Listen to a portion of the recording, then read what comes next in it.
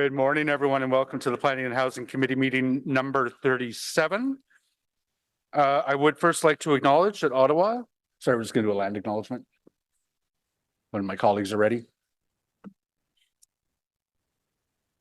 We're going to do the land acknowledgement. Colleagues. We acknowledge that Ottawa is located on unceded territory of the Algonquin Anishinaabe Nation, whose culture and presence have nurtured and continue to nurture this land. Clerk, may I get a roll call, please? Councillor Brockington. Here. Councillor Curry. Here. Councillor Dudas. Here. Councillor Johnson. Here. Councillor Kavanaugh. Present. Councillor Kelly. Present. Councillor Kitts. Here. Councillor Lowe. Here. Councillor Tierney. Present. Councillor Troster. Here. Vice Chair Gower. Here. You have quorum, Chair. Thank you very much. This is a public meeting to consider the proposed comprehensive official plan and zoning bylaw amendments listed as items 5.1 to 5.4 and 5.6 to 5.8 on today's agenda. For the items just mentioned, only those specifically identified in the Planning Act who make oral submissions today or written submissions before the amendments are adopted may appeal the matter to the Ontario Land Tribunal. In addition, the applicant may appeal the matter to the Ontario Land Tribunal if council does not adopt an amendment within 90 days of the receipt of an application for a zoning bylaw amendment and 120 days for an official plan amendment. To submit written comments on these amendments prior to their consideration by City Council on November 13th, 2024, please email or call the committee or council coordinator. Are there any declarations of interest today? Are the minutes of meeting 36 confirmed? Thank you. There are responses to inquiries, tree trenching, and the staffing MOU with Taywin Developer for your perusal. The first item, let me just see if we can clear any of these off. The zoning bylaw amendment for 10 Garrison. We have a presentation and there are delegations for that item. The official plan amendment for zoning bylaw amendment for Roosevelt Winston. There is a short presentation and we have a public delegation. For the item at 424 Churchill Avenue North, there is one public delegation signed up. My understanding is that the delegation won't need to speak if the committee is prepared to carry this one. So first, do people want a presentation on this one? No? Tim, if the committee is prepared to carry this, we're good. Is this item carried? Thank you, colleagues. Oh, sorry, Jillian and Michael, are you here? My understanding is that they were, oh, okay. Hi. So if the committee is prepared to carry this, do you, thank you. That item's carried. You'd already said carried. Really? I think so. Yeah. The zoning bylaw amendment for 1280 Trim Road. There is a public delegation to speak to that one. We hadn't anticipated a short presentation, but I believe the planner is prepared to make a short presentation when that's here, but we have a public delegation to speak to it. The amendments to site plan control bylaw to comply with legislative changes to the Planning Act. There is a presentation and we have a public delegation. The delegated authority for minor rezoning, item 5.6, there is a presentation as well as delegations. The Lincoln Fields secondary plan, of course, presentation, delegations. So we'll hold that. The city-owned lands, item 5.8 for housing developments. There are a number of public delegations on that one as well. So we'll hold that. So let's go back to the top. Oh, let me just check the other items, see if we can clear those out. Sorry, bear with me.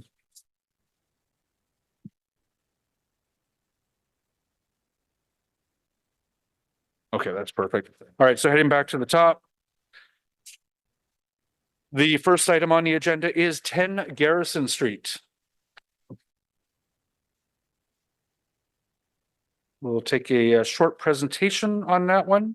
And then there are two public delegations. So after the planners have presented the item, Dave and Katie, will invite you to provide your presentations to the committee, 5 minutes apiece. All right, good morning, Margot. I think this one is yours.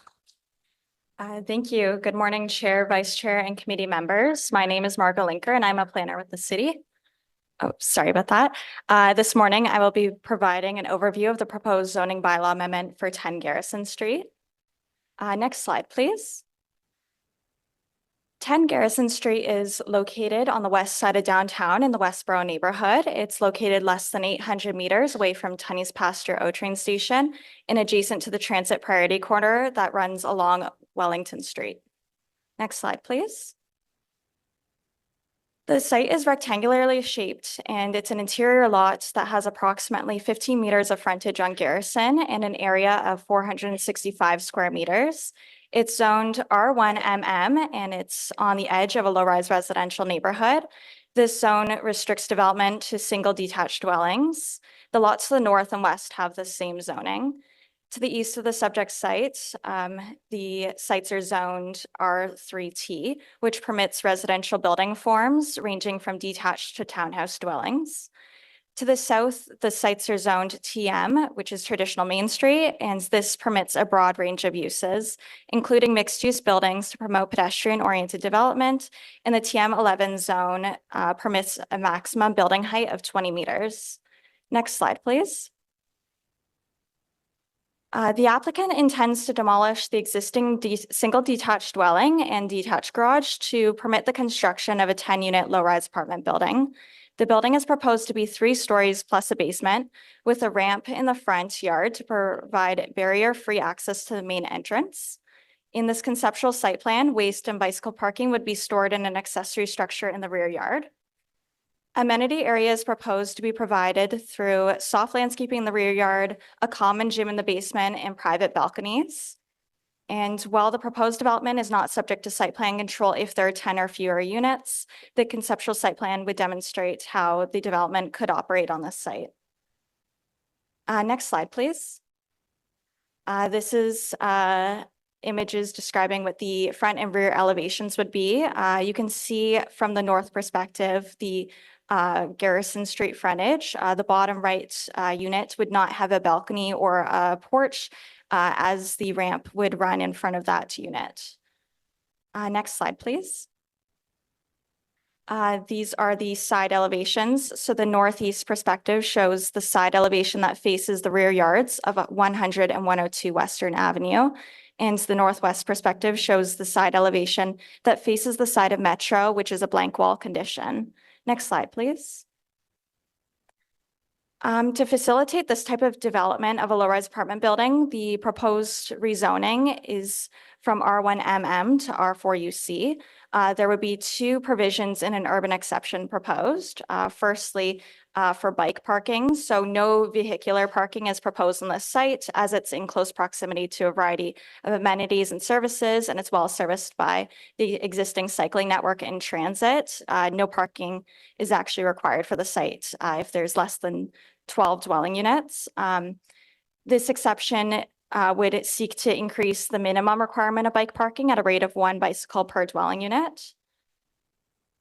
And the second urban exception would be for the facade articulation. So this zone requires some articulation in the building facade to ensure that there's some sensitivity to the site context and to achieve the goals of compatibility in urban design.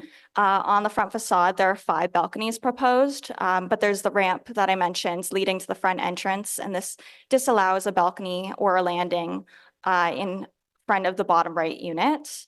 But the applicant has proposed a decorative architectural elements to help create additional visual dimension in the building to achieve the same intent. Next slide, please. The site is designated neighborhood within the evolving overlay of the official plan. To the north is Scott Street, which is a Main Street corridor, and to the south is Wellington Street, which is also a Main Street corridor. And this street has a range of commercial and mixed-use development already. There's a grocery store that is located immediately west of the subject site along this corridor. And between the 2 corridors, this neighborhood consists of low-density, low-rise residential dwellings. The site is supported by a 15-minute neighborhood, given that its proximity to services and amenities along these two corridors. And the site should allow for low-rise missing middle housing to support intensification in this area. Therefore, and next slide, please. Staff recommends the approval of the zoning bylaw amendment to rezone 10 Garrison Street from R1MM to R4UC with an urban exception. And this would permit higher density closer to a main street corridor in a low-rise building form. Thank you.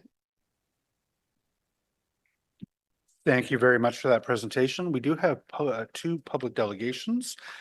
Dave Alston, Dave, are you here online?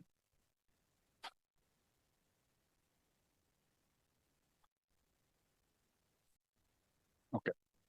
Dave is just joining us online. In the meantime, I do want to say hi to Councillor Menard, who has joined us, as well as Councillors Devine and Councillors Hill. The little committee that could. Hello, can you hear me? We can, Dave. It's a little bit soft, but we can make you out. Okay, I apologize if you can't hear me properly. I'm just on the road here. Can you hear me now? Am I better now? You sound good. Please go on. Okay, great. Thank you. Okay, sorry about that. So good morning, everyone. Thank you for the opportunity to speak today. My name is Dave Alston. I'm here on behalf of the board of the Wellington Village Community Association. This property falls within our boundaries. We have the area between Holland Avenue to Island Park Drive, and this area, Western Avenue, is right in the heart of our community association. Over the last year, this proposal has given our board a lot to talk about and think about. It brought out a lot of people to our AGM, and it's brought a lot of comments and concerns from our neighborhood. Probably the most contentious issue we've actually had in the last 12 to 24 months. The board does not support the proposal, and there's a series of reasons why that is. One of them being chiefly that the timing of it, with the current zoning bylaw review underway, that we feel that this is being rushed through to try to take advantage of the current bylaw, and we feel that because it's such a radical change that this demands more discussion and review, and it's such a significant change from R1 to R4. I don't think anyone on the board disagrees that some level of intensification is due here and would be seen, but this is a large amount of development for a small space that is within a residential street right now that's all single family homes, and it's right in the middle of that street. So there's a lot of concern on our board on that way. More specifically, within the development itself, there's no plan for it to be any kind of consideration for the trees on the lot. So the tree canopy is an important piece, and the current proposal as it stands shows that all of the trees existing on the lot are to be removed. At one point, a tree, which I believe is tree number 6 on the plan, was shown to be being kept. It's an old maple tree that's quite healthy. It's in good condition, and abuts one of the properties where the neighbors live to the east. So at absolute minimum, I think some consideration should be given to forcing the developer to keep that tree.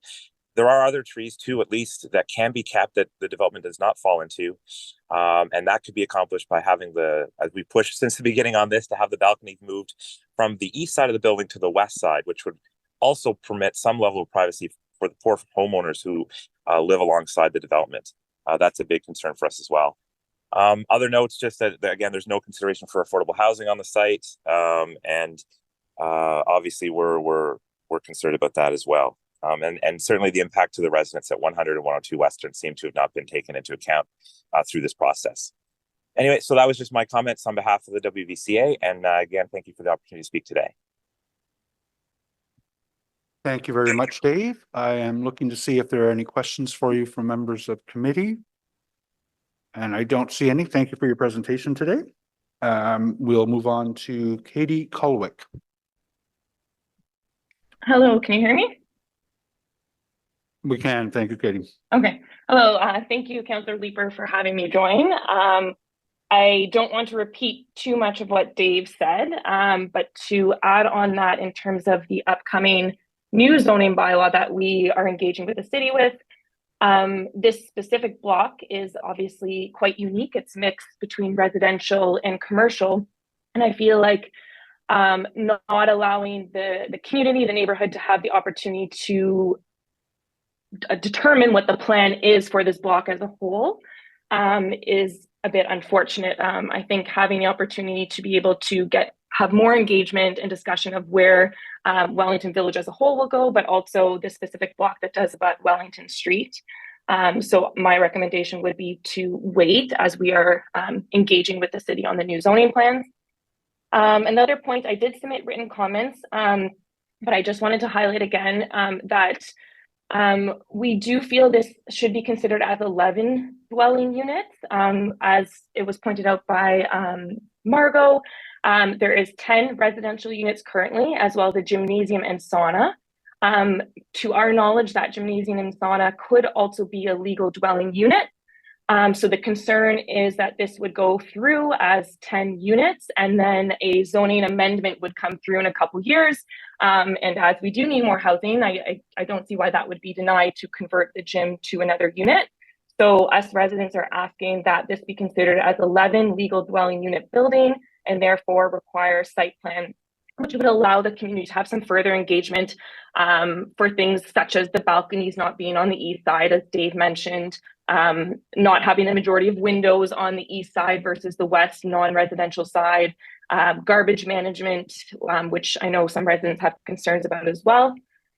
And then finally, the trees as well, as Dave mentioned, tree number 6, which is it has a DBH of 500 millimeters and was identified as in good condition. We were told upon initial consultation with the applicant that this would likely stay. I am not sure why it is now being removed. This tree would provide significant privacy for both the new residents, should this be approved, as well as 100 and 102, as well as per the sound study. The sound levels did exceed the sound level limits for the city as per the applicant's review, and that was including the tree with its full foliage. So concerns there as well about sounds for the new residents as well as the residents alongside it. Tree number 1 as well, the pine tree on the front, I would urge the applicant and the committee to see if that could be preserved as well. As we get more development in Wellington Village and throughout the city, which is important, I would wonder if the city could be more flexible and creative with allowing some of the tree canopy to stay. So perhaps we look at different setbacks or moving the side yard setback over. Like, can we have some flexibility to promote development while also saving and preserving some mature trees that are essential for a variety of reasons, which I don't need to list. I'm sure you're all aware. That is it. Thank you very much. Thank you, Katie. I'm looking to see if there are any questions for you from members. I think I just quickly want to make sure that members have the clarity. The consideration you have with respect to the possible addition of units down the road comes down to the site plan. So this is a 10-unit building, so it's not being subject to site plan. And you're concerned that they are actually thinking of putting more units in the building later on with the rezoning. And right now we're simply seeking to have 10 units put in because it will get them by the site plan process. Is that accurate? Accurate. Yes. So yes, my point was that the gym and sauna could be a legal unit, dwelling unit as well from the plans that I have seen. So the concerns would be that this would get approved, it would get built, and then possibly a year or two later, that amendment would come through to say, hey, let's make this an 11-unit building. And then we would have bypassed the site plan, as there could technically be 11 units in this building as per the plan submitted. And interestingly, the addition of a couple more units would probably be a minor rezoning, which would fall to delegated authority if we pass the other item on this agenda today. So I appreciate that. Katie, I've heard from you and from Mr. Alston a concern about waiting for the comprehensive zoning bylaw to be finalized before doing this. The comprehensive zoning bylaw proposal would see this lot, which is immediately adjacent to the Metro. The Metro is its side neighbor, changed to an N3B, which would be a 3-story low-rise apartment building with up to 20 units. pretending that this proposal was not in front of us today, would the Wellington Village Community Association be seeking to or be opposed to that zoning?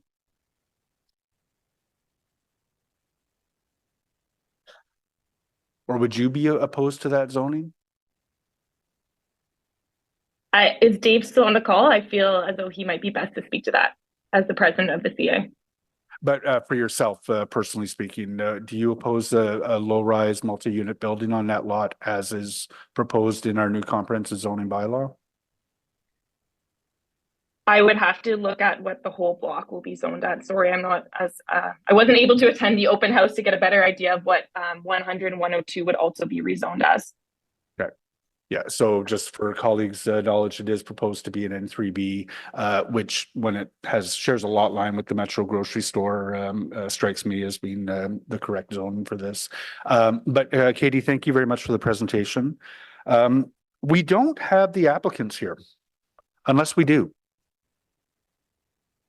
Oh, we do. He's not registered, but go on ahead. Good morning, Paul Robinson here on behalf of the applicant. Thanks. Paul, did you want to make a presentation to the committee at all? No, I just address a couple of the comments that were raised by the two delegations. One about the zoning, and you've mentioned it as well. The zoning that is proposed in the initial draft would be an N3B, which would allow this. The only element of our design that would not be zoning compliant is the matter that Ms. Linker brought up about the front-facing balcony on one of the units, and that is only because we have a barrier-free ramp in that location. So this development, assuming that the new bylaw goes through as is, it would be compliant except for that one element, which could be dealt with, I imagine, through a minor variance. In terms of there is no intention for this project to be developed as an 11-unit building. And that would then be, under the current regulations, that would be subject to a site plan application should an 11th unit be introduced. Thank you. Thank you very much, Paul. I don't have any questions for you. Do any members of council or committee rather? Nope. Okay, thank you very much for your presentation today. Does anyone have questions for staff? I don't see any. I will just ask, what work will be done to try to retain the trees between now and a building permit, if any? It's not subject to site plan, unfortunately, but is there still the potential to do work with the applicant on the trees? Thank you for the question. Forestry went on site last week to look at the or assess the tree in the rear yard, I believe the one in question. And staff are looking at options with the landscape architect of retention of that tree, just because it is a distinctive tree. Sorry, were you able to hear me? Okay. And if there are no abilities for retention, then the tree bylaw would allow for that removal. There's also investigations ongoing for the ownership of that tree. And if it is a mutually owned tree with the neighbor, then they would not be able to remove that tree. So that will be discovered before building permit. Sorry, Paul, your portion of the delegation is over and I'd invite you to take your seat back in the gallery. Okay, thank you. So it sounds like there is still some work to be done around the trees. That's not quite final yet. I don't see any other questions for you. Thank you very much for the presentation. Thank you to everyone who made a delegation on this one today. Members of the committee, is this item carried? Thank you. We'll move on. Roosevelt, the official plan amendment and zoning bylaw amendment for 335, 339 Roosevelt Avenue. I think what I've asked on this item is for staff to make a quick presentation as to why we're here today. This committee approved the original zoning. The city has opted to take the land it needs to build a park post zoning, necessitating a new zoning. So we're going to hear from JC about why that is. We have a public delegation. Tim will speak with us, and then the applicant will be available to answer any questions following that. Turn your hand, sir. Thank you very much and good morning. So the application is for the address at 335, 339 Roosevelt Avenue, 344 Winston Avenue, 379 and 389 Wilmont Avenue. Next slide, please. Property is located west of downtown in the Kitchissippi Ward in the neighborhood of Westboro. Next slide, please.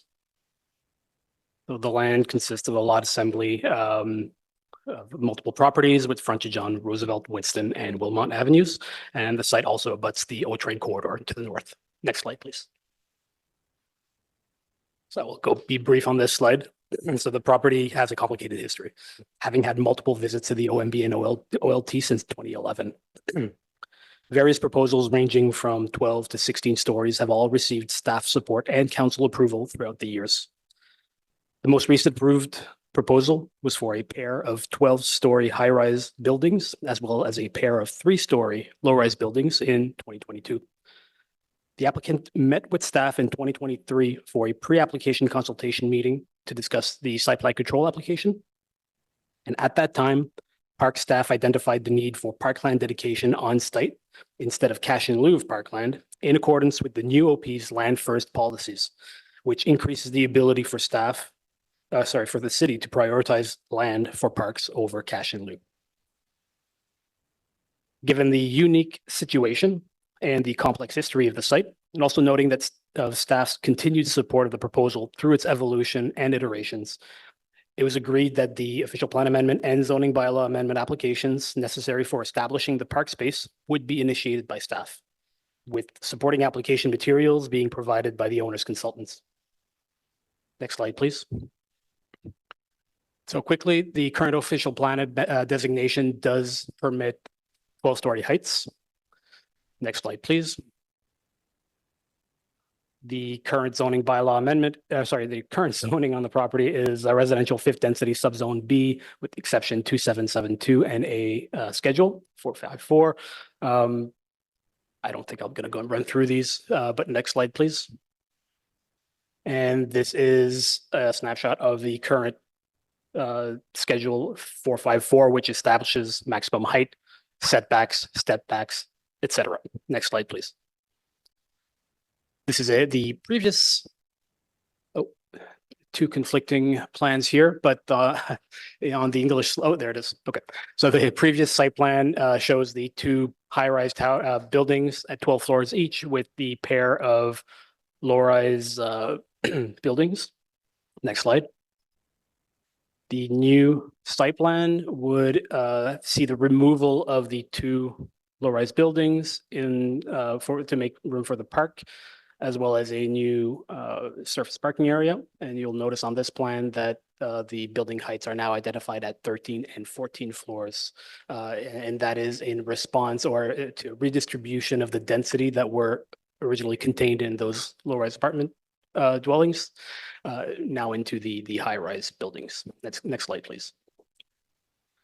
These are renderings of the proposal. I will let the applicant run through these if they wish. Next slide. The official plan amendment will stay mostly the same as it is today. However, it will reflect the additional height of 13 and 14 stories. It will also make an amendment to one of the schedules to reflect the addition of the new park. Next slide. The new zoning, again, stays mostly the same, except it carves out an area where the park will be, and also reflects the lack of the low-rise buildings and the additional height. Next slide. Oh, sorry. A bit too quickly on this one. We're also adding a reduction in landscape buffer for the parking area, the reduction in the lane for the parking area, as well as provision that would allow one of the visitor parking spaces to be used as a car share if desired. Next slide.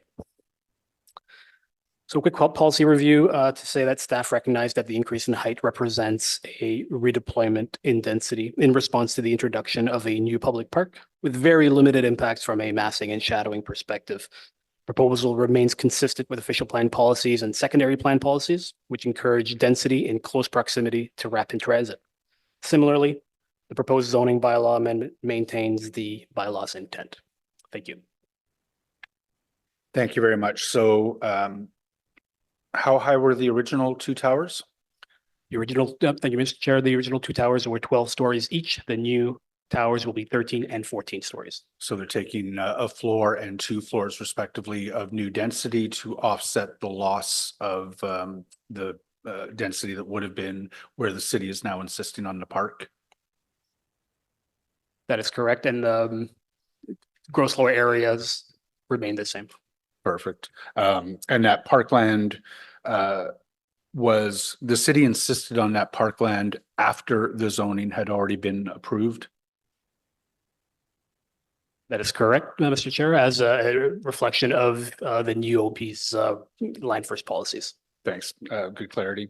Mr. Gray.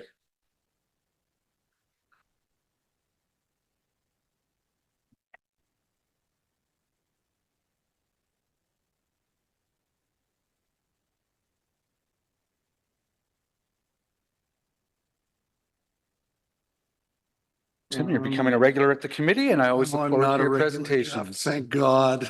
We're in your hands. We're regular at the coffee shops in Westboro. Yes. I must admit that. So I'm Tim Gray with the Westboro Community Association. And I think, you know, as we've discussed before, the issue here is with the process. And we feel that we were kind of blindsided by this addition of the park. Because this project has been going on since 2010. And last night I was able to kind of read through the emails that we received over the years from the Westboro community, so you know, as part of all the ongoing projects that were proposed here. And I couldn't find one that talked about we need a park. It just wasn't something that the community wasn't on the radar.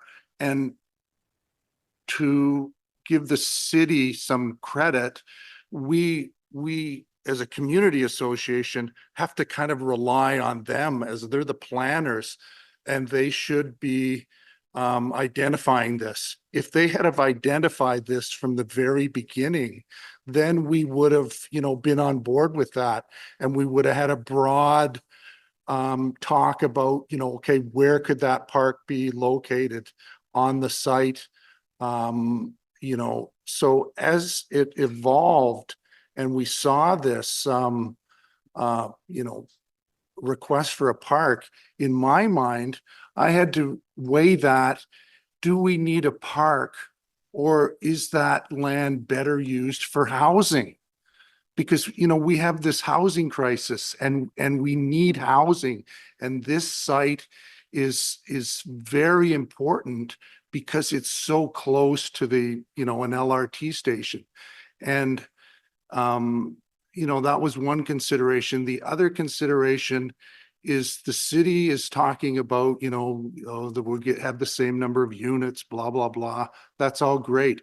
But it's not just the number of units, it's the size of the units and the type of units. There's a huge reduction in the number of the, what we call, you know, family units or larger units, you know, 2-bedroom, 2-bedroom plus.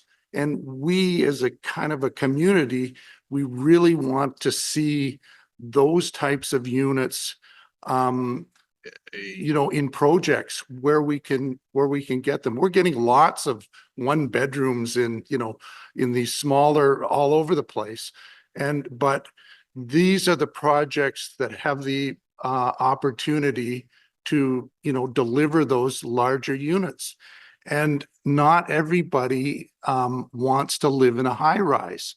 So removing those low rise, you know, blocks, you know, we thought that was not fair ball, not to just the developer, but to the community, because, you know, when that process all happened and the zoning was agreed to, that's just not for, you know, the developer. it's also a commitment to the community on, you know, how this project is going to move forward. So I just want to jump to one other thing, and that is this thing that has been really bugging me about this project, and that is the turning circle at the end of Roosevelt. And there is the crosstown psychopath is going to go, is supposed to go in that green space, you know, north of this project. And the way that turning circle is, you know, in there, it really creates a conflict at that intersection, because that's where the bridge over to Westboro Beach is going to go. So one thing, you know, we've always been concerned about is how that intersection, it's not, you know, it's you're going to have pedestrians, you're going to have cyclists, and now they're introducing cars and trucks, you know, turning around right where that it's a pinch point. And we think that, you know, there was never enough consideration given to that. And now that the zoning is going in again, that just shrink wraps the whole project. And so it limits what the city and the residents and the developer can do to accommodate that, you know, intersection there. So, and because it's so close to the LRT, and this station is not isolated, but it's going to really rely on foot traffic and cyclists and to get there, not cars. Sorry. Thank you very much. I lost track of the clock there. So fundamentally, you know what? I'll let Vice Chair Gower.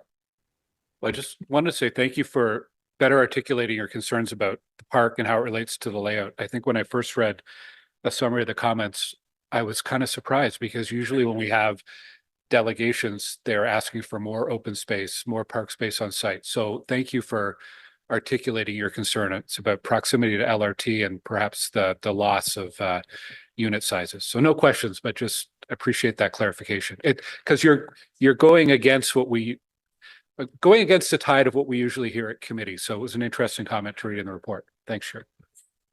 Sorry, Tim, if you didn't ask a question, you don't get to provide an answer. Okay, but you know my answer to that. So I just want to make sure the Westboro Community Association is not opposed to what is being proposed today, right?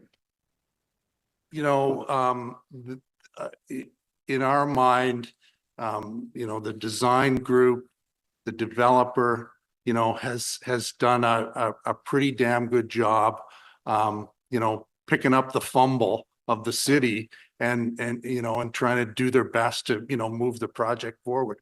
We're not against that. We just wish that, you know, if they wanted a park, you know, ask for it in the beginning. And I think Barry Hoban and his design group could have done a great job incorporating that into the property and the development from the get-go, and maintaining that broader mix of unit size, you know, more, you know, a broader range of 2-bedroom and 2-bedroom all the way down to, you know, studios. So, you know, we're not opposed to it, but, you know, as site plan moves forward, you know, I'm going to be talking about that turning circle if I can, if they'll allow me to. So. Yeah, site plan is still an active discussion. That turning circle is still a discussion with the developer. And I just want to make sure that it's not standing in the way today of approving the zoning,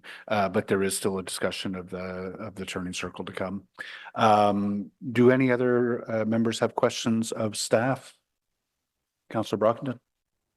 Just one, Chair. Thank you, staff, for the presentation earlier. Can you just elaborate a little further? My understanding is the official plan caps the permitted height at this corner at 12 stories, if I heard correctly. Mr. Chair, it is correct at this point. Max height is 12 stories. And can you elaborate a little further with the proximity to the Westboro transit station, why that would be capped at 12? Mr. Chair, the previous height limit before was 12 was 8, and the increase in height to 12 stories in 2022 was a reflection of the proposal at the time. Other than that, it was not necessarily intended as a cap because the site couldn't accommodate anything more. It was just a reflection of what it was at the time. And is that related specifically to this property, or is it down, the entire Scott Street blocks? Is it capped at 12?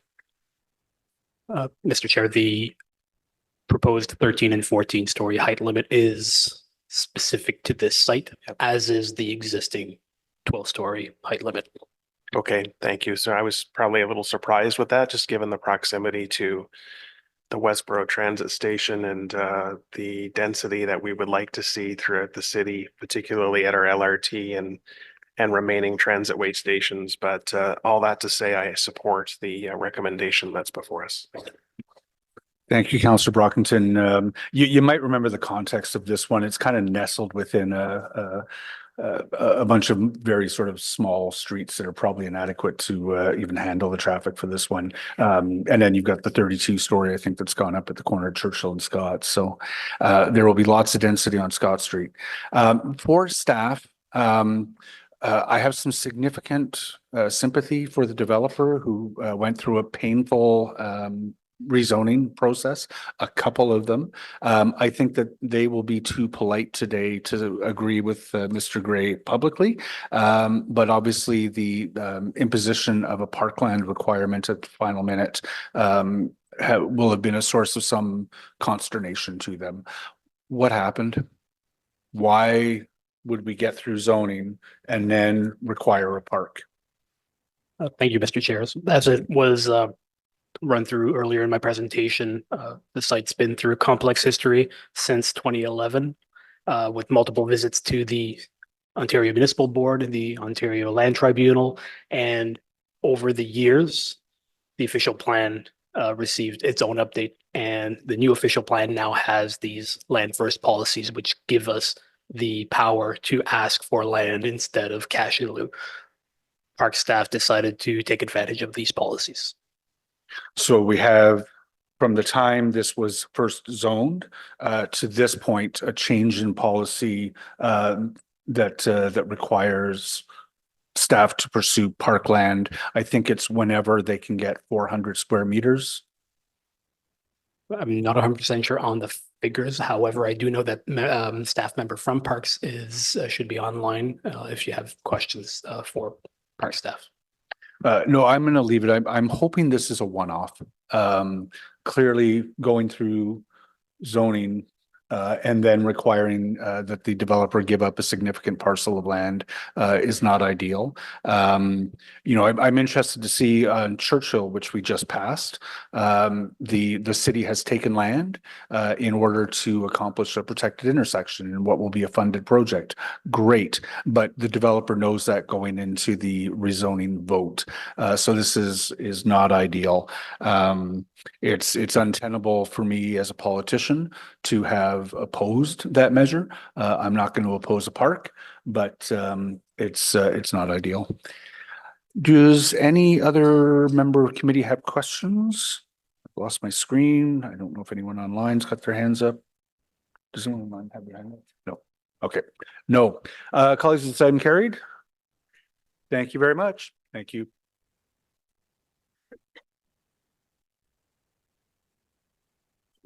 Churchill carried, right? Trim Road. So. Oh, shit.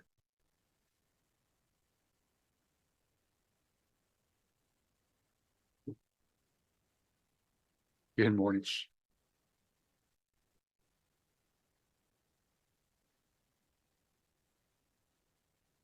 Okay, so we have a Trim Road. We hadn't anticipated a presentation today, so I will just ask staff to make it fairly quick before we turn it over to Mr. Unger, who is the public delegation on this one.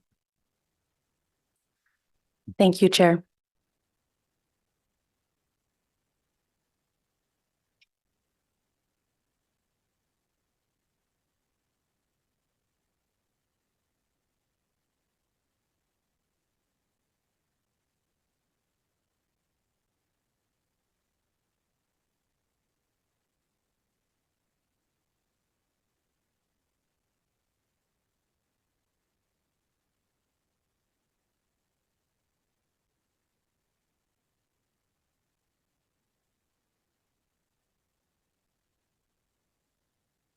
Good morning, Chair, members of committee, and members of the public. My name is Lucy Ramirez, and I'm the file lead for the zoning bylaw amendment at 1280 Trim Road.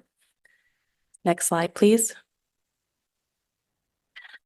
The applicant is proposing to develop the site with 3 one-story buildings containing a fast food restaurant with drive-through facility, a restaurant, office, personal service business building, and an automotive service center building. The buildings are parallel to each other, oriented east to west, and share a 2-lane vehicular access from Trim Road. Next slide, please. So direct pedestrian connection to the multi-use pathway along Trim Road is proposed on either side of the vehicular access. The existing access will be removed and soft landscaping will be installed. Soft landscaping buffers interior to the site will delineate the parking areas from the various uses. And will be planted with trees, shrubs, and grasses. Raised sidewalks and pavement markings provide pedestrian connections between the various uses within the site. The site is currently zoned light industrial, subject to a height limit of 21 meters. This zoning permits a variety of complementary uses such as recreation, health, and fitness uses and service commercial, occupying small sites on individual pads or in groupings as part of a small plaza. So the City of Ottawa has received a zoning bylaw amendment application to establish site-specific zone provisions via an urban exception to increase permitted gross floor area for personal service, restaurant, and automobile service uses, to decrease required setbacks, and to permit outdoor storage to enable a commercial development. Next slide, please. So per the official plan, the subject property is designated suburban, it's in the suburban transect and designated minor corridor, and abuts land that's designated mixed industrial. I can see the yellow arrow points up to where the property is. The corridor designation applies to bands of land along specified streets whose planned function combines a higher density of development and a greater degree of mixed uses and higher levels of transit service. The site is also part of the Trim corridor within the Orleans corridor secondary plan. Next slide, please. So the proposal for, these are the official plan policies that offer support for this proposal. They're within the strategic direction section of the official plan, as well as growth management framework, which identifies corridors as focus areas for employment growth and employment intensification. Citywide policies to establish soft landscaping along the right-of-way and that the building should interact with the public realm. Those policies are also been addressed. And the development framing adjacent street, that is something that we've achieved through this proposal. Next slide, please. This is the information provided in French. Next slide, please.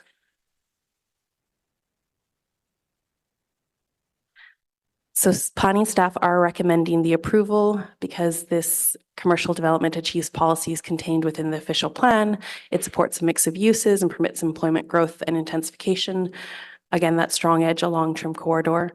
And it furthers the development of a walkable 15-minute neighborhood. The proposal also aligns with the Orleans corridor secondary plan. Next slide, please. Next slide. So we are recommending that Planning and Housing Committee recommend council approve amendments to the zoning bylaw for 1280 Trim Road as shown in document 1 to permit this commercial development.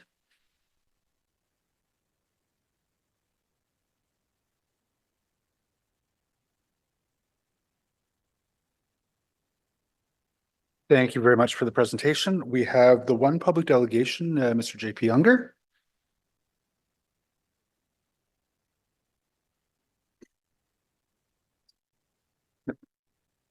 He's online and will be on the screen momentarily. Hi, Good morning. good morning. Yes, I'm here.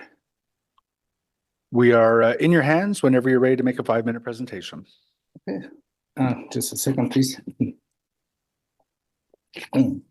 Sorry. Thank you. Oh, good morning. Yes, I am the individual quoted by staff who asked questions and provided comments for this application. I live nearby. This is my city. And the proponent is getting from our tax dollars more money than I earned for 10 years of hard work. And I don't see any visible community improvement or anything that warrants it. But frankly, I don't know why I bother being here. I spent a good chunk of time while I was away on vacation preparing very valid comments, most of which are not included in staff report and are preemptively dismissed in the very last line of the report, claiming that requirements of the city's community improvement program are not a consideration for this application. And I get the feeling we will hear yet again from this committee that our hands are tied, so approval must be given. Neither argument is true, or rather, they are a choice. This committee is choosing to craft a zoning amendment and is voting on its approval entirely to accommodate a request of the applicant. The amendments actually degrade established city requirements, for example, reducing setbacks. The amendment modifies existing zoning requirements, which have reasons to be there. If your hands were tied, you would tell the applicant, sorry, can't amend, go and meet the established requirements. Everything that the applicant is asking for is a consideration for this application. And yet, we hear that anything that the city supposedly asks for in a community improvement grant is not to be considered. There is less green buffer. There are less trees than could be there to reduce heat and improve air quality. Why aren't there several electric vehicles charging spots? And there is absolutely minimal density, despite being a couple of blocks away from a major transit hub. I am not opposed at all to good development or business. I don't know the owner or owners of the company behind this application and have nothing personal against them. But this application really begs the question of why, when our city is in a quite desperate financial situation, where infrastructure maintenance, transit funds, and many other things are being tossed aside, the city is giving away almost $1.5 million when there seems to be nothing tangible that resembles an actual community improvement. As I said, that is more money than I earn in 10 years of hard work before taxes. After taxes, it's closer to what I would earn in 20 years of hard work. And it's being given to a wealthy business when we're getting no visible community improvements. Does this mean every simple minimal land use business building warrants millionaire city grants? Which leads me to wonder, why would a councillor who is ostensibly a fiscal conservative, not keen on government intervention, and supposedly protective of our tax dollars, would have eagerly advocated to give more than $1 million to this business? Because, quite frankly, it doesn't make sense. Why doesn't it have more floors for business offices, something that Orleans is severely lacking and could otherwise help attract more businesses to the ward, particularly so close to a transit hub? Why doesn't it offer electric charging stations in its parking area when there is supposedly a commitment to supporting healthier transportation options and a climate crisis? And why would one reduce setbacks when that is the only hope of having better canopy development for trees and greenery? Perhaps benches, or something that could perhaps pass as a community improvement. It is a planning issue. And if it's not a consideration for your supporting vote, then what is it? Can anyone just flout any meaningful city expectations once a big grant gets an okay, but get their own wishes moved as a zoning amendment and approved? I am not saying don't build this. All I'm saying is build better. And the city should demand that if it's handing over more than $1 million. But somehow I get the feeling that this is a done deal. The media release about this meeting is probably already drafted. But please don't say our hands are tied, as we hear for every single questionable project that comes this way. If that were true, then why do we even have this committee? Why are you getting committee participation bonuses if hands are tied and it's all a rubber stamping exercise? I imagine the answer is no, your hands are not tied, as you have land use authority and zoning amendment approval authority. What you are going to vote on is a specifically drafted motion to change zoning to accommodate an application. You can just as easily craft that motion to ensure the application accommodates to the city's expectations. I hope you do modify the zoning amendment and require all those things that our city and this committee supposedly advocate for. Thank you. Ms. Schrunger, thank you very much. I'm looking to see if there are any questions for you from members of committee or even members who are not part of this committee, of whom there are several sitting in the room today. No, I don't have any questions for you. Thank you very much for your presentation today. Are there any questions of staff? Oh, I'm sorry. We do have at the Christine McQuaig is signed up for the developer. Christine, did you want to make any comments to the committee today?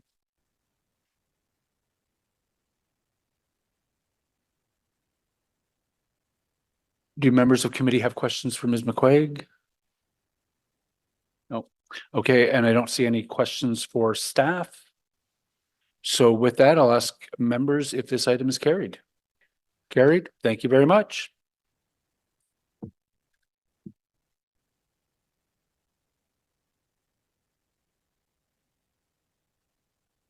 All right, we're going to move on, I think, am I correct here? Yes, to the amendments to site plan control bylaw to comply with legislative changes to the Planning Act.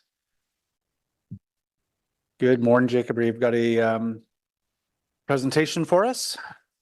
Please take us through it.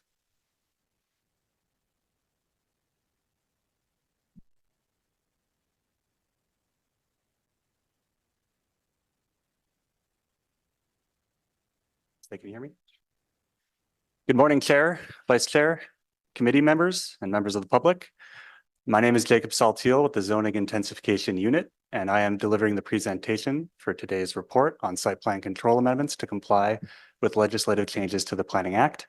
The site plan control bylaw is, of course, the bylaw that enables planning staff to make a comprehensive review of a site for matters to do with locations of buildings on the lot, access, traffic, and servicing, among other matters, as well as implementing city priorities and guidelines. Next slide, please.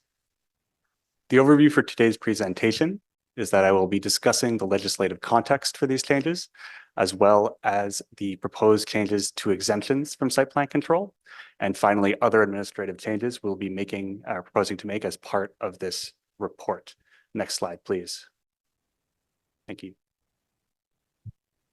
Our current site plan control bylaw sets thresholds for exemptions at 6 units and 3 residential units in different parts of the city. However, with recent changes to the Planning Act, particularly Bill 23, More Homes Built Faster, in November of 2022, the municipality no longer has the authority to require site plan for residential buildings of up to 10 units. As a result, we need to amend our bylaw to comply with the Act. There is one exception, which is, of course, that if a lot is within OREG prescribed area 25423, which is generally speaking areas within 120 meters of a watercourse or 300 meters of a freight line, we can require site plan control at lower thresholds in those areas, but otherwise 10 units is the minimum we can apply. And the existing thresholds in our bylaw related to gross floor area, for example, or stories or parking are not valid under the Planning Act. Finally, the Act also narrowed the required plans and studies that can be required through the site plan control process, mostly related to exterior design in certain cases. Next slide, please.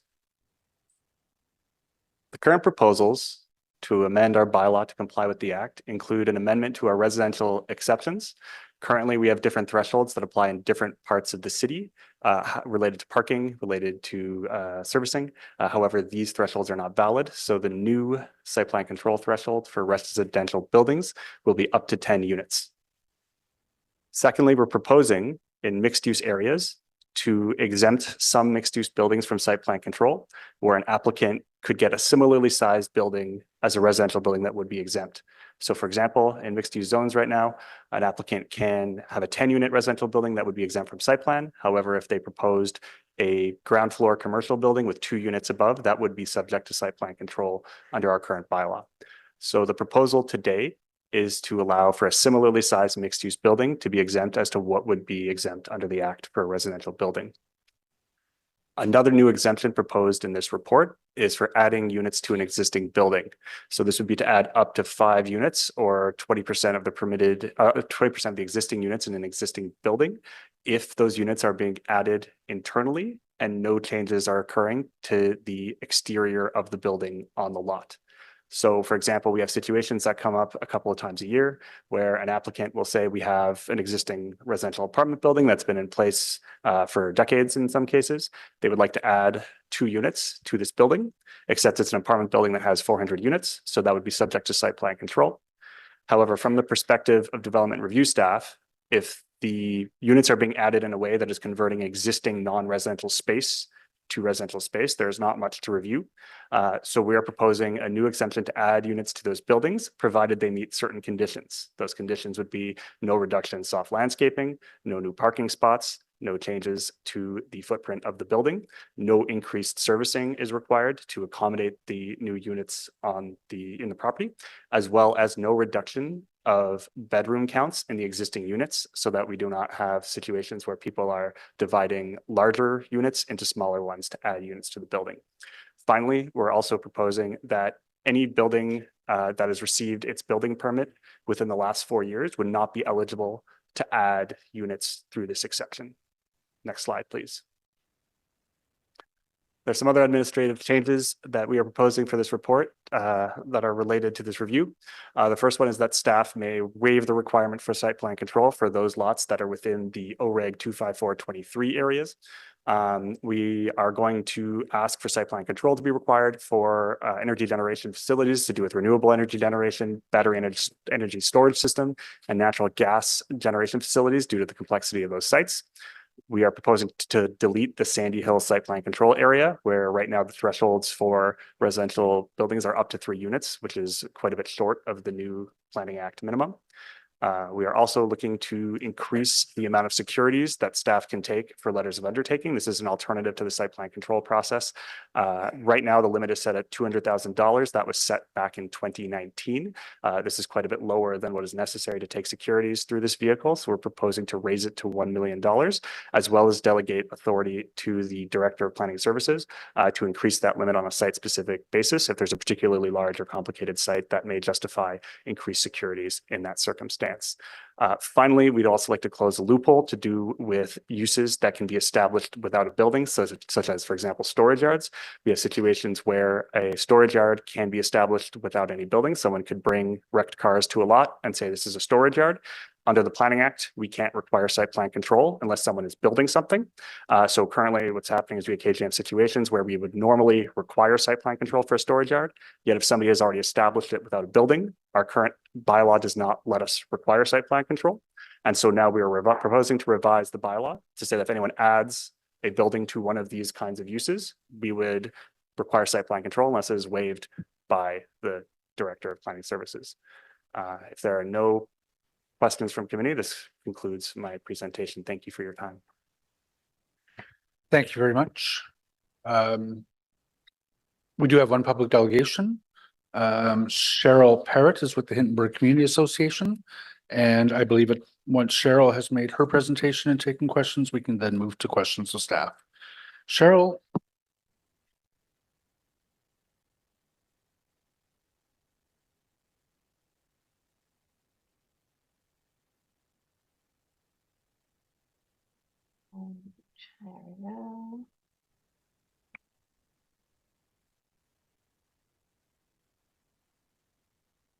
All right, I think I'm ready. Can you hear me? We can hear you, Cheryl. We're in your hands. You have 5 minutes to make a presentation. Good morning. Okay, good morning. Well, it was interesting to listen to the presentation because certainly we didn't see some of those issues or some of the parts brought up in what was written. So it's very interesting to hear some of those parameters you've put around it, which we were not aware of. So we were really very concerned about splitting existing units into two or more smaller units. So if that is really written in there, and I'm sorry that we did not see that if that was clear in there, and that is limited to an increase of 20%, then I think we don't have an objection. But that was our real concern, is adding a lot more units and really splitting up larger units into very small units, because what we have is, I think, an oversupply of small units, of studio and 1-bedroom units, and any new development that comes in we have maybe 1 or 2 that are a 2-bedroom or a 2-bedroom plus den. We have no 3 bedrooms ever, except in nonprofit housing. So that is our real concern, is splitting up larger units into a whole bunch of 1-bedroom units. So if that is not the case, and that is written in the documentation,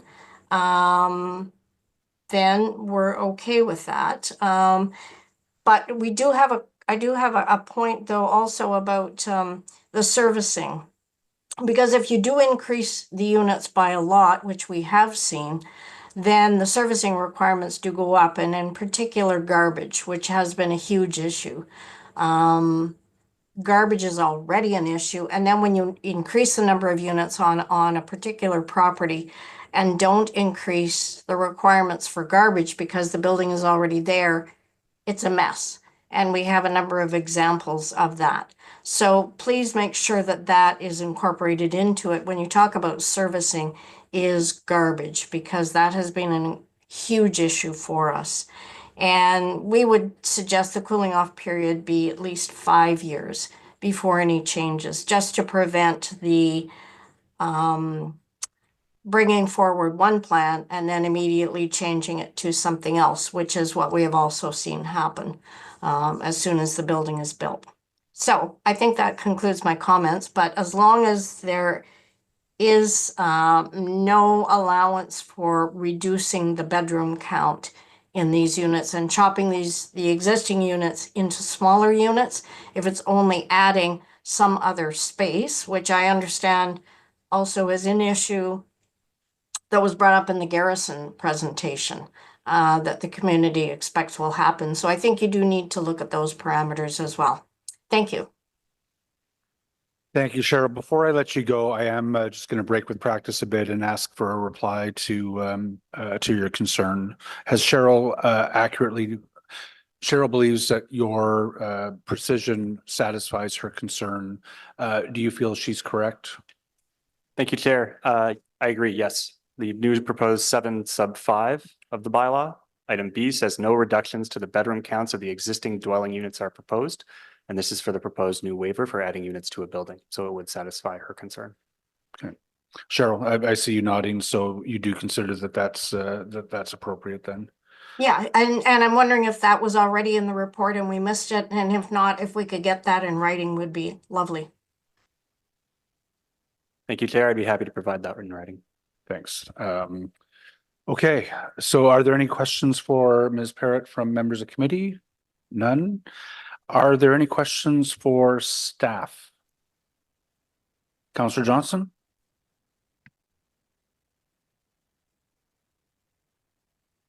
Sorry, I'm not sure I was first. Yep, as far as I could tell. Okay, all right. Am I on the wrong screen? Hang on a sec. Yeah, no, that's right. Please go ahead. Okay. I think just when you don't have your camera on, the chair might not be able to see you. Yeah. Okay, no problem. I don't mind. I'm not in charge.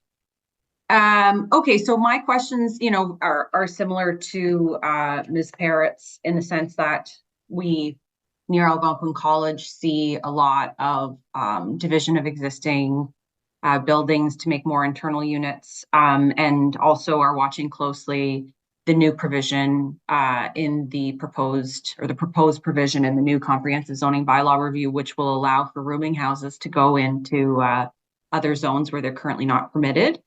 So I just want to understand, what controls or what oversight mechanisms we still have for these pieces. So with respect to rooming houses, without having a site plan control in place, how do we ensure that appropriate measures are taken for the storing of garbage?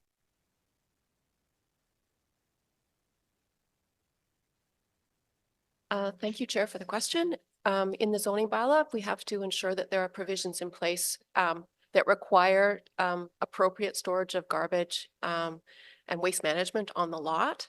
And so I'll look into that and make sure that the provisions are in place, that those requirements kick in for rooming houses, to make sure that those provisions are built into the zoning bylaw that would otherwise be dealt with through site plan control through consideration of the application that way. Okay, fabulous. Similar but different is parking. So, whether or not we're able to ensure a minimum number of parking spots. I think that was briefly mentioned in the presentation, but if you could refresh it for me. Thank you, Chair. We cannot set number of parking spots as a threshold for site plan control. So if they are over the residential unit limit and we can apply site plan control. We can control parking at that point, and zoning as well regulates the amount of parking that's required or not required on a lot. However, when we're talking about a purely residential building, it's beyond the scope of what we can ask as a trigger for site plan control. Right. And I mean, I guess what's interesting is, of course, that the rooming house is considered one dwelling unit, right? And the rooms within are not individual units, so it doesn't trigger many of the same thresholds. So that's why I'm just trying to make sure that it comes up in other places. So if it's in zoning, that's great. So sorry, a weird pop-up there. So what measures are in place when a dwelling is built as a rooming house, but no permit is issued? Is that covered off through bylaw?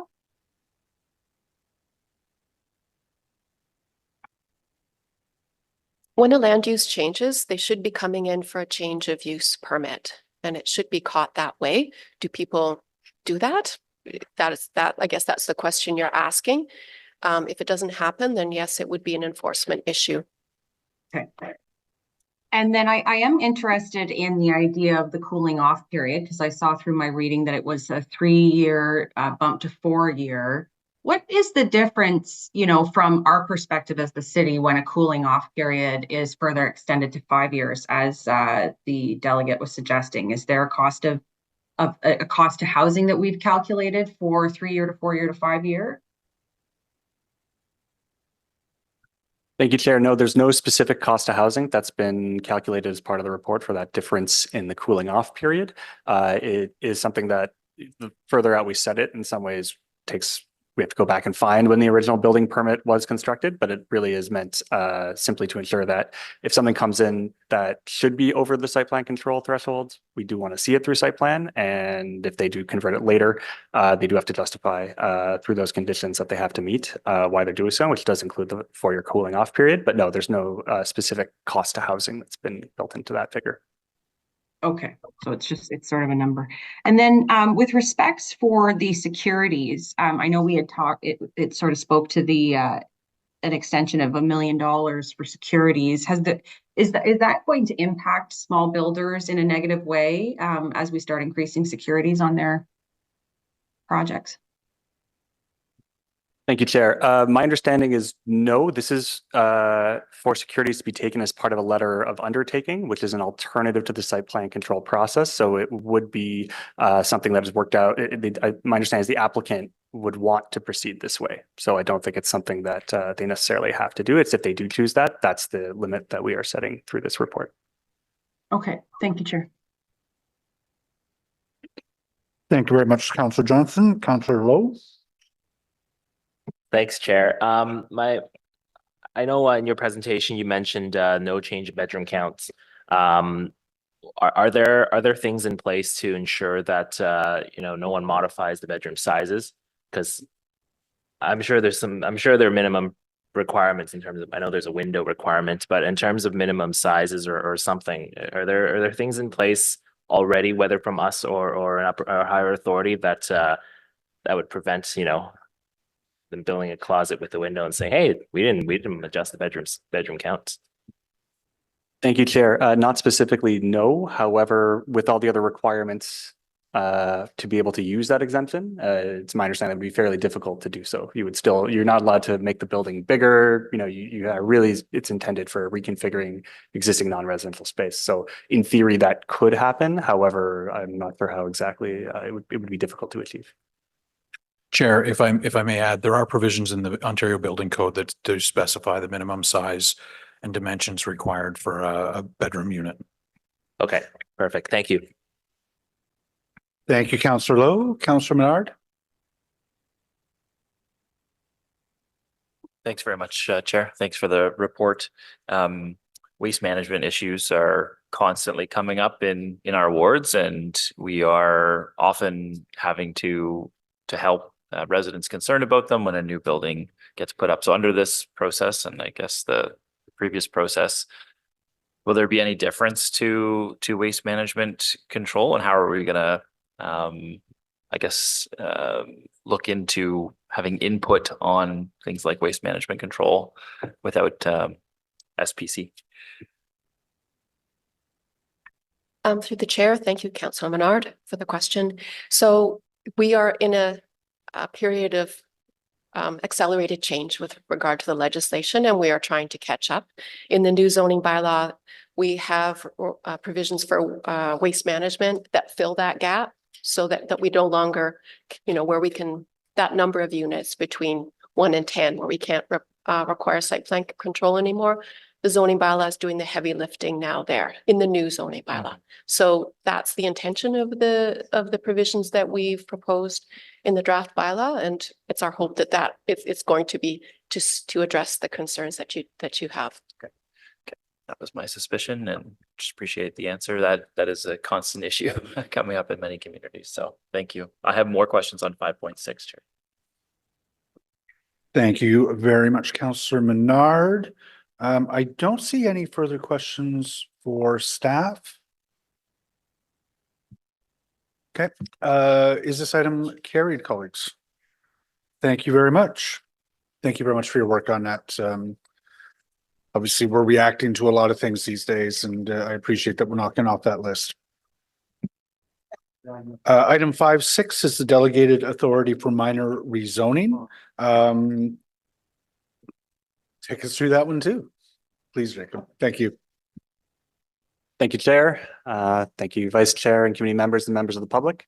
My name is Jacob Saltiel, and I'm here on behalf of Planning Policy to present the report for Delegated Authority for Minor Rezoning, whose intention is to streamline applications that meet the criteria of minor. The overview for today's presentation is that I'll be talking about the purpose of today's report, as well as the legislative context, the proposed changes to the existing criteria for minor rezoning, as well as what the process is proposed to be for delegated authority for minor rezoning. The purpose of today's, next slide, and next slide again, Thank you. The purpose for today's presentation and report is to delegate certain rezoning applications to staff to be processed more quickly under delegated authority. With ward councillor concurrence. The implementation targeted for this process change is January 1st, 2025. Next slide, please. The legislative context for today's report is that until the Supporting Businesses and People Act of 2021, municipalities were not permitted to delegate rezoning applications to staff for approval.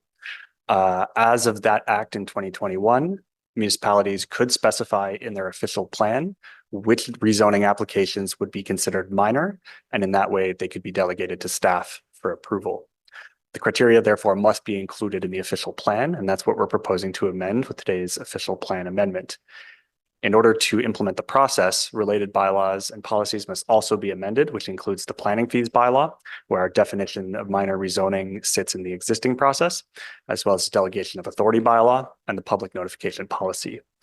In terms of council direction, phase 2 of the Bill 109 implementation report directed staff to develop criteria for minor rezoning, which is reflected in this report, as well as this was made a condition number 7 of the Housing Fund Accelerator Agreement to streamline planning applications with the federal government. Next slide, please. The current rezoning criteria that exist in the city's planning applications are mainly to do with performance regulations, that is changes to setback requirements, number of parking spots, height, as well as other technical rezoning amendments to do with, for example, temporary rezonings as a condition of a severance, as well as rezonings to lift an interim control bylaw for one use only, as an example of what's considered in the list of minor rezonings. In order to adapt the existing criteria to this new process that will be delegated to staff propose applying a new maximum height threshold for what could be considered a minor rezoning. So under the existing process, an applicant could ask for any number of heights, and they would be limited by the official plan or any applicable secondary plan policy, as well as staff review. But in order to ensure that applications that come through this process are considered minor, staff propose adding a new maximum height threshold to the delegated authority for minor rezoning process. So this would include the following thresholds. Within the neighborhood designation or evolving overlay, the maximum height would be 3 stories in the neighborhood designation or 4 stories in the evolving overlay. And otherwise the formula would be the lesser of 5 stories or 15 meters, or 25% of the permitted building height rounded down to the nearest half meter. And I'll show you what that looks like in a moment. Another amendment to the criteria is to clarify that surplus farm dwelling severances are considered minor rezonings, so that those rezonings that are generally dealt with at the Agricultural and Rural Affairs Committee will be considered minor rezonings and delegated to staff through this process as well. Next slide, please. This slide shows the formula for how much height could be asked for to be considered a minor rezoning. So this is not what staff would necessarily approve. When development review staff review a file under any of our rezoning applications, they have to ensure that it conforms with the official plan, secondary plan, planned and existing context, as well as any other guidelines that apply on that site. But this is simply the maximum an applicant could ask for based on the permitted height in the zoning. So to walk you through the table on the left-hand side, you'll see the permitted height of the zone. On the right-hand side, you'll see how much height could be asked as an addition to those existing permissions. So starting in the upper left-hand corner, you see we have 8.5 meters, which represents the sort of lowest density residential zones.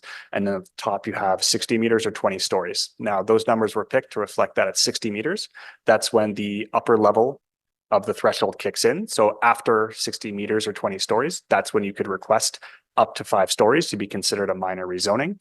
And then everything in between shows you how this formula scales up or down based on the permitted heights in the zone to ensure that applications through this process will be considered minor within the context for which they are proposed. Next slide, please. This next slide shows a small chart showing how this would operate within the neighborhood designation. So as I said earlier, the maximum would still be 3 stories. However, this does allow some wiggle room to have a taller version of those 3 stories up to the additional 2 meters as shown in this height. So the maximum for a zone that permits 8.5 meters would be 10.5 meters. They would still be capped at 3 stories. And also to clarify as well, residential typologies cannot be added through this process. So if your zone does not already permit a low-rise apartment building or a townhouse, you cannot add it by changing the performance standards. So you would still be limited to what the zone currently permits. It would just be something that someone could ask for a slightly bigger version of it. Next slide, please. This next slide shows similarly how this would operate within the evolving neighborhood overlay. On the left-hand side, you can see 8.5 meters, once again, is the low end of that threshold. And then at 9.6 meters is when someone could potentially add a story to get to that 4-story maximum within the evolving overlay. I'll pause for a moment here. Next slide, please. This slide shows the process. So as I mentioned earlier, this is delegated authority for staff to process minor rezonings with ward councillor concurrence. So to walk you through this table, on the left-hand side, what you see is what would happen if ward councillor concurrence is granted. On the right-hand side is how the process would work if ward councillor is not obtained. Ward councillor concurrence is not obtained. So walking through the left-hand side, similar to the existing process, after application submission is received and deemed complete by staff, signs would go up on the property, notifying the community that there is a rezoning application happening for this site. We're proposing to reduce the public comment period from 28 days down to 14 days, as well as circulation to streamline and fast track these approvals. The next step at step 3 is, I'm simplifying the process here, forgive me. At step 3, once development review staff have gone through issue resolution and are ready to make a decision, they would send the ward councillor the delegated authority report with the draft amendment to the zoning bylaw. The ward councillor will then have 7 days to review this. If they do not respond to planning staff within 7 days, the planning staff is obligated to schedule a meeting with that ward councillor to determine if ward councillor concurrence has been granted. At that point, if the ward councillor does not grant concurrence, delegated authority would be withdrawn and the file would proceed to committee and council as major rezonings do today and as the current process for minor rezoning proceeds. If there's a staff refusal that's recommended at that point, then it would also go to committee and council so that there would be a decision.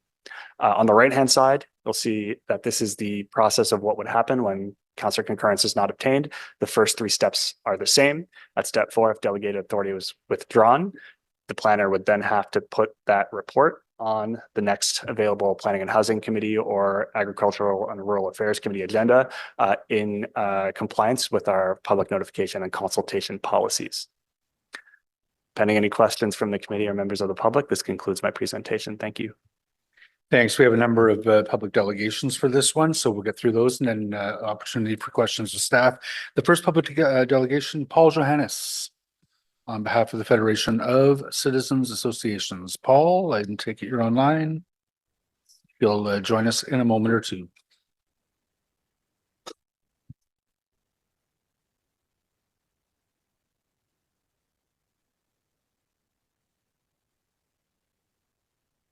Good morning, Chair. Good morning, committee members. Good morning, Paul. Thank you. We can hear you. Please go on ahead. Thank you. I'm here today delegating on behalf of the Federation of Citizens Associations in my capacity as the new chair of the FCA since our last AGM. So the FCA is concerned with anything that takes away the opportunity for communities to participate in decisions that directly affect them. So this is why we wrote in opposition to what was defined as minor zoning amendments in the staff proposal. We received a detailed reply from staff, which countered the points we made, but left us not entirely convinced. So in the end, we could live with the proposed process so long as a 14-day response period is maintained, signage is prominently displayed at the subject properties, and the applications are listed on Dev Apps or some other means of public notification beyond the signage so that residents are alerted and can submit comments. But we still have concerns regarding what is considered minor. We would request that changes in permitted heights, the change in use to group home, and modifications to performance regulations not be considered minor zoning amendments. These applications can be of sufficient concern to local residents for there to be an opportunity for public participation, either through planning and housing or committee of adjustment as appropriate. These are all hot button neighborhood issues. As regards heights, these are set in the new official plan. The new zoning bylaw will implement the official plan. Derogation from these cannot be considered minor. The limits that are set in the official plan are the result of protracted consultation, debate, and compromise, and should not simply be overturned by what amounts to an unaccountable spot zoning. So this brings us to some broader governance issues over the role proposed for councillors in this process. First, we are not convinced that councillors can withdraw a legislative authority which is not delegated to them in the first place. Council is the one that's exercising its statutory power under section 39(2) and delegating this authority to staff, and only council is authorized to withdraw that delegation. The Act provides a full legislative scheme for this type of delegation, and the city must comply with that scheme.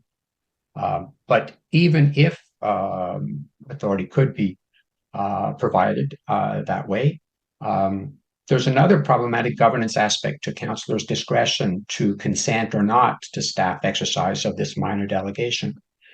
Some councillors may give free rein to staff, so on principle or simply because they are too busy. Others may only do so for some select cases, and some may on principle never agree to staff exercising delegated authority. This would mean that residents of different wards would not have access to equal treatment under the law. For identical zoning applications, residents in one ward could have access to a full public committee process, while residents in others only a truncated staff delegated process with no opportunity for public participation. So this doesn't seem like a sound governance arrangement to us.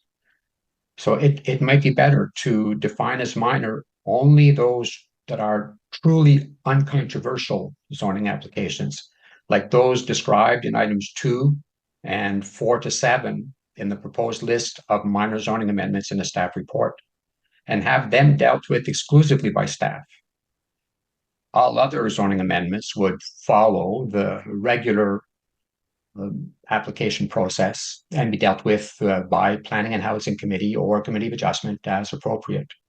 So we think a better balance must be found between the desire to expedite consideration of zoning applications and the legitimate interest of community members for being involved in decisions that directly affect them. That's my presentation for today.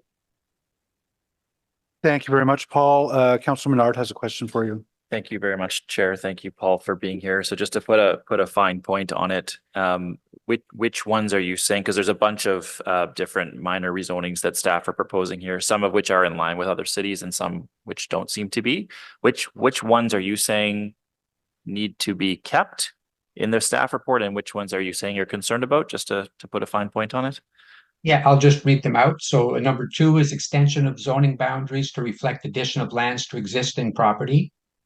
Number 4 is the lifting of interim control for one use only. Number 5 is temporary rezonings. Number 6 is any zoning change required as a condition of severance. And number 7, a change in use that is wholly contained within an existing building's envelope where no building permit has been issued within the previous 2 years to increase the size of the building, and which is not located within a residential zone, to introduce one new non-residential use. And it goes on and it lists a whole bunch of other exceptions in terms of uses that can't be put in there. So it's a long one, but basically it's a change in use provision for non-residential areas. So those are the ones that we would consider to be generally uncontroversial. They're more technical. And and our proposal would be the staff to deal with them directly. No need to have a counselor detour in this process. And the ones you're considering controversial, just to be clear? The ones that we would consider controversial are the number 1, which is the performance regulations. Yeah. And I guess a specific change of use has been identified here. So change of use to group home, I think that is something that also I think needs public airing. And the building heights, anything building heights, of course, just becomes very controversial. So those are the three just number types. 1, Paul, then? In their list, I guess. List of 7, just number 1. Yeah, well, number 1, okay. And number 4, which is no, I've skipped it here. So there's one that's specifically about changing use to a group home. Yes. Yeah. And the heights is set up as heights is not given as a number. It's like that long formula, very complicated formula, by the way, for what would be considered appropriate increases in heights under this measure, as opposed to going through the regular process. Okay, but just to be clear, the one you're most concerned about, I'm really trying to get to this, Paul, is number 1. You're most concerned about that one of all of the changes that are being proposed. If in number 1, heights, which is also performed, is included, but heights on its own is an issue that's been proposed in the staff report. So I'd say heights, number 1, which is performance regulations, and change to temporary home, change to group homes. Those are the 3 that we consider controversial. Yeah, because those performance regulations have some different stipulations in there around floor space, density, yards. That's not as much the concern as it is the piece about regulations such as height. So, okay. Thank you. Thanks, Chair. Thank you very much, Councillor Mard. Thank you, Paul. I don't see any further questions for you from councillors. So we'll move on to our next public delegation, who is Cheryl Parrott with Hintonburg Community Association. Good morning, Cheryl, again. You're on mute. Thank you. So we do understand the need to streamline the approval process because of all the things that have come down, and we understand staff are scrambling. And we generally support the amendments. However, we have some concerns. So the first one is the building heights, just as the previous speaker talked about. So the maximum building heights, including the requested increase of 3 stories in the neighborhood designation and 4 within the evolving overlay. And Hintonburg, all of Hintonburg is in the evolving overlay. So we feel unduly targeted in this. We're already a mature neighborhood. We display much more urban form and density of development. And we've been accepting gentle infill since the early 1990s. And we're prepared to continue to do that within the current 11-meter height limit. We were rezoned again just 4 years ago to a higher density. And last year, planning staff said that the R4 U zones had done their part in taking density, and it was time for other areas to take some density. Yet here we are, yet one more time. And really, there needs to be a limit on these cases in the N4 zones. So in the sample, the example that's given, interestingly enough, they don't include the 11-meter height limit, which is, I think, fairly common in what all of Hintonburg is. And so a 25% increase will add another story to an already dense community. So 3 is going to equal 4. And because we're an evolving overlay, for sure it's 4. So we urge you to amend this criteria by using, first of all, the heights as opposed to stories. So 11 meters and 14.5 meters instead of 3 stories and 4 stories. And we feel that a full story increase from the current 11-meter height is not a minor rezoning. So this should not be delegated to staff. This should be going to committee. And we have lots of examples which we put in our written presentation that we sent to you that shows that the 11-meter height limit can accommodate developments of 3.5 stories, which are low-rise apartment forms. And we sent you examples of the many ones that have been done in this community. And a lot of these low-rise apartments on sort of the larger lots are already achieving a density of 266 units per hectare, which is plenty of density in a low-rise neighborhood. We also have another issue with the extension of the zoning boundary to reflect the addition of lands to existing property. And we don't feel that this is a minor amendment and should not be part of this process. Or it should at least be qualified. So in Hintonburg, we have what's called a neighborhood line, which is used to delineate the lots that are expected to see an increase in height or density from the stable low-rise residential neighborhood. And so we urge you to add an exception for the neighborhood lines in the existing plans or zoning to qualify what type of lands can be added to an existing property.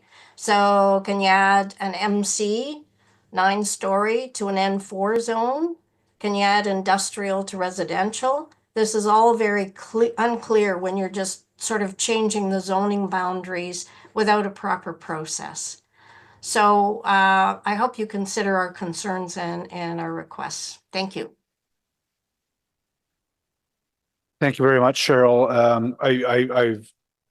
I share the concerns. I'll be asking staff about those. I'm relatively satisfied after having gone back and forth for a few weeks on some of those issues that we can pass this. And I'm also very comfortable that the counselor has the hammer.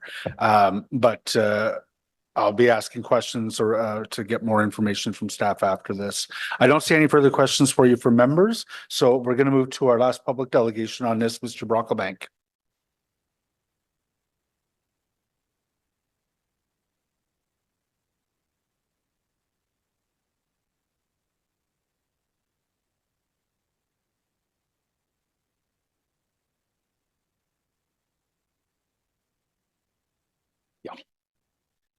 I've appeared before this committee or before its predecessor, representing various community groups. Today, I address you as an individual.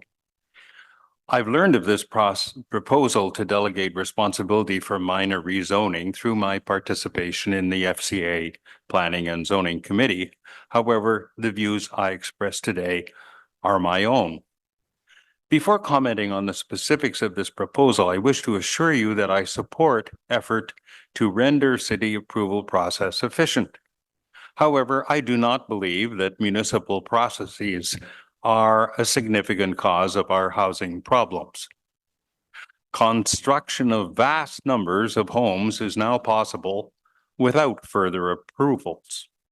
Other factors, such as difficulty in arranging financing, are probably of greater importance. On the subject of delegation, I wish to register 3 points with you. I oppose the elimination of public hearings. I oppose the delegation of authority for performance standards, and I question whether defining minor is wise. I find it strange that minor variances will continue to be considered by the Committee of Adjustment, but it is now proposed that rezoning, that is specific alteration of the zoning bylaw, be now delegated to staff. This means that if a property owner wishes to extend his house by a couple of centimeters, encroaching into a required side yard, the application is circulated and publicized, and the applicant must appear before a public tribunal to argue for a minor variance. By contrast, an application for rezoning, surely a more serious matter, would be treated more lightly, with a quick decision rendered without a public hearing. Only if the local councillor can be persuaded to lift the delegation of authority will a public hearing be conducted. This would be a meeting of this or its sister committee, the procedure which applies up till now. In this proposal, the delegation of authority is to apply to performance regulations such as height, floor space index, density, or yards. But in other Ontario municipalities, the process changes are not comparable.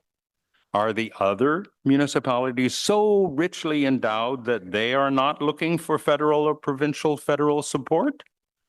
According to the staff report, Ottawa would be an outlier if it proceeded. It is only in Ottawa that performance standards are to be delegated. I recommend that members of the committee ask, what makes Ottawa unique?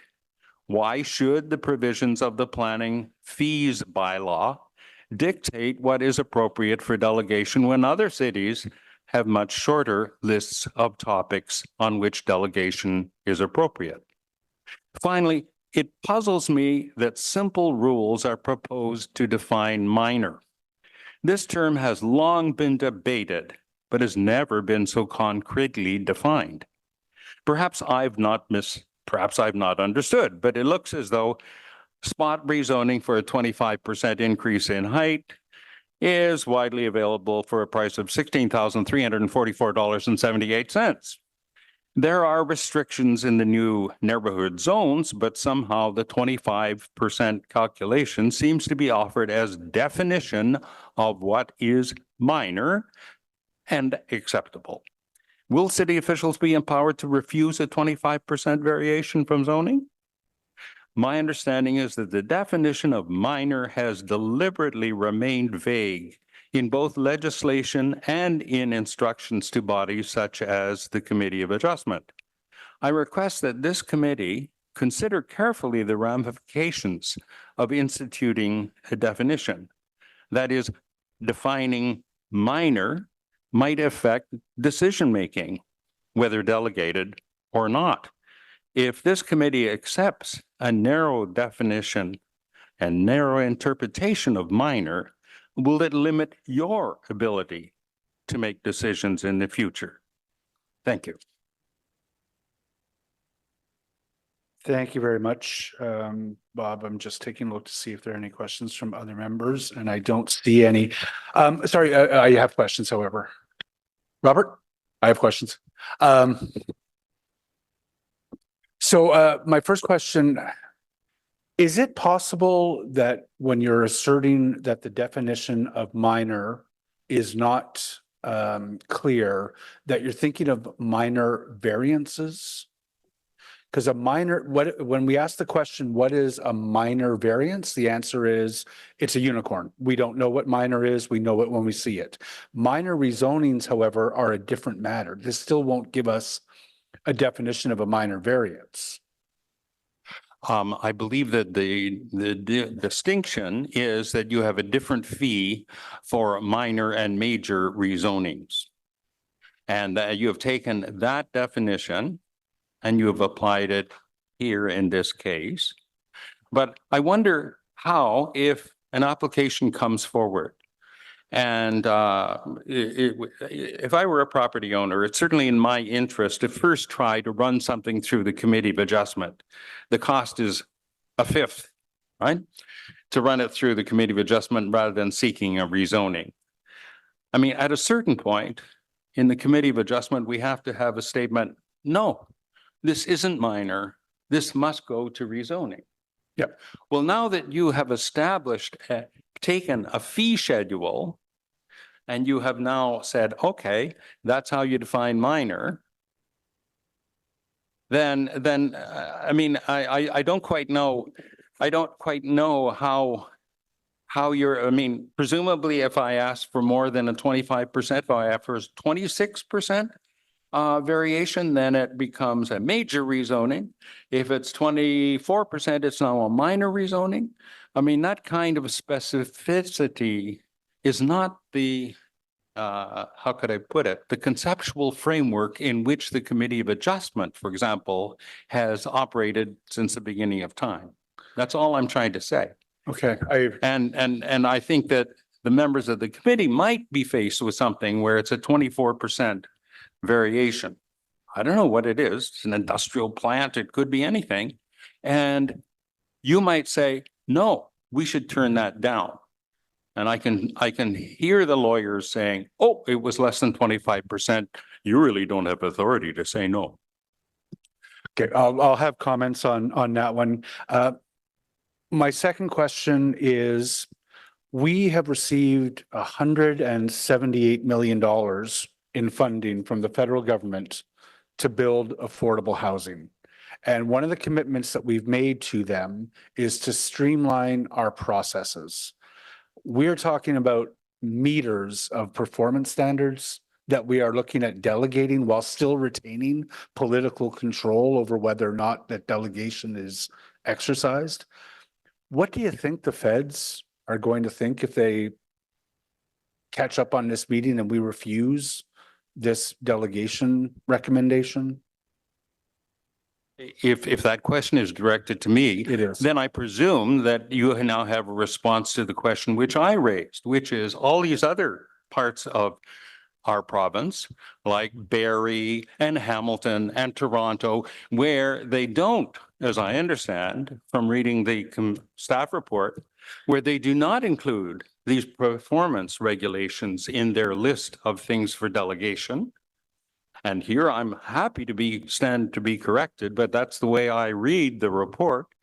That's what I understand, that in Barrie, yes, you can remove your H designation. So you've made a change to the temporary zoning. Yes, that's a step forward in making the process slicker. That's something we should and could and ought to do here in Ottawa, and it would respond to the our senior donors' demands. But the question is whether this neat little system about the performance standards, whether the performance standards should be included if other recipients of provincial and federal funding are not doing the same. I'll have comments on that as well. Wonderful. Thank you, Art. Those were the questions for the delegations. We can now take questions for staff. I'm just going to exercise my quick prerogative by asking Mr. Mark to make comment on whether or not what is being proposed by staff is in fact legal. Mr. Chair, I was given the chance, of course, to review this in advance. And in my opinion, it is legal. There are two bases for this. First of all, council is approving the process. And so there is a council approval of the process that is before you. Secondly, although there will not be a report to council, the bylaw is still being enacted by council at the end of the process. So this is not this delegation of the review process. It is not a delegation of the enactment authority. So I don't know that that provision in the Municipal Act even applies. So in my opinion, what is proposed is within the jurisdiction of the Municipal Act and Section 39.2 of the Planning Act. Thank you, Mr. Mark. Councilor Menard. Thanks very much, Chair, and thanks to the the great delegations that we had and putting a point on this. I wanted to pick up on Mr. Brocklebank's questions around what is required to receive that federal funding, and are we going above and beyond comparator municipalities on the performance regulations? That's a key piece to this. So of the 7 different areas that are being recommended to be changed, I understand most of those are in line with the comparator municipalities that you surveyed. The one that is out of step with those comparator municipalities is portions of the performance regulations piece. Is that accurate? Thank you, Chair. That's correct. Okay. And those comparator municipalities, presumably some of them are changing their regulations to also receive that housing accelerator fund money. Are you aware of whether or not their changes would then be able to receive that funding, or is that specific to Ottawa? So Vice Chair, I can't speak to other municipalities' housing accelerator fund contribution agreements. Each agreement is different and unique to municipality. Some municipalities may choose to have a streamlining process as part of the action plan. Some may not. So cannot speak to, of those municipalities that surveyed, which one of them had an action initiative that was similar to Ottawa's that looked at streamlining processes tied to the housing accelerator fund. Okay, that's helpful. The one milestone that we're missing right now for receiving that funding is the 3rd milestone. It's the delegated authority to staff for minor zoning bylaw amendments, which with the completion date of November 20th, 2024. Now that seems to be a pretty wide breadth. Is it your opinion that if performance regulations are not in there, parts of them are not in there, that the other changes we're making would not meet that definition that's in the agreement with the City of Ottawa? Because as I read the report, we're not in line with those other comparative municipalities on the performance regulations piece. That may be going a step beyond.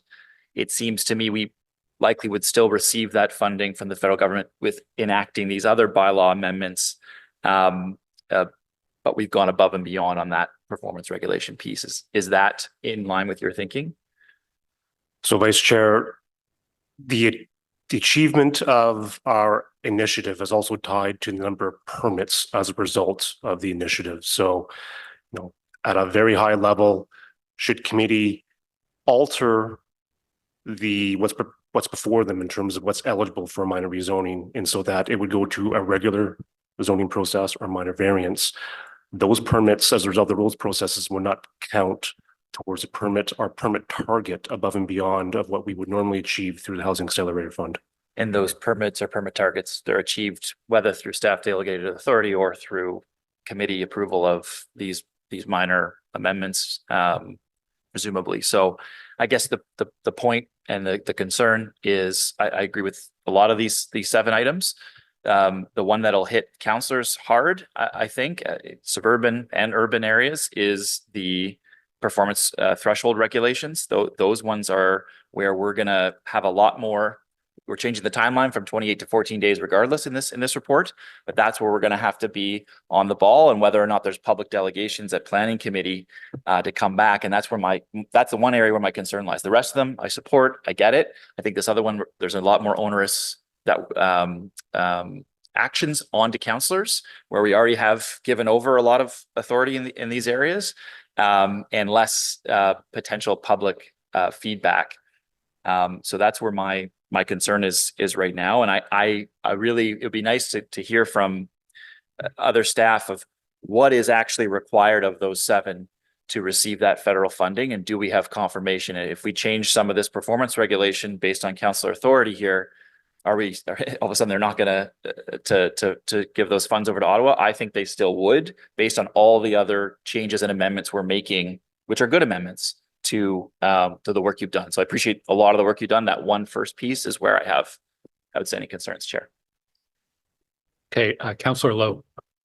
Thanks very much, Chair. I have 2 questions about this whole, everything does make sense to me, but I do have 2 questions. The first one is sort of downstream future. So let's say this goes through, let's say there's an application for minor rezoning. It goes through delegated authority and gets approved. Does that then sort of get noted as the one time that lot can go through that process, or can a developer or whatever then in the future apply for another minor rezoning and then another all through delegated authority, and then eventually, getting us to a place where it way exceeds the original zoning's intent. If that makes sense. Thank you, Vice Chair. In theory, there's nothing stopping an applicant from coming back and doing repeated applications on the same site. However, the city policies that apply to that site would still be the same. So the official plan would still apply. The secondary plan, if applicable, would apply. The existing context of the surrounding site would still be used as a comparator by our development review staff, as well as the plan context. So in theory, they could. I'm not sure how much more they'd be able to add that way, though. Okay. The second question is then I remember there was a chart that sort of showed what happens if concurrence is given, what happens if concurrence is not. Did you mention, and maybe I misheard or I didn't hear at all, did you mention that there was if the councillor does not provide concurrence, that it would then trigger the regular committee process? And so, I know perhaps you're not expecting too many times where councillors will not concur, but if that does happen, will it ultimately slow down the application overall? Like, will it actually make it slower than if it were to go through the current process? Thank you, Vice Chair. The answer is no. We're still reducing the timeline for circulation and public comment by 2 weeks. It's hard to know exactly how it would work. It would depend on how quickly within that 7-day window the councillor responds withdrawing delegated authority. But even if with delegated authority were withdrawn, it would still be a slightly shorter process. That's probably the little bit I missed then. It's the shortening of the public comment. Okay, thanks. Thank you. Councillor Dudas. Yes, thank you. Staff would receive oversight authority in this case, delegated authority in this case. Where in the process, as staff are looking at these applications, would they consider impacts on traffic and infrastructure? And I'll just provide some context to this in that, big or small developments, depending on where it's located on a street or in a community, can have ripple effects, whether it's parking or traffic circulation, infrastructure, sewer, things like that. So how would we know that staff would be taking that into consideration, even at the early stages of the zoning process? So Chair, that would be part of the circulation, the 14-day circulation, to also internal departments and external stakeholders to provide that feedback. So for example, infrastructure planning may have concerns on capacity within a certain area, even within a minor zoning framework, and they would notify the file lead whether this application could pose a risk in that regard. And I know staff are doing that already. They've consistently been doing that. I just want to make sure that, if we are to delegate authority to staff, that they're also taking that into consideration. That is something that, as counselors, we hear quite a lot of, is what is that impact on the surrounding adjacent community, and how will that be accommodated with even the most minor of addition of housing or density. So I'm happy to hear that. I am pleased to hear about the fact that counselors can retain authority over these decisions if they so desire. I think that that's a good off-ramp that we can kind of keep an eye on. And I do ask, I know this sounds ridiculous, we are incredibly busy, as are our communities. And I understand that the timelines for feedback and comments will be shortened. At least in the beginning, you'll be harassing us and making sure that the community is well aware of these opportunities to provide comment, right? We don't want to miss any opportunity to speak on behalf of our residents. Thank you, Chair. The process would be similar to current rezoning applications. It would be shorter, but the notification to the community would be, in terms of the means taken by staff to let them know that there's a rezoning happening, would be similar in terms of signs, letting the community association know, those kinds of things. So there would be, I understand the concern that, there will be more workload and these things will happen faster, but there will still be similar efforts made to reach the community about sites subject to a minor rezoning. Okay, thank you very much. Thank you, Councillor Dudas. Vice Chair Gower. Thanks, Chair. Can staff just clarify for us some of the differences between minor zoning, minor variance, the role of committee of adjustment? I think there's maybe a bit of ambiguity around that, and how this would change any of those responsibilities or definitions. Thank you, Chair. These are parallel processes. Committee of Adjustment is a third-party body that hears applications under its own authority. Minor rezoning process is in fact, it's an existing process that the city has had in place for a long time.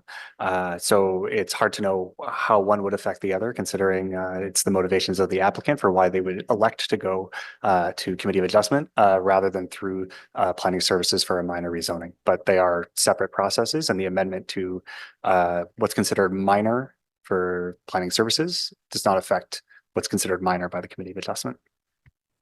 Okay, thank you. A question came up earlier about group homes. Aren't group homes already permitted in most residential zones? Sorry, Chair, I don't have the answer off the top of my head. I could look into that and get back to Councillor on that one. And what about the new zoning bylaw that's being worked on? Would it have any changes in group home permissions? Again, Chair, I have to look into see how group homes specifically treated between draft and existing bylaw. In 6 years, I can't think of any group home issue or report that's come in front of this committee, and we certainly have a lot in every ward. So, anyways, seems like a pretty rare occurrence that comes to committee. But I think to me the biggest thing this changes is eliminating the public meeting part. And I know when the province changed the rules around site plan and the ability for councillors to bring that in front of committee and council, that was a big concern. And I think we should always be cautious when we are making rules or changing rules that change the public's opportunity to have the public hearing. It's a pretty unique and important thing at the municipal level. But on balance, I think the nature of what is being recommended, these issues come in front of our committee and they're usually carried on consent, or we may have one or two speakers. But more importantly, there is a mechanism for councillors to bring that to committee. So it's very different than the changes to site plan. So I'm going to support the staff recommendations. I think they're reasonable and in the bigger context of what we're trying to do around working more efficiently and making sure that we're focused on the most important issues and significant issues when they come in front of committee. Thanks, Chair. Thank you, Vice Chair. Councillor Kitts. Thank you, Chair. I don't have a question, more a comment. I wasn't going to say anything, but Councillor Dudas's question nudged me. So I do appreciate your answer that staff would be looking at things such as traffic impacts and then flagging any issues. I will just say that in my experience, that is typically not the case. And it does fall on the ward councillor to bring that holistic perspective to the table. I find applications are often evaluated more as a one-off and that the TIAs don't speak to each other. So I just hope that you take that to the bank in terms of the work undertaken by staff. Thank you. Thank you, Councillor Kitts. I know that wasn't a question, but I believe Mr. Royce has just quick something he'd like to add. Sorry, Chair, due to the Magic of technology, I've received a response to Councillor Gower's earlier question on group homes permissions. Group homes are currently permitted wherever residential uses are permitted. Thanks, Royce. Councillor Tierney. Great. And following up on Councillor Gower's questions, I'll be having an inquiry at the end of the meeting. I've spoken with Tim Mark, dealing with a pretty serious situation that I'll describe further in my inquiry. But I think one of the questions around group homes is there's tax exemptions for group homes. Is that correct? Sorry, Chair, I don't have the response to that question. Yeah. Oh, maybe I'll just put that in the inquiry then, because I've learned far too much about group homes and zoning and gray areas than I've ever wanted to know. And I need to know what the mechanism for an appeal body is. It's one thing if it's a group home for children that are really in need. It's another thing if we're treating them as incarceration centers for people that are in pretrial or have been convicted. And that seems to be where the gray area lies. So I've spoken to Mr. Mark. I'll put the inquiry in, and I think we need to know those. Those are two very different situations. And I think we really need to know so the community can be made aware of what that gray area of group home is. But thank you for the presentation and time today. Thank you, Councillor Tierney. The chair recognizes the representative of the beautiful River Ward. Thank you, Chair. That's I just wanted to echo similar to Councillor Gower's comments, what solidified my support for the staff recommendation when I read the report was and the local councillor's ability to pull the authority and have it come through. As you said, Chair, many times there are files before us that pass unanimously and we sort of whisper, why is this here? It's a very, very minor in the grand scheme of things. And I think we all want to speed those types of applications up. When staff refer to public meeting, they mean this committee meeting. You don't mean a session in a particular community, correct? Thank you, Chair. There would be, to clarify the question, sorry, we are referring to the committee meeting would not be required if concurrence is granted, but there would also not be a requirement for another public meeting. It could be something that could be, I think, That's organized. right. My understanding is staff were no longer attending community meetings planned by the local councillor. And that when staff talk about the statutory requirement for a public meeting, they actually mean a hearing before this committee. If the local councillor does not reply within the 14-day period and there's an automatic default to have a one-on-one meeting to talk it out, and you don't hear back from the councillor for whatever reason, some councillors might want to, stretch this out and they're getting heat from their community. When do you then say, well, we can't even reach an opportunity to meet with the councillor, we're automatically going to bring it to committee? Is there an opportunity or a point where it will just automatically come before us? Thank you, Chair. Currently, there's no mechanism to bring forward a minor rezoning without councillor concurrence. Okay, but I just want to clarify, if the local councillor has not provided comment on the application and you've reached out and the local councillor is not responding to requests for a one-on-one meeting, and you're under time pressure and, the applicant has a right to have their file decided upon, when do you say, you know what, we just can't get the local councillor on board here, we need a decision, this is automatically going to go to committee for a decision? Is there a process that follows? So, Chair, we don't have that process specifically identified in the bylaw as proposed. However, operationally, staff could move to have that item added to the agenda with notification to the ward councillor. And then the ward councillor would be notified that that item will be proceeding to the next agenda of the standing committee. Yeah, it's only going to happen once where a councillor is publicly identified as, well, we tried to reach out and here we are before the committee and we're all going to say, why are you wasting our time? Because this is an easy one here and you've just held it up because your community's not on board. So I'm just saying again, to save time, if after three opportunities to sit down with the local councillor one-on-one, there's no response, it's just automatically comes to committee. So we don't have to arm wrestle over that today, but we've seen it in the past, maybe not in recent years, where some of our past colleagues with site plans have held it up. We've all thought it didn't belong before us because it was so minor. But anyway, I just raised that now, but I do support the recommendations before us. Thanks, Chair. Thank you very much, Councillor Brockington. Councillor Menard? Sorry, Chair, for getting back on. Of course. I wanted to get some specifics about the first item and the height changes in certain areas. So let's say we're in a suburban area, it's a low-rise area. What could be applied for and approved by staff without coming to committee that wasn't previously allowed to happen? Is it up to 3 stories, or is it? And then I think there's a different one depending on the zoning area. So could you just describe that for us? What the height changes are that you could approve without coming to committee? Thank you, Chair. The formula, so if it's outside of the end zone or the evolving overlay, the formula that would apply would be up to 5 stories or 25% of the permitted building height, whichever is the lesser, rounded down to the nearest half meter. So it's a bit of a mouthful, and with the chart, it's a little easier to see, but it really depends on the permitted height in the zone.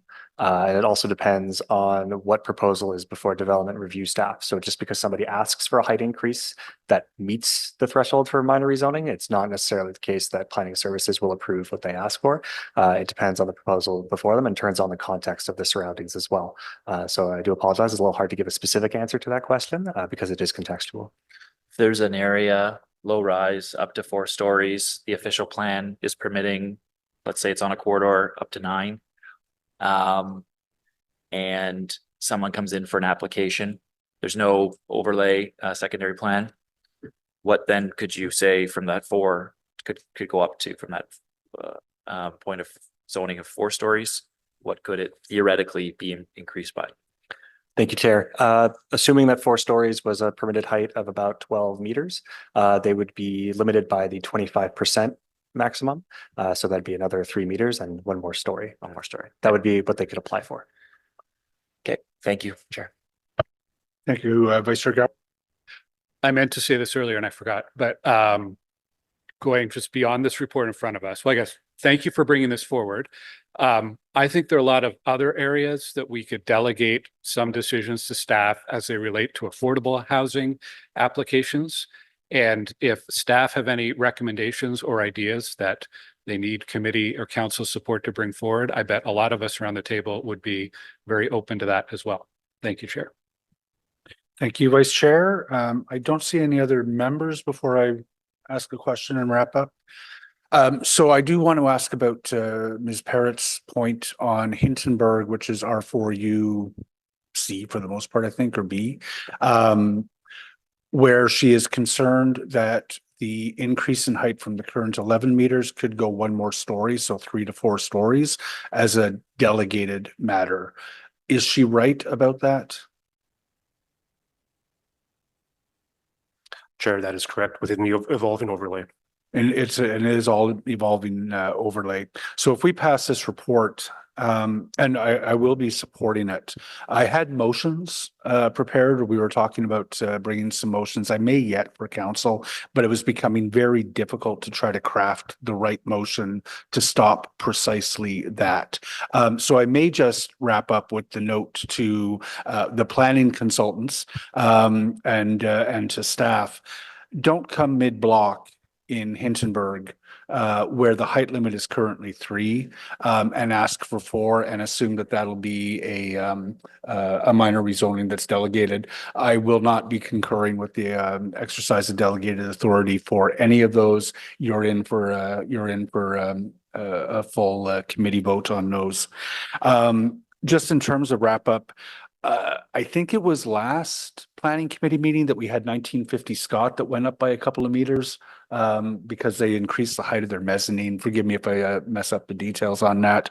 335 Roosevelt today, we stacked a couple of stories on top of some 12-story buildings. It required an official plan amendment because the zoning was so shrink wrapped. But again, I didn't see any hesitation on the part of anyone here. I think, I'm sorry, I'm trying to remember 1906 or another. We're adding 2 meters here, 4 meters there constantly. And we are constantly asking, why is this in front of us and not in front of the Committee of Adjustment? And it is not a good use of our time. For most of these applications, 335 Roosevelt, I was probably the only counselor who would have read that report in depth and really grappled with it. And there are applications that come through where I have to rely on my staff to raise red flags or the counselor to raise red flags. Delegating the authority over these is a good way to streamline the work that we're doing. And I will come back to the point that I made to Mr. Brocklebank. We need to send a message to the federal government that we are doing what we can to streamline our processes in return for $178 million. This year, I think our target is what, 15,100 homes under the half? the number escapes me, Chair. I believe it's less because it ramps up from a 2022 to the 2031 period. So What's the ballpark? close to 15,000. Yeah, close to 15,000. Thus far through September, CMHC is 6,600 completions. We're less than half the completions that we need. We have a fourth tranche of funding that is not secure. We are going to, if we miss our housing targets, we are going to have to tell a very good story to the minister to get that fourth tranche. We're going to have to demonstrate that we did everything we could to create permissive zonings and in order to streamline our processes. This is the lowest hanging fruit as staff have proposed it. There are a few concerns around performance standards where we're continuing to give the counselor the hammer, right? I've just told the consultants and staff, don't come with 3 to 4s in Hintonburg and in the other R4s in my neighborhood and expect it's going to be delegated. I will lift delegation each time. And that's about as much hammer as I need. So I urge you to support this and to make that demonstration to our funders and partners that we are doing everything we can to streamline our processes, which is all the more important because the builders aren't building the homes they need to build in order to help us reach our targets. I don't see any other comments or questions. Is this item carried? Thank you. Right, moving on. The Lincoln Fields secondary plan. While staff are getting ready, I think I will ask for a couple of motions to come forward now. The first is a technical motion, which Vice Chair Gower will be making with respect to Starflower Lane. Yes, Starflower Lane.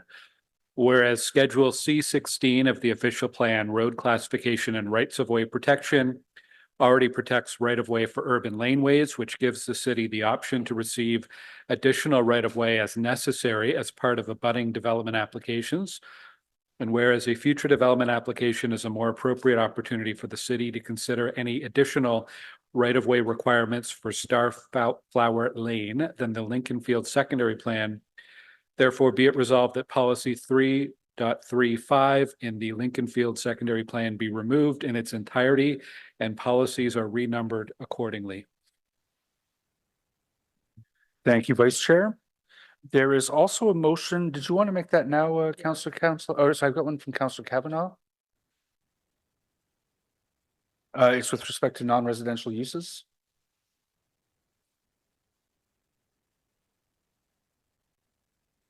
Whereas the official plan states the city may require through the zoning bylaw or development applications to amend zoning bylaw, commercial and service uses on the ground floor of otherwise residential, office and institutional buildings with a strong emphasis on uses needed to contribute to the 15-minute neighborhood. And whereas requiring non-residential use for buildings contributes to a vibrant and human scale space. Therefore, be it resolved that section 2.2 hub designation policy 4 be amended to include the following underlined changes. Buildings within the hub designation that front onto Richmond Road or Carling Avenue shall contain a minimum of 1 non-residential use at grade facing the street. Thank you very much, Councillor Kavanaugh. And then Vice Chair Gower, did you want to put forward that motion? I think it's on podium heights. Thank you, Chair. Whereas the Lincoln Fields secondary plan proposes a maximum podium height of 2 to 4 stories along Richmond Road, and whereas there may be site-specific circumstances where a slightly taller podium may be appropriate, and whereas policy 5.2.32C1 states that the podiums of high-rise buildings shall be proportionate to the width of the abutting right-of-way. Therefore, be it resolved that policy 2.38 in the Lincoln Field secondary plan will be revised as follows.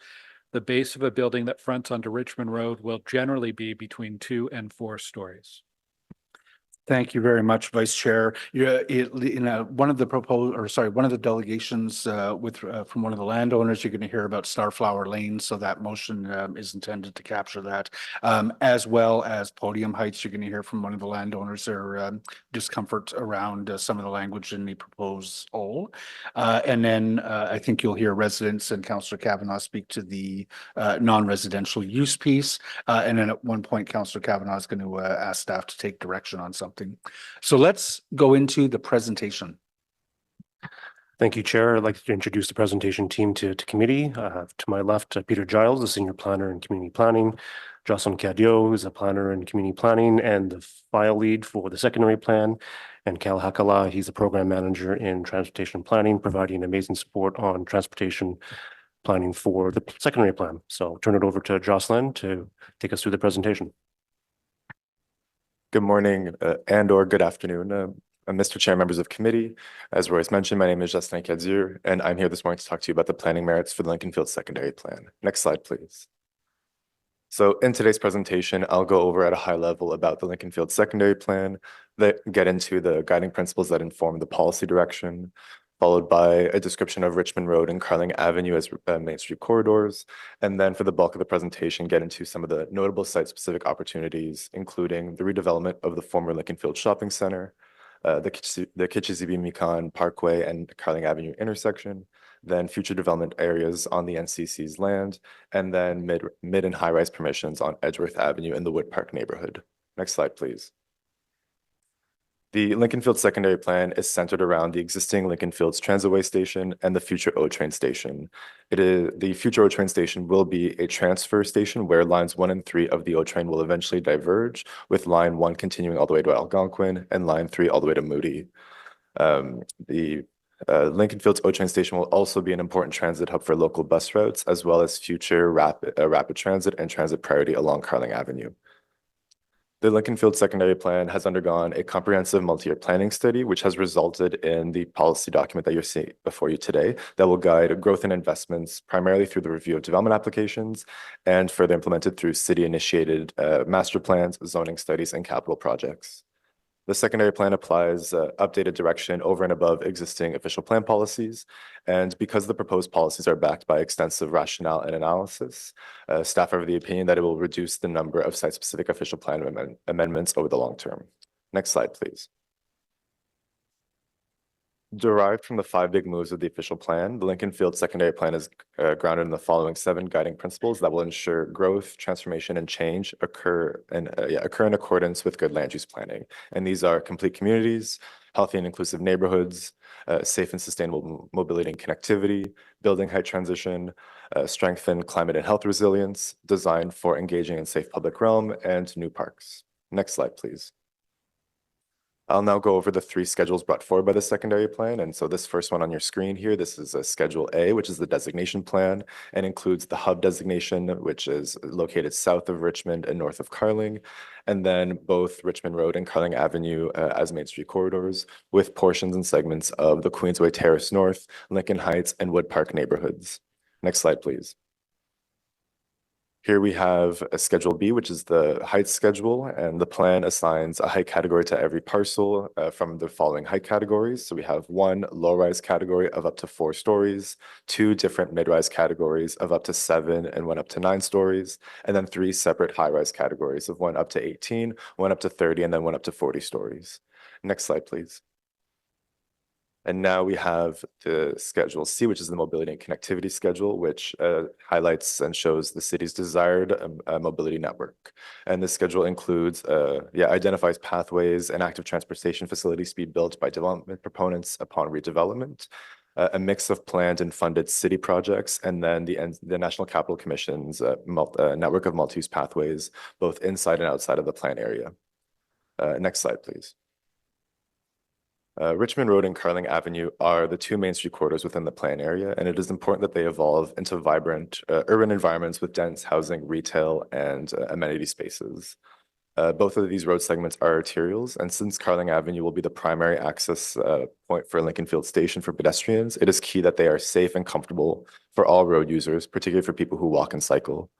They are planned to be lined with active entrances and frontages with a mix of uses and ensuring that surface parking is located away from the public realm, so ideally behind the building. Building heights are determined by the approximate application of the 45-degree angular plane measured from the nearest neighborhood designated low-rise area. This results generally in heights of around 30 to 40 stories along Richmond Road because of the deep lots and the distance from the nearest neighborhood line, and a varying degree of heights along Carling Avenue because of the varied lot fabric and a much closer proximity to the neighborhoods. And so on Carling, we see heights of generally up to 4, 7, 9, 18, 30, and 40 stories. So we see the whole breadth of the height categories. Next slide, please. Something that I'm very excited to share with you this morning is the proposed redevelopment of the Lincoln Fields Shopping Center, or the former shopping center. Here we have a 6.5 hectare site located approximately within a 350-meter walking distance from Lincoln Field Station. And it provides for a unique grayfield redevelopment opportunity in the area. And so the secondary plan considers is planning for up to 3,100 units in 11 buildings. Before committee today is also to approve a zoning bylaw amendment, which seeks to require active entrances and podiums, introduce parking maximums, prohibit drive-throughs and automobile-oriented uses, allow for for a range of building heights between 20 and 40 stories, and the potential for one building of up to 45 stories. The secondary plan policies also secure a new north-south public street connecting Richmond Road and Carling Avenue with which will function as a collector and will have a 24-meter right-of-way, which means we can have one vehicular lane of traffic in each direction, have physically separated cycling and pedestrian facilities, and street trees. And I think most exciting of all is the anticipated parkland. And given the current parkland dedication rate, staff are anticipating approximately 1 hectare of parkland to be located in a central part of the district. Next slide, please. I'll now direct you to the Kitchissippi-Mikan and Carling Avenue intersection. The Kitchissippi-Mikan is the parkway owned and operated by the National Capital Commission that runs in the center of the plan area. And its most prominent feature, as you can see on your screen, are its ramps. And these are located right smack in the middle and immediately abut Lincoln Field Station and actually separate the station from the former shopping center and the planned mixed-use district. The existing ramps are located on both the north and south side of Carling Avenue with right in, right out access that interrupts the sidewalks. And I'll remind committee that Carling Avenue will be the primary access point to Lincoln Field Station for pedestrians, and these two yield points are an encumbrance for pedestrians. In consultation with the surrounding communities, departments internal to the city, and most importantly, the National Capital Commission, the Lincoln Field Secondary Plan sets the stage for the future replacement and reconfiguration of this intersection from a land-intensive interchange to a signalized intersection, so a new set of lights. As part of the secondary plan, staff have retained a transportation consultant and an engineering firm to conduct a traffic analysis to demonstrate the initial feasibility of this proposal and ensure that any designs are in alignment with the city's multimodal level of service guidelines. If ever the road and intersection are reconstructed, there would be an opportunity for the improvement of AT facilities along Carling, particularly sidewalks. Another opportunity is that once the ramps are removed, should they be removed, the land would then be available for the NCC for some high-rise mixed-use development, which I'll speak to in a couple of moments. At this time, there are no planned or funded capital projects or road reconstructions, and this proposal is only conceptual. Any implementation will need to be part of a future project, require additional studies and continued discussions with the NCC. Next slide, please. So this proposal seeks to remove both ramps on both sides of Carling and consolidating access to the north, entirely removing the segments of the parkway south of Carling. And for additional context, the Transitway currently runs parallel to the parkway and continues south all the way to the 417. And once the western expansion of the O train is complete, the entire Transitway will be removed as part of the scope of work for the Stage 2 project. So this means that there's an opportunity to remove all roadway infrastructure south of Carling Avenue. The Lincoln Field Secondary Plan demonstrates that this reconfiguration is conceptually feasible from a transportation perspective and desirable from a planning perspective. Next slide, please.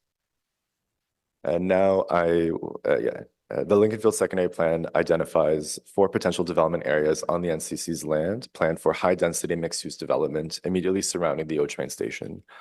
2 of these sites, as identified by the numbers 1 and 2 on the screen, are currently occupied by the parkway ramps. And so evidently development cannot occur until the ramps are successfully removed.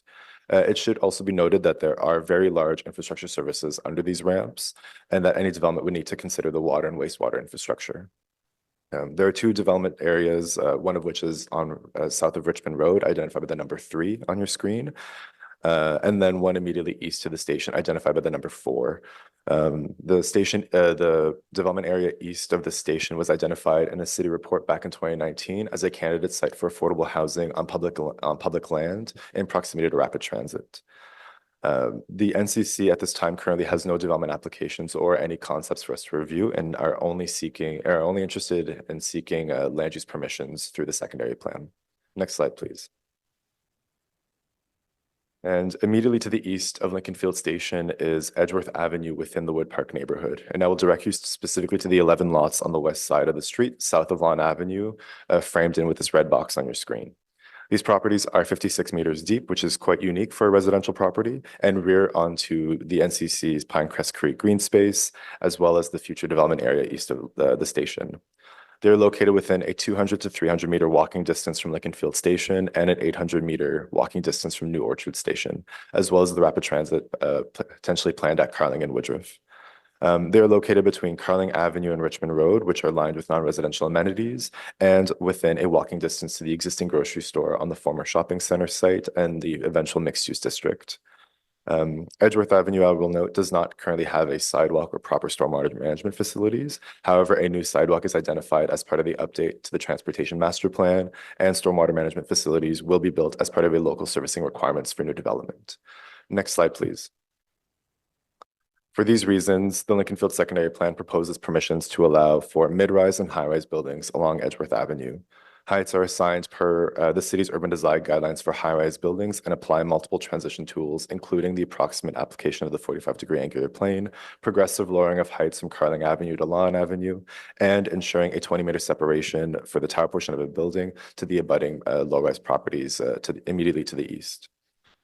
Any development will need to meet many site and building design requirements, including studies required by the city's development review process, such as design briefs, shadow studies, landscape plans, transportation impact assessments, et cetera. All these site-specific measures to mitigate impacts brought on by density to the surrounding neighborhood.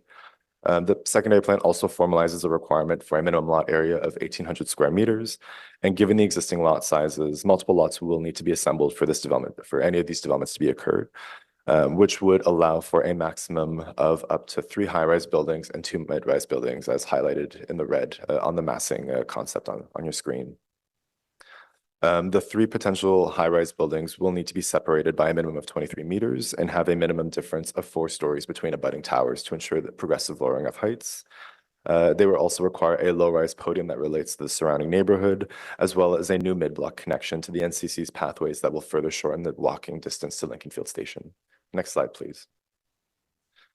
To summarize, the guiding principles and planning permissions seek to create a dense, walkable, and livable area with the key day-to-day amenities that make for a healthy neighborhood. We are planning for commercially vibrant and dense Main Street corridors, and we're all very excited about the conceptual master plan for 2525 Carling.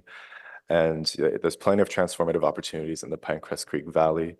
And of course, focusing on directing heights and densities around Lincoln Field Station. And it is for all these reasons that staff recommend the approval of the Lincoln Field Secondary Plan. And with that, thank you very much, and I look forward to answering your questions.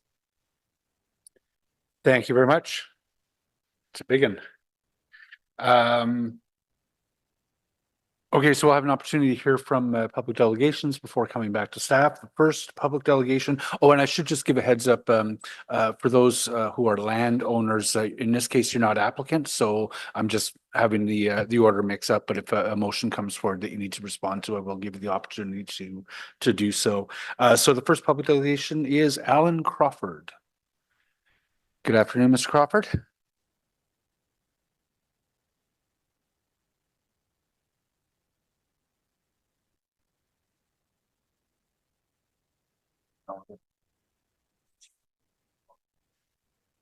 Welcome to Planning and Housing.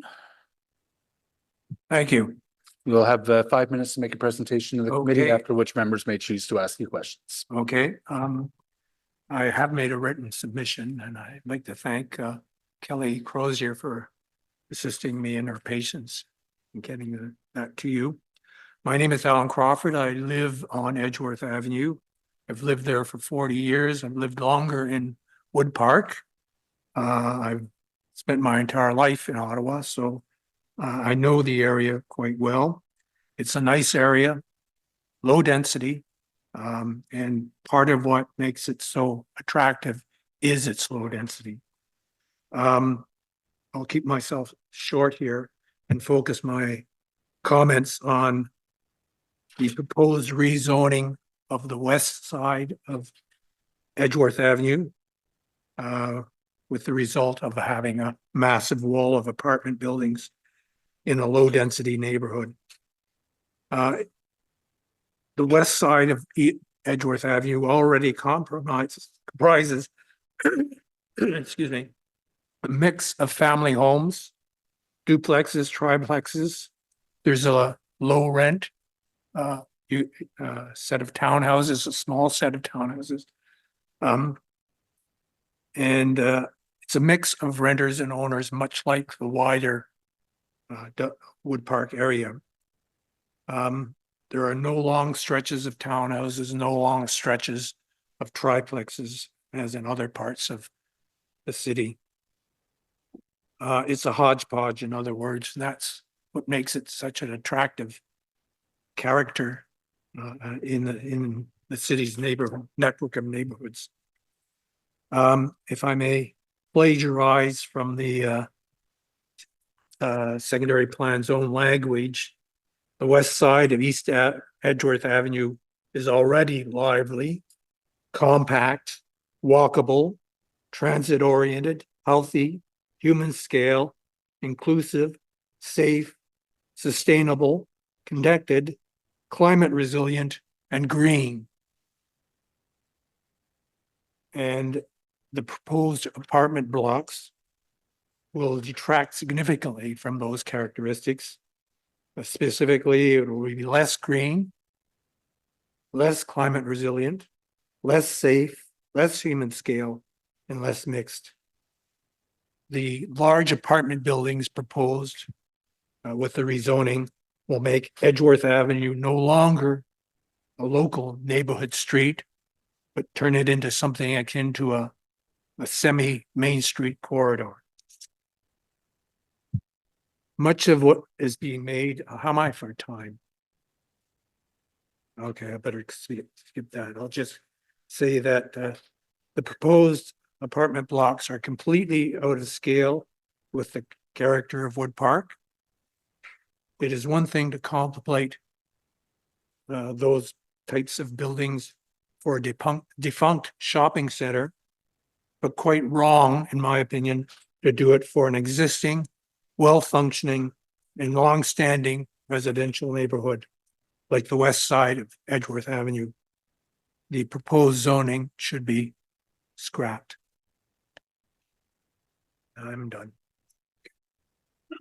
Thank you very much, Mr. Crawford. Councillor Kavanaugh has questions for you. Thank you, Chair, and thank you, Mr. Crawford, for coming out today. I realize this is a big change, especially if you live on Edgeworth. You made the point about green space, and I know that's a top priority for Wood Park, even before the secondary plan. They've been talking about the need for green space. I just wanted to let you know, one of the directions to staff I have is to work with the NCC to guarantee green space in that area just south of the common garden right now, the community garden. So that's one of the asks, to ensure that we do have green space for the community, because I understand that is a concern. I don't know if you knew about that. Do I respond? Yeah. Press the button. Sorry, I'm sorry. It would be even better if you eliminated that large apartment building that is going to go just east of Lincoln, the new station. That would add even more green space as well. But I'm happy to hear that. I'm not happy about the wall of apartment buildings where my house is at the moment. I understand the importance of transition. And so I'll be asking more questions to staff about that directly so that you can hear what is being done to ensure that we have transition. But which is important. We don't want walls. We want a transition, i.e. in height, rather than a stark change. And I understand that that's a concern. Well, I don't agree that transition is adequate. This is a complete destruction of the neighborhood, not just a transition. I'll be asking questions on, because we do want to preserve the character of Wood Park. So I get that. But there's also a compromise to be made with the housing that needs to be close to a station. I'll be asking questions about how we can work together on that. You can make adjustments to zoning without having large apartments. Thank you. They can still be low density. Thank you, Mr. Crawford. I don't see any further questions for you. Our next public delegation is Kathy Vandergrift, who I understand is the president of the Queensway Terrace North Community Association.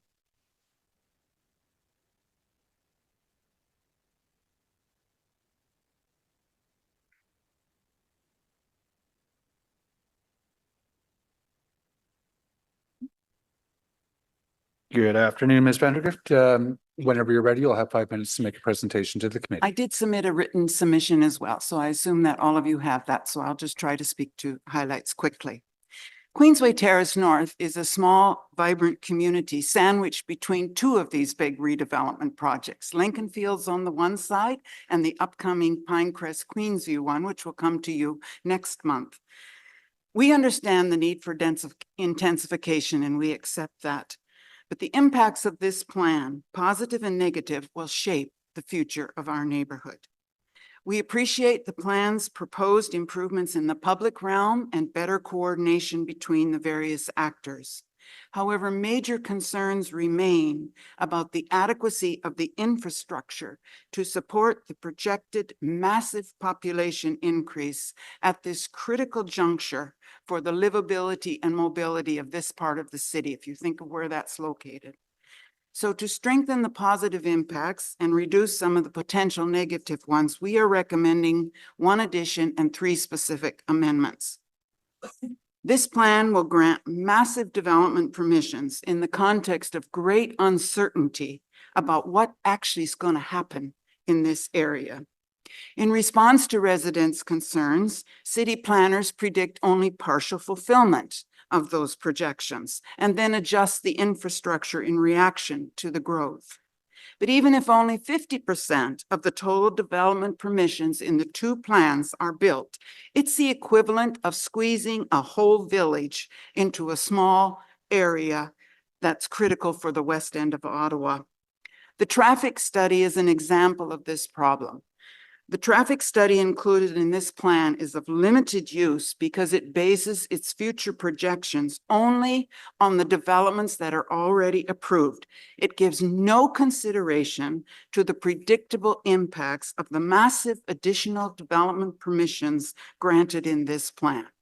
We're told every future project will have its own traffic study. That piecemeal approach to planning is inadequate for smart intensification that's being proposed for this area. Concerns remain about the lag time in required infrastructure improvements to accommodate the proposed population growth and the absence of any advanced planning at all for social infrastructure, which is just as important as physical infrastructure. The city master plan processes are inadequate to deal with the kind of intensification that's being proposed here. We're not opposed to the intensification. So we are suggesting that a more specific implementation strategy be added to the plan, including a mechanism for frequent, regular reviews that would include all stakeholders. These reviews would focus on the progress of redevelopment, the gaps in the required infrastructure, and better coordination between the various government and non-government agencies who can provide what is needed. That's our first recommendation. I think the secondary plan processes need to be changed if we're going to have smart intensification in the future. Our second has to do with Carling Avenue. We support the stated objective of a vibrant, human-centered Main Street, but we think the existing policies in the plan are not adequate to achieve that. For us, essential is the inclusion of non-residential uses on the ground floor of high-rise developments along Carling. Two main reasons. The population, the massive population increase proposed also on the south side for those communities, including mine. Carling is a major service area. But more importantly for you is its relation to the public transit goals. Carling is the major pedestrian access to the LRT station and for services for transit users. Making it a pedestrian-friendly street is critical and requires more than exists now. It's a little bit like you're treating Carling as the back street. Well, you put the transit station on it. It's like the back door. That's, in our view, a major mistake. The concern that city planners raised about requiring non-residential use, the current existence of non-conforming uses, that can be addressed. So we consider inclusion of non-residential uses an essential element to ensure that Carling Avenue serves the residents and achieves the goal of being a pedestrian-friendly link to the LRT and local services. Without it, the other policies in the plan, such as glazed frontages, are window dressing. They're not adequate for safety, let alone a vibrant streetscape. And I can give you an example we're living with right now if you want. So we recommended a different policy change, but I have heard the motion before you. I'll leave it to you which policy change is made, but the important point for us is to ensure that there are public-facing, non-residential uses on the ground floor in major high-rises on Carling Avenue. The third one has to do with the lots within our neighborhood along Carling. Good planning is always a balancing act. In this case, too little attention was given to the goal of healthy neighborhoods when the lots along Carling in our neighborhood were switched from low rise to mid rise during the planning process. Ms. Vandergrift, you are out of time. With respect to the third point, what is in 2 sentences, what is the change that And you then think I us to will make? just name the last one. With that one, we think the 9-story buildings proposed there immediately adjacent to low rise is not fitting with the character of our neighborhood. So we recommend that Schedule B be changed to designate those lots low rise 4 to 6 stories instead of mid rise 7 to 9 stories. That would also be more consistent with what's being proposed for Pinecrest. Very clear. Thank And you. then I suspect, sorry, you're out of time. But I suspect that your Councillor Kavanaugh may want to explore some of your points. Okay. Thank you, Chair. Yeah, Kathy, I'll just ask you some of your other points so you can finish up. Okay. I'll make this one quick because I think others will speak to it. We are concerned about the transition between high rise and low rise.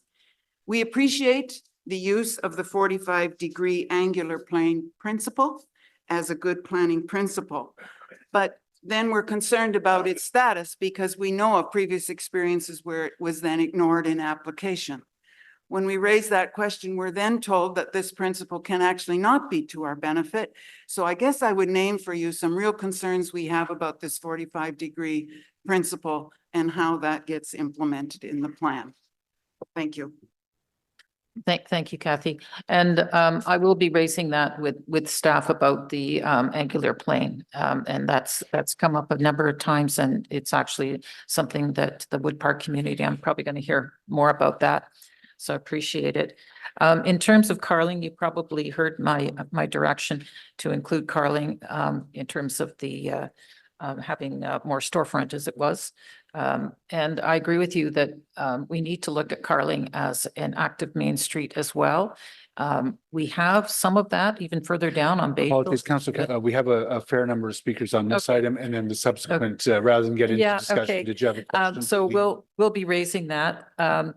But I've got the QTN report and appreciate the time that QTN has taken on this. Thank you. Thank you very much. Thank you. I don't see any other questions for you, Ms. Vandergrift. Thank you for your presentation. We'll move on to Miguel Tremblay.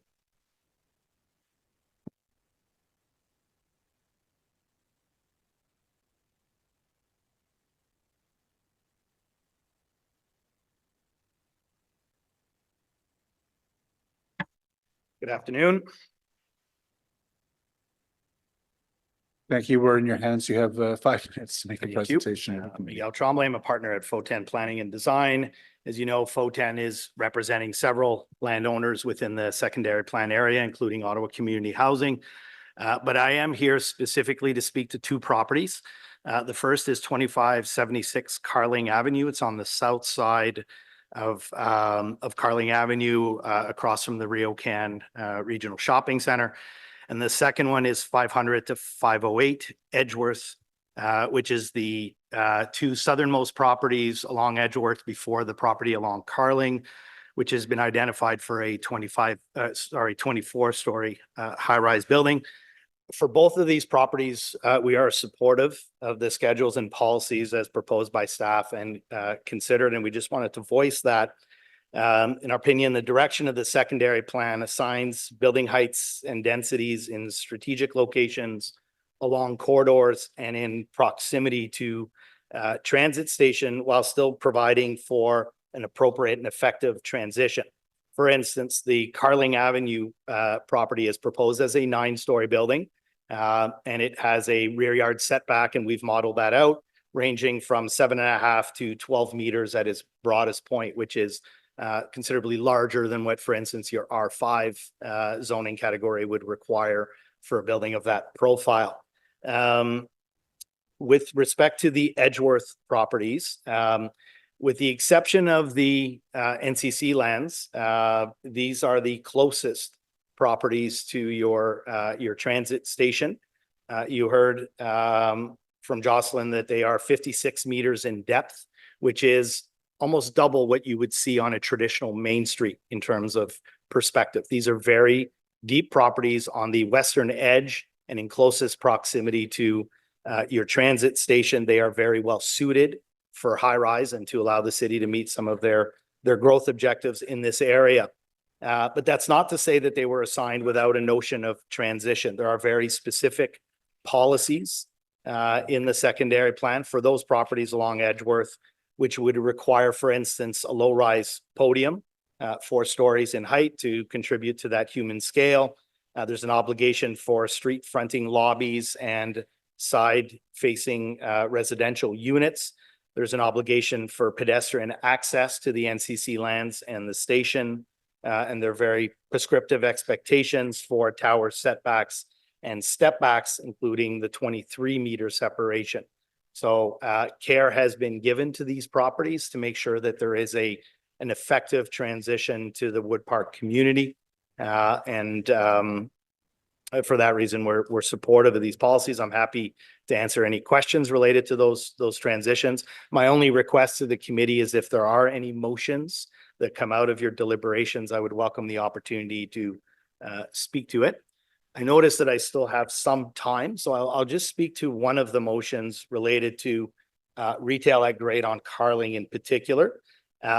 Certainly not discouraging the city from encouraging and even incentivizing retail at grade along Carling, but maybe recognizing some of its limitations. Bank Street right now is about 30% vacant through Centertown, and it benefits from on-street parking. Carling does not. So in effect, you'd be requiring properties to have surface parking to support those commercial uses, which I think your secondary plan discourages. My issue with the motion is that you're obligating it through your secondary plan, and to not provide a tenant space because for whatever reason, the lot's not well suited for it, would obligate, if I'm reading the motion correctly, an official plan amendment. You just went through an exercise to try to streamline the approval process, but now you're obligating, for instance, 2576 Carling to do a commercial tenant space. And if they don't, if I'm reading it correctly, they would be required to submit an official plan amendment. So I would caution the committee maybe to soften that language, to encourage but not obligate, or even have a sentence in there that says, if you can't, you don't have to do an official plan amendment to amend a secondary plan, because a relatively small property on Carling can accommodate the surface parking associated with a tenant space. So I'll leave my comments to that. Thank you. Thank you. I'll come back to that in a moment. Councillor Kavanaugh. Yeah, thank you, Miguel. Appreciate. And the two properties, you've got one on one side of Carling, on the south side, right at the QTN community. Yeah. And you've heard from the community that they're concerned about the 9 stories. What are you doing in terms of for that property, in terms of making it for transition? Because that's one of the big concerns when we've got directly behind that at the moment, single family homes. Through the chair.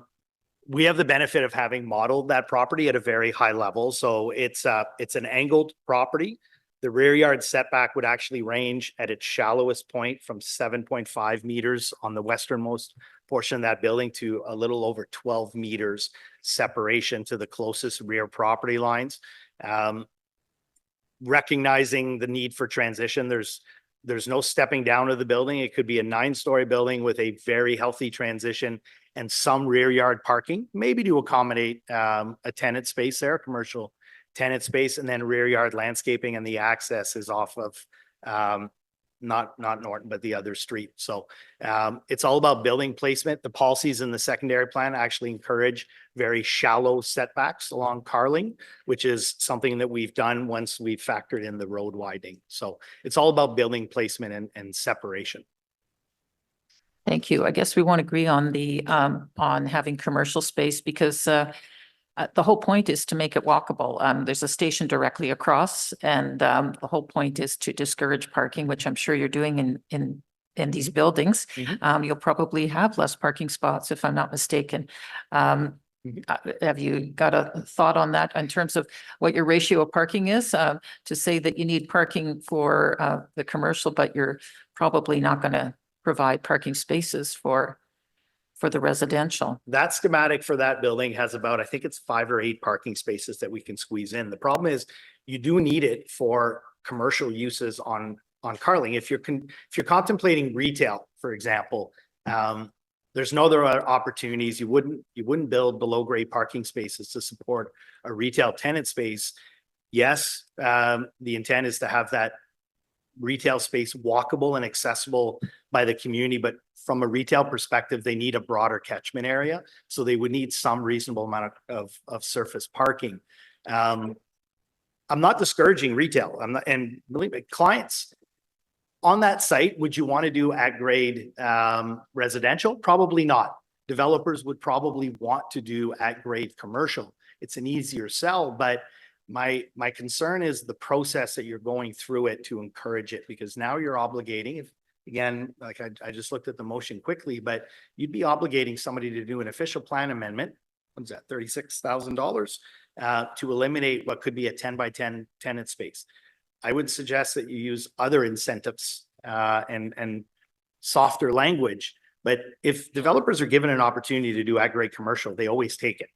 And you know, that's for the benefit of their building and the broader community. But I'm more concerned about process from what I saw from that motion.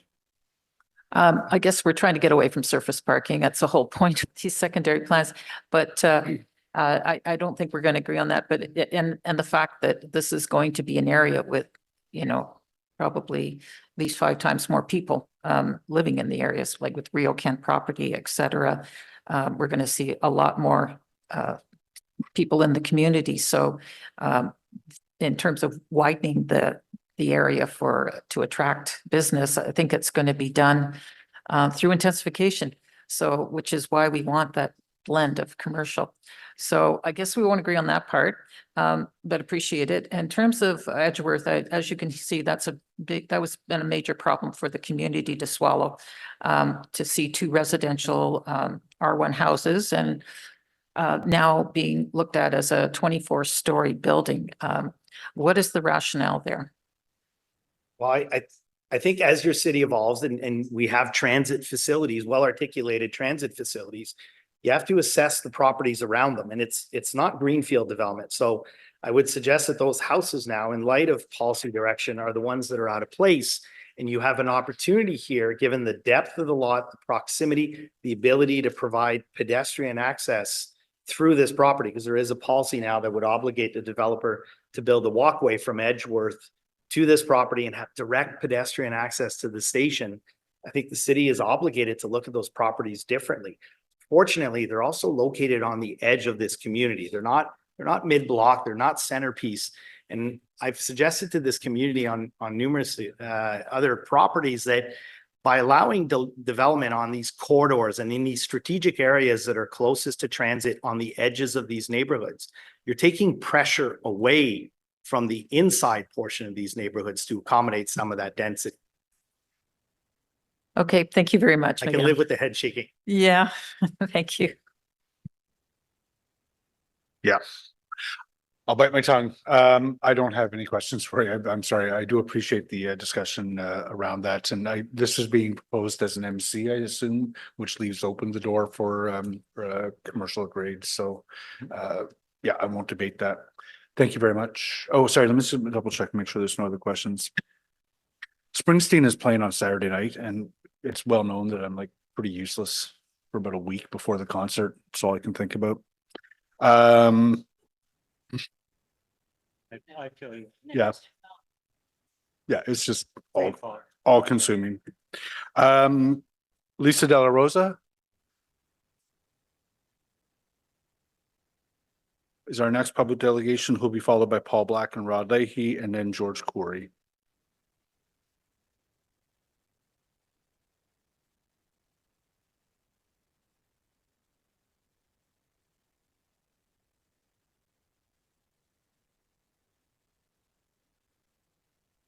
Good morning, Ms. De La Rosa. On behalf of Brazil, when you're ready, you have 5 minutes to make a presentation to the committee. Yes, good morning through you, Chair. I'm here, Lisa De La Rosa, on behalf of FO10 Planning and Design. We have clients Brazil who are in the process of a development application for 1299 Richmond Road, which falls within the Lincoln Field secondary plan. And so we reviewed this secondary plan in concert with that application to sort of understand how it would be affected. We did do written submissions, and there was 3 things that were highlighted in that submission. The first 2 that I'm going to speak to are actually part of our subject to that motion coming forward, is a sort of a result of those items coming up. So I will go through those first. The first one is Starflower Lane. It's a city-owned laneway that runs behind streets along Richmond, that front onto Richmond Road. It right now goes through, it takes different iterations throughout the laneway. The part that's right behind 1299 literally looks like a driveway that maybe you shouldn't go through it. And we've, through our consultations on the applications for site plan and rezoning, the discussion of a widening or anything on that laneway has never come up. That being said, we do realize that it does exist in the Schedule C16 of the official plan that a widening can be taken on a laneway. So our position was, if it already exists in the official plan, why does it need to be reiterated in the secondary plan? So we requested that policy in the secondary plan be removed and reconsidered, because through the development process and the official plan, the ability to look at that laneway does exist already. The second element that is being dealt with through motions is podium heights. So the secondary plan has capped podium heights along Richmond Road at 4 stories. It's currently in addition zoned in Arterial Main Street, which doesn't actually have a cap on it doesn't require a step back such as a traditional Main Street zone would. So this is also something that our plan going through has had a 5-story podium, which aligns with the official plan considerations that you should have a proportionate building wall height proportionate with the road right of way. The road right of way of Richmond Road at this point is 37.5 meters. So bringing it down to 4 stories does sort of counteract that official plan policy and brings down the density that's considered along main streets. So we're requesting that either that portion or policy be amended to reflect that the official plan has, it takes precedent, use same wording that the official plan is using from the urban design section, or provide a little bit more flexibility with a word generally or something, so that if you end up being 5 stories, you're not looking at an official plan amendment such as Miguel is saying, by having something that's very hard and fast. We go in with 5 and now we need an OPA just to get that additional density that could potentially be considered under the parent OP. And then the last thing goes to the angular plane. There are many planning frameworks that the city has that discusses angular plane. Your official plan has urban design. In the urban design section talks to angular plane and appropriate transition. You have tall building guidelines that are council approved that talks to angular plane. This secondary plan is now introducing language that says approximately aligns with the angular plane, which is not language that we see elsewhere in documentation. So it's creating another area for interpretation of what does approximately meet the angular plane. And the angular plane is one tool to deal with transition. So we just would like consideration for the languages that are being used and consistency throughout policy documents, if it's even needed to be mentioned in the secondary plan. So with that, I'm going to end my submission and I'm able to answer any questions that you guys may have. Thank you for your time. Thank you very much, Councillor Kavanaugh. Yeah, thank you, Chair. And thank you for coming out, Lisa. In terms of Starflower Lane, I've gone through it and rode my bike down it. It's a bit bumpy. It's not, not at its best right now, but its purpose is an emergency lane, that it's very necessary for emergency vehicles. It's right behind Ottawa Community Housing that's on Regina Street. So I have some concern that is taken away. So I just wanted your comment on that, because I think that it's necessary in that respect. It is not being taken away. The ability to widen it still exists in your official plan. Right now it's 6 meters wide.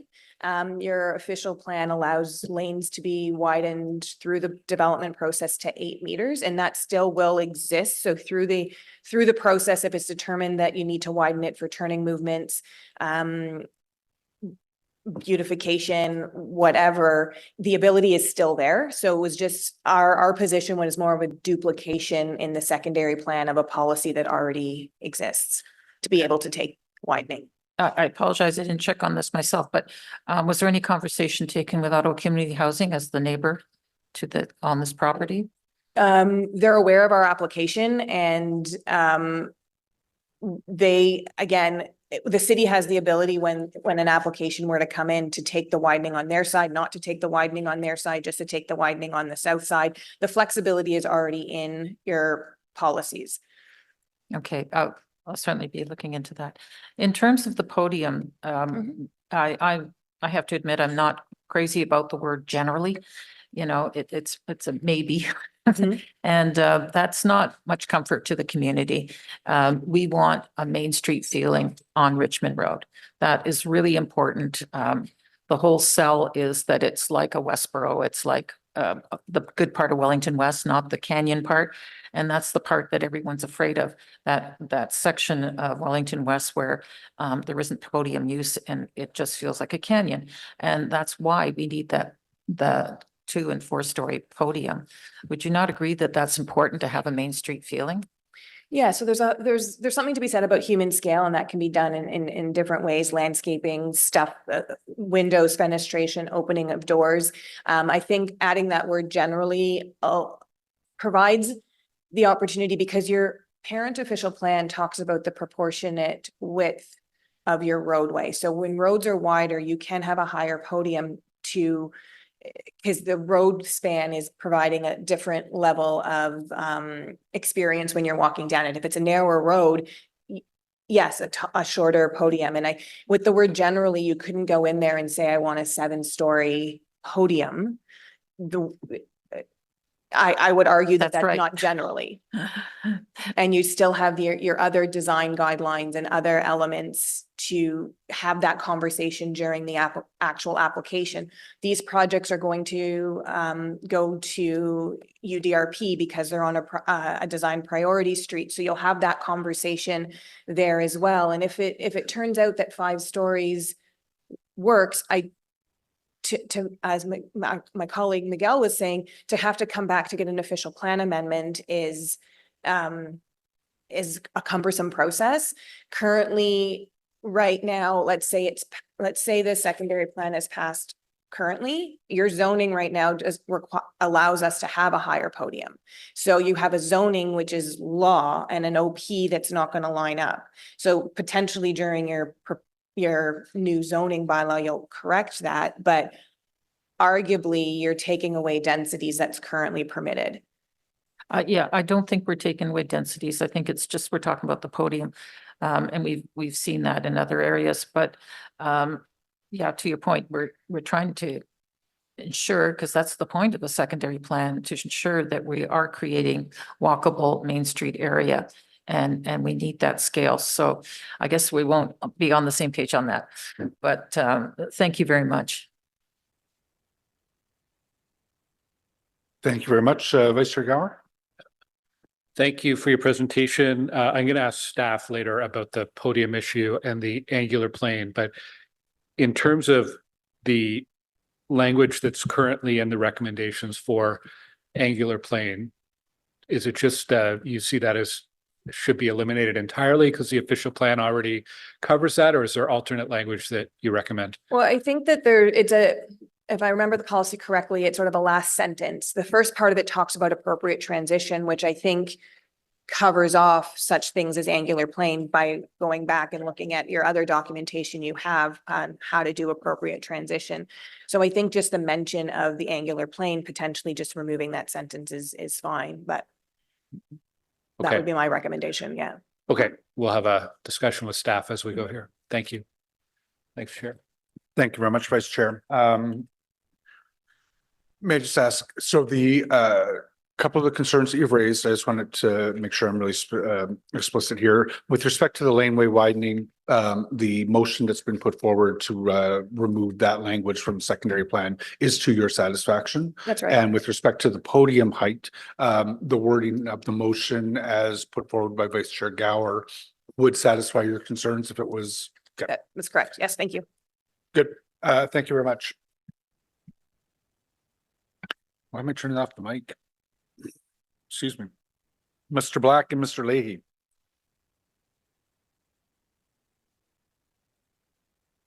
And then after Paul and Rod make their presentation, George Corey, followed by Andrew Loshman.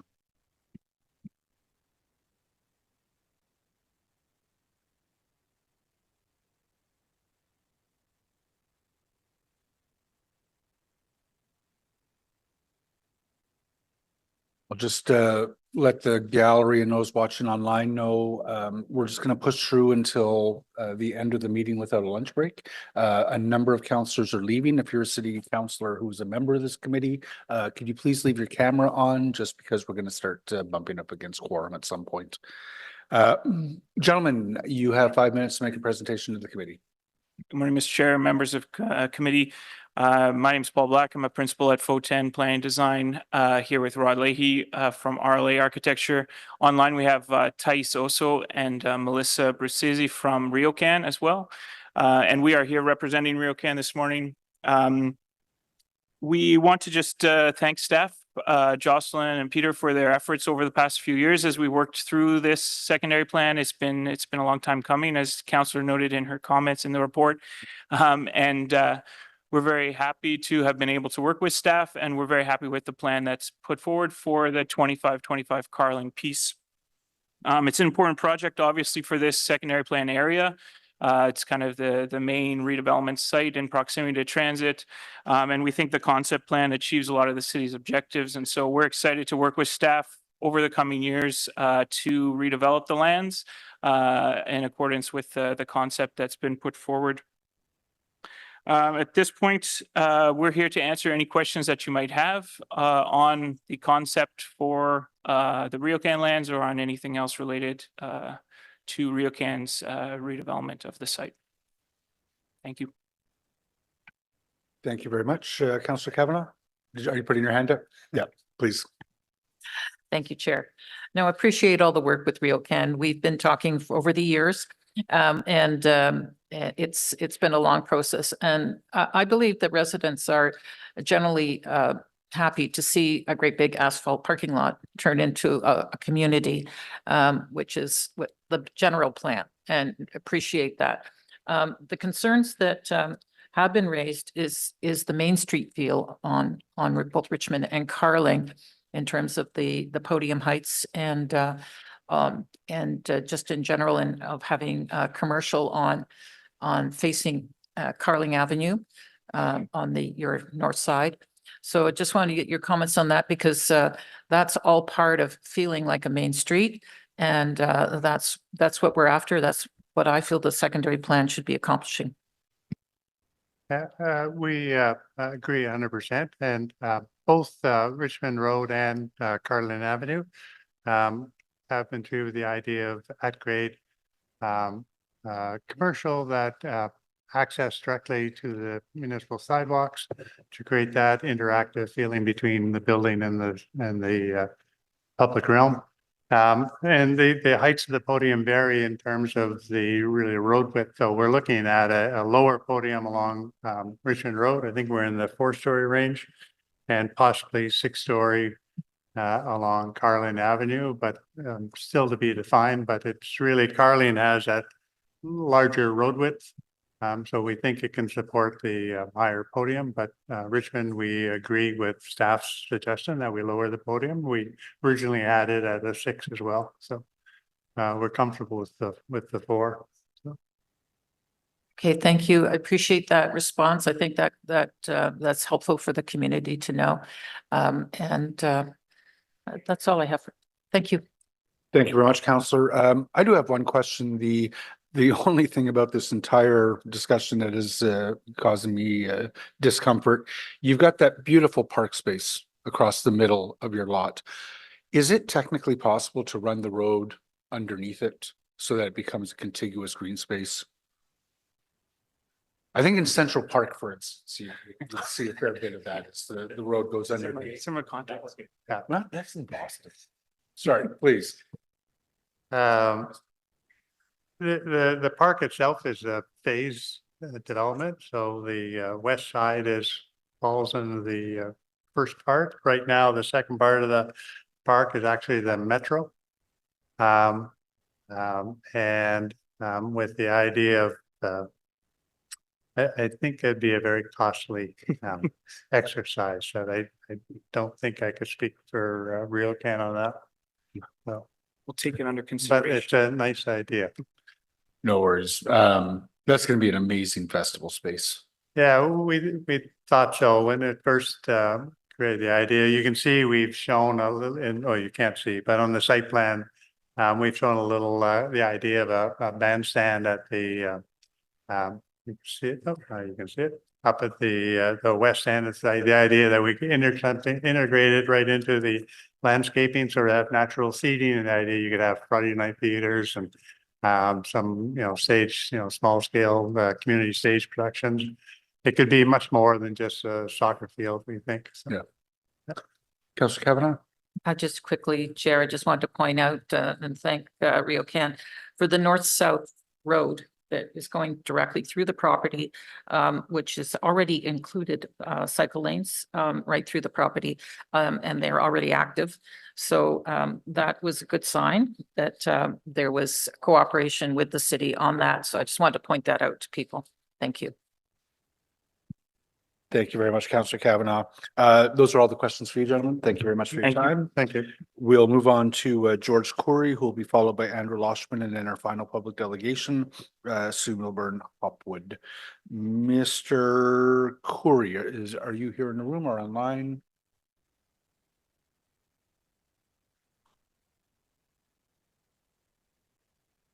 Not online. Not in the room. Okay. If Mr. Corey is available, we'll put him at the end and move on to Andrew Loshman, who is online and will be joining us momentarily.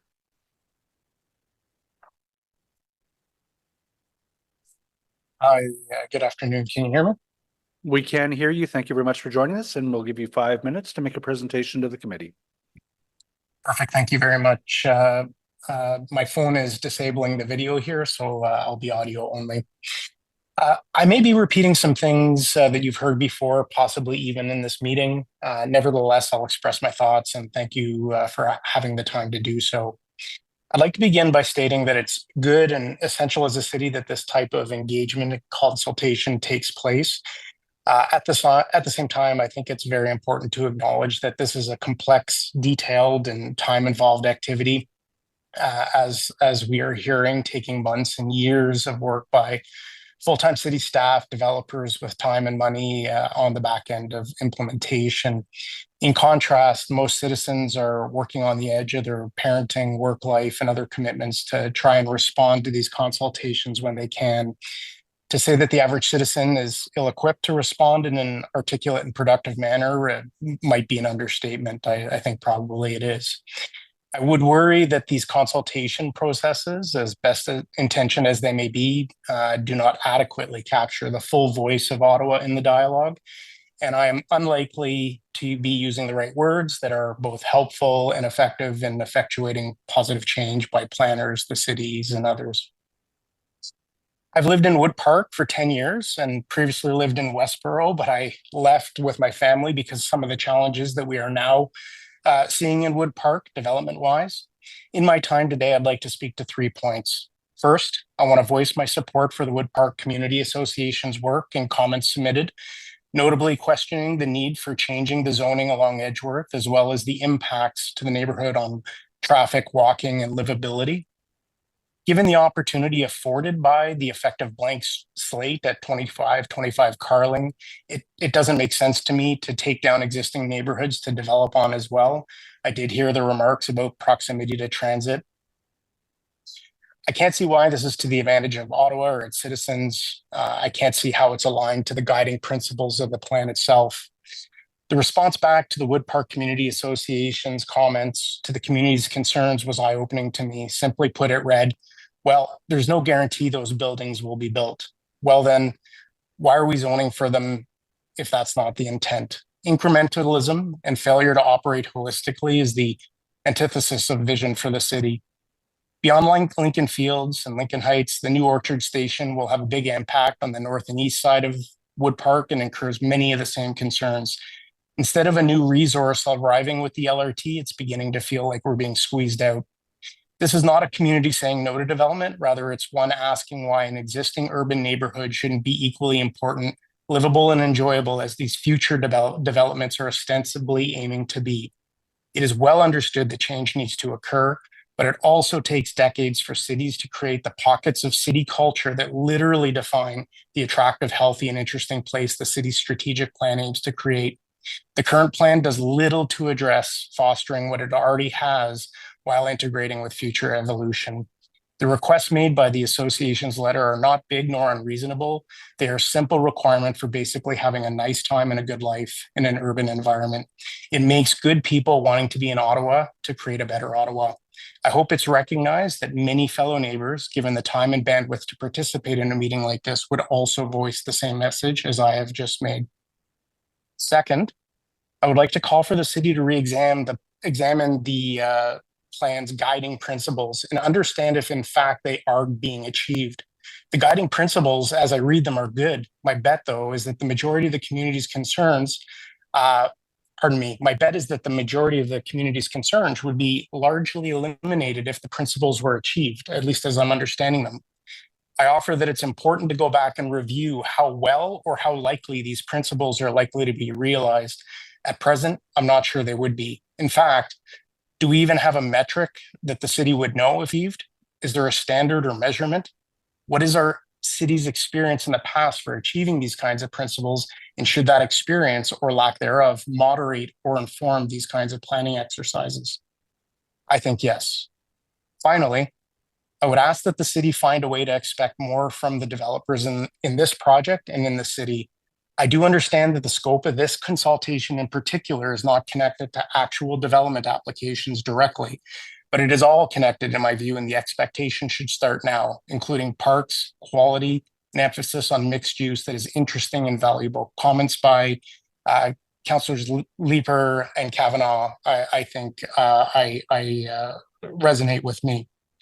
Developers themselves seem to lack, curiously, an imagination that extends beyond the point in time when property is handed over to the next landowners or tenants. What is it about this plan that will incentivize developers to create the long-term designs and infrastructure to attract people to Ottawa to live, work, play, invest, learn, and visit, as expressed in the spirit of Ottawa's strategic plan? The current approach seems to be, let's carve out space for development to occur, and guided by market forces, developers will create what Ottawa wants and needs. I'm not sure this is the experience many of us have, and I think many notable developments, and I think not many notable. Andrew, I'm sorry to jump in, but you are out of time. I apologize. I think we've got the gist of it. Thank you for some very cogent comments. Councillor Kavanaugh does have some questions for you. So Thank you. Thank you very much, Andrew, for taking the time to come out today. And as well, we're going to hear from the Wood Park Community Association. And as you said, you agree with the points they've made. So I just wanted to let you know that I will be raising these questions with staff so that we can get full explanations.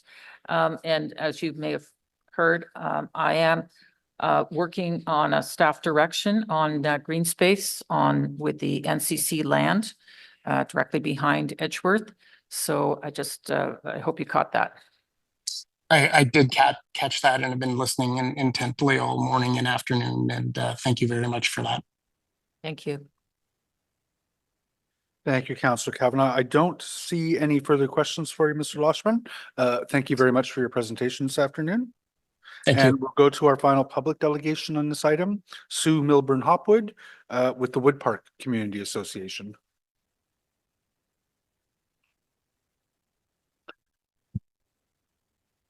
Good afternoon. Welcome, Ms. Milburn Hopwood. Whenever you're ready, you'll have 5 minutes to make a presentation to the committee, at which point members may choose to ask you questions.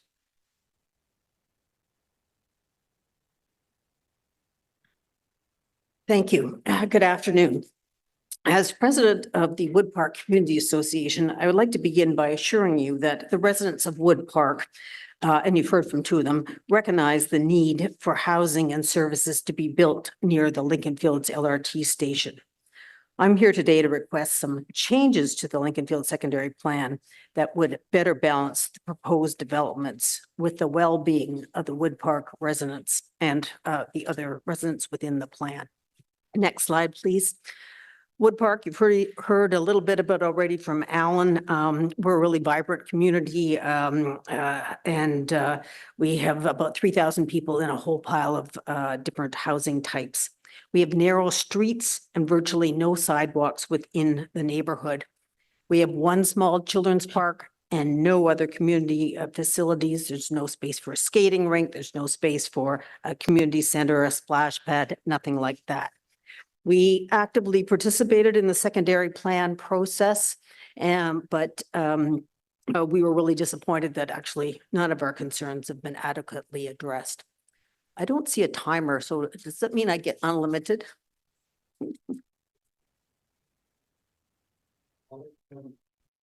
Okay. Our major concerns, next slide, overdevelopment. Too much and not suitable for families. need for park space, and really glad to hear the councillor's intervention there. Mobility, there's a lack of planning for traffic and parking, and we're concerned about the community infrastructure. But perhaps the biggest issue, and I'll go to the next slide, is overdevelopment. We see we have proposed developments at 2525 Carling Avenue, and I think people really like that development. And then also at 1299 Richmond Road. And they're forecasted to provide housing for about 7,000 people, which should allow the city to exceed its minimum density targets near transit stations. However, unfortunately, there are additional high-rises proposed at Edgeworth within the Wood Park neighborhood. And somebody referred it to being kind of on the periphery of the neighborhood. This is in the heart of our neighborhood. It's our only access point where we actually have a signalized turn into the neighborhood. It's on a very narrow street with ditches and no sidewalks. This is in the heart of our neighborhood. That diagram there shows the high-rise developments on the west side of Edgeworth, just across the street from 1- and 2-story homes. The picture below is on Halden Place. There will be a 30-story building behind that. So that's the density that's being proposed in our neighborhood. Do we really need so much high-rise housing, 1- and 2-bedroom small apartments? Where are families supposed to live? You know, families like to be near LRT stations and walk to LRT stations too. Why don't we build for families? There's a really good article in the Globe and Mail today. It talks to that whole issue, and it recommends the construction of more 6-story buildings with larger apartments for families. And that could be the perfect kind of thing to happen on that west side of Edgeworth. And I think you really need to seriously consider that. That article this morning talks about building homes, not housing, and you're talking about housing. The other issue that I think really irks us is the application or the inconsistent application of the 45-degree angular plane test, and there's already been quite a bit of discussion about that. You can see from that diagram that it's applied on the north-south route, but it's certainly not applied on the west-east side between Edgeworth, across Edgeworth, and I don't think it's being applied along Carling. So we'd like to see a consistent application of that that tool. And you know, the 1 minute left. Okay. The houses on Edgeworth at the 500 and 508, they'd be 18 stories if the tool was applied, but it's proposed as 24. So you can see our recommendations here. I don't think I'll talk about the park space other than it's a great idea. I'll go to the next slide. That brown area is normally not mowed all year round, except for in the fall, and it would be a great park. Mobility, we don't have any sidewalks in the interior of a neighborhood. They're in the transportation master plan, but who knows when they'll be built. So we need to get on with that, and that would be a great thing coming out of this meeting. I know it's out of the scope of the plan, but that's an issue. On infrastructure, we are concerned about the adequacy of the existing infrastructure, and particularly the comment in the plan that says there's a lack of funding for the local servicing studies that would be needed for the development decisions. But probably even a greater concern is the lack of planning for community infrastructure, recreation centers, pools, skating rinks. And we really think that, and I'm sorry, at that point, I'll need to cut you off. Thank you very much. Are there any questions from members? Seeing none. Thank you very much. Oh, there we go. Councillor Kavanaugh. Sorry, I didn't get that up in time. Thank you, Chair. And thank you, Sue, for coming out. It's been a long day, and you have many important points. And I will be asking staff many of your questions, including about the sidewalks and the angular planes. And I think you raise a good point about families, and I neglected to raise that with RioCan, but I know in the past that they have talked about family housing being included in their property in the past. So, but it's an important point. So we're gonna have a lot of questions for staff, including the rationale for 500 and 508 Edgeworth, which, as you said, it was proposed at 18, but went up to 24. And we want to hear from staff on why that's happening. And obviously that's a concern for the community. So that's where we are. And so we'll be passing that on to staff questions. Thank you very much, Councillor Kavanaugh. So the comprehensive zoning bylaw review is proposing an N3B zoning, which is going to be some kind of low-rise apartment building with whatever the number of units it is. I'm just waiting to hear back.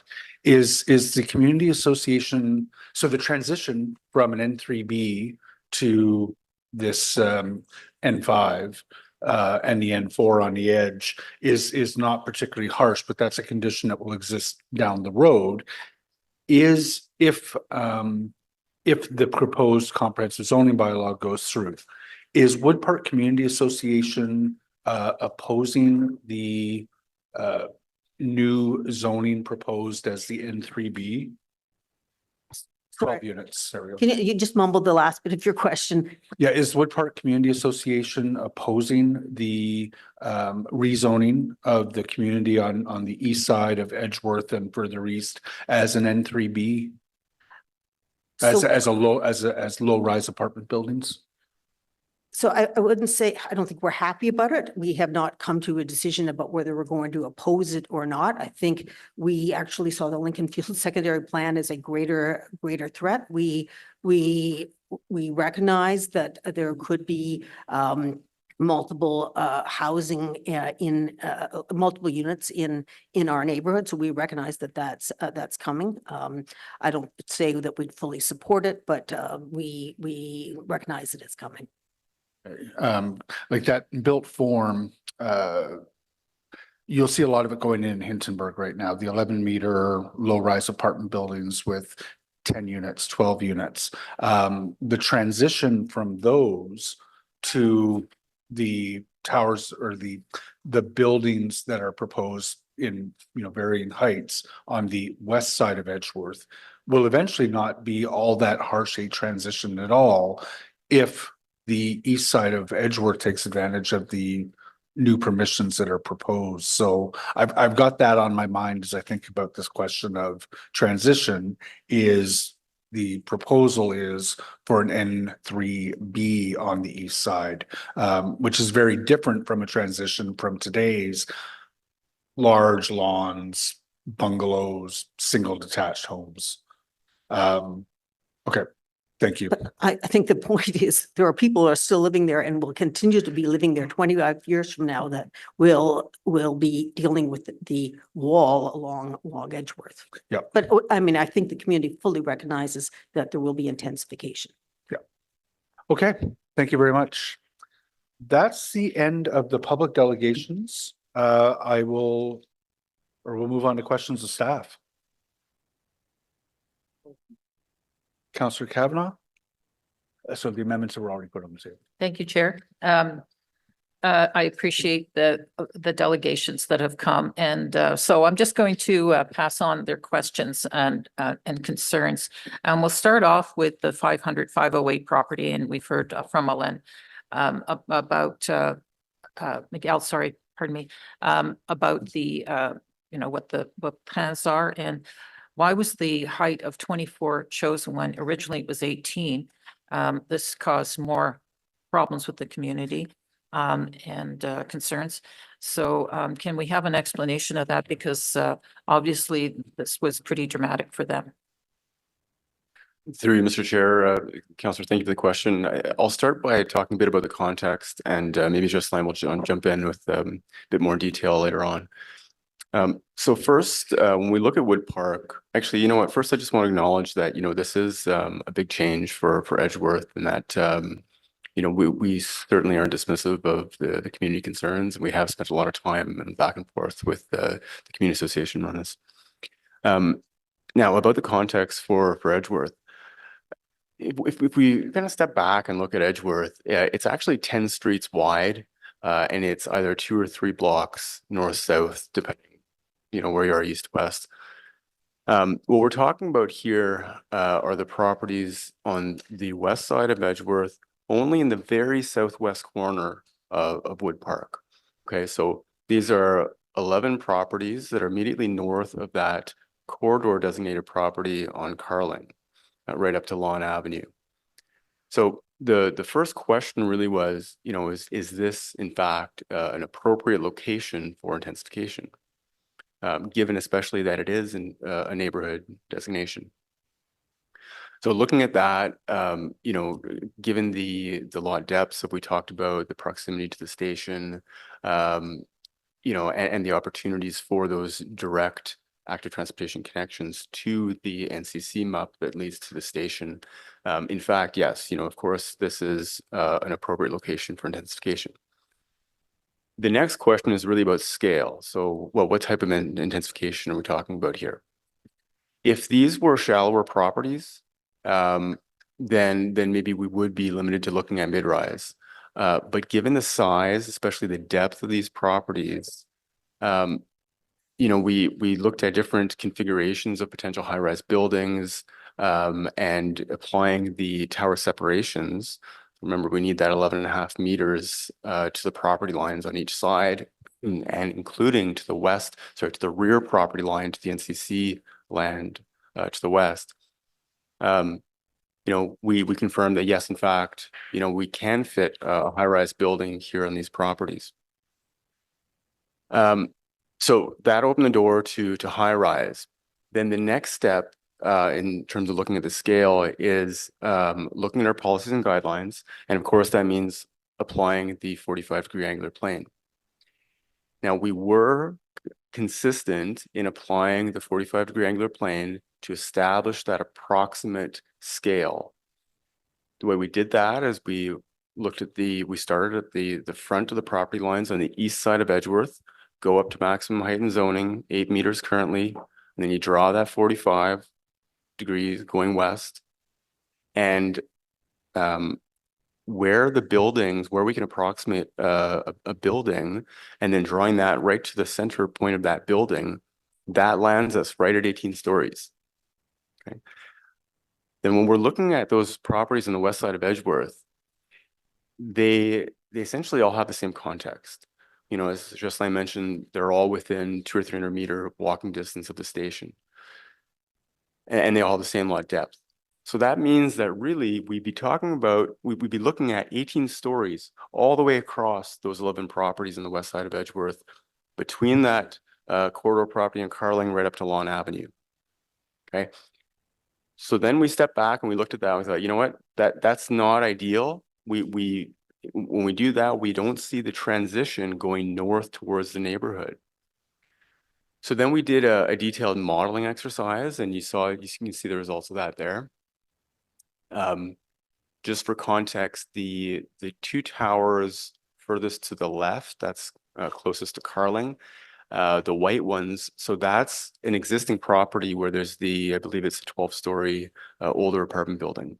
Okay, so the red buildings are the ones that we're talking about for those 11 properties. Okay, so the maximum, given all the requirements in the secondary plan, maximum for 3 high-rise buildings and 2 mid-rise buildings.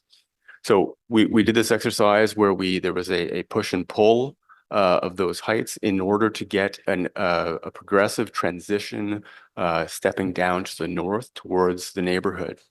So that meant lowering the heights closest to Lawn Avenue and bumping up the heights a little bit closest to Carling in order to achieve that transition.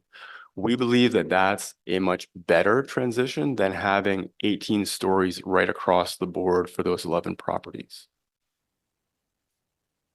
Thank you. If there was not a secondary plan being put in place, what would the height limit be? Just wide open. Through Mr. Chair, Councillor, the existing heights, I believe, are 8 meters. But as we heard the chair say, with the proposed N3, I believe it would be 11 meters. And that's how many stories? Currently 2 going to 3. So obviously, it's a big change for Wood Park, and one of the staff directions I put forward is on green space and working with the NCC on that balance.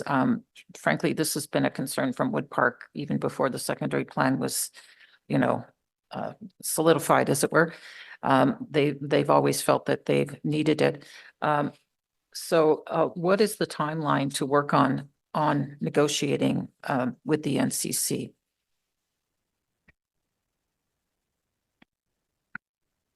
Through Mr. Chair, and thank you, Councillor. It would depend on, we would have to discuss with Parks and Facilities Planning on their work plan, but yes, we'd have to come back to you on that. Thank you. There's so many concerns. I'm trying to think what's next. In terms of the infrastructure, that was a question from Wood Park. They have very little infrastructure, including sidewalks. And frankly, when I first became a councillor, there was a proposal to put a sidewalk on the south side of Edgeworth, south side of Carling on Edgeworth, and where there was already a sidewalk, and that way they would have two, and there was none for Wood Park. I pushed back on that big time. And I'm glad that this is now being implemented, but what would the timeline be to get it?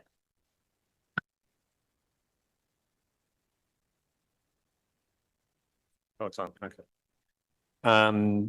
So the sidewalk improvements that are shown in the transportation master plan in Wood Park, the prioritization for those has not yet occurred. We are intending to roll that out at the same time as the next phase of the transportation master plan part 2.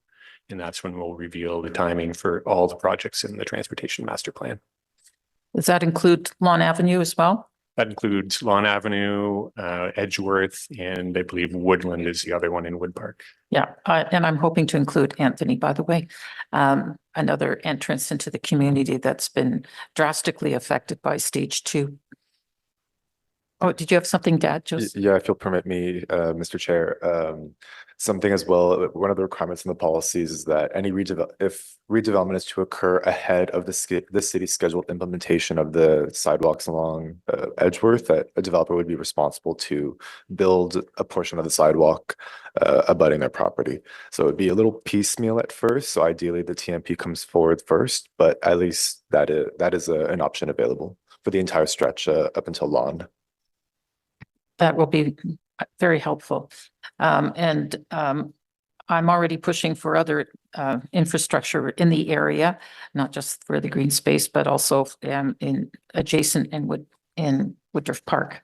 So, which will help benefit the community. In terms of the Main Street feel, we've heard concerns from a few of the communities in terms of keeping that scale for Main Street, both on Richmond and Carling.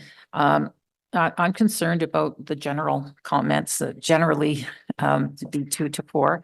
And I want to know what the rationale is there, because the community needs guarantees. They're going to see a Main Street feel to this community, that they're going to get that feel of what's happened at Westboro without planning, because there was pre-existing older buildings, and that's why it feels like a Main Street. But the temptation is putting in big buildings along that Main Street, but we need the podium setback to give it that Main Street feeling. So we get both the density and the feeling of scale. Thank you, Mr. Chair, and thank you, Councillor. The secondary plan, the intent for sure, especially after our consultations with the Britannia Village Community Association, was to have Richmond Road, or this segment of Richmond Road specifically, is the logical continuation of Summer Street West, which becomes Wellington, then becomes Richmond. And the previous segments of these main streets, for the most part, have somewhere between 2 and 4 story podiums. So that was the original intent of the 2 to 4 story podium requirements for the segment of Richmond Road in the secondary plan. we are sympathetic to the comment made by the delegate this morning about the official plan policy speaking to the podium being proportional to the width of the right of way. And in this case here, Richmond Road varies between 26 to 33 meters and is actually protected for 37.5 meters in Schedule C16 of the official plan. So we're at 4 stories, below that below what would be otherwise proportional.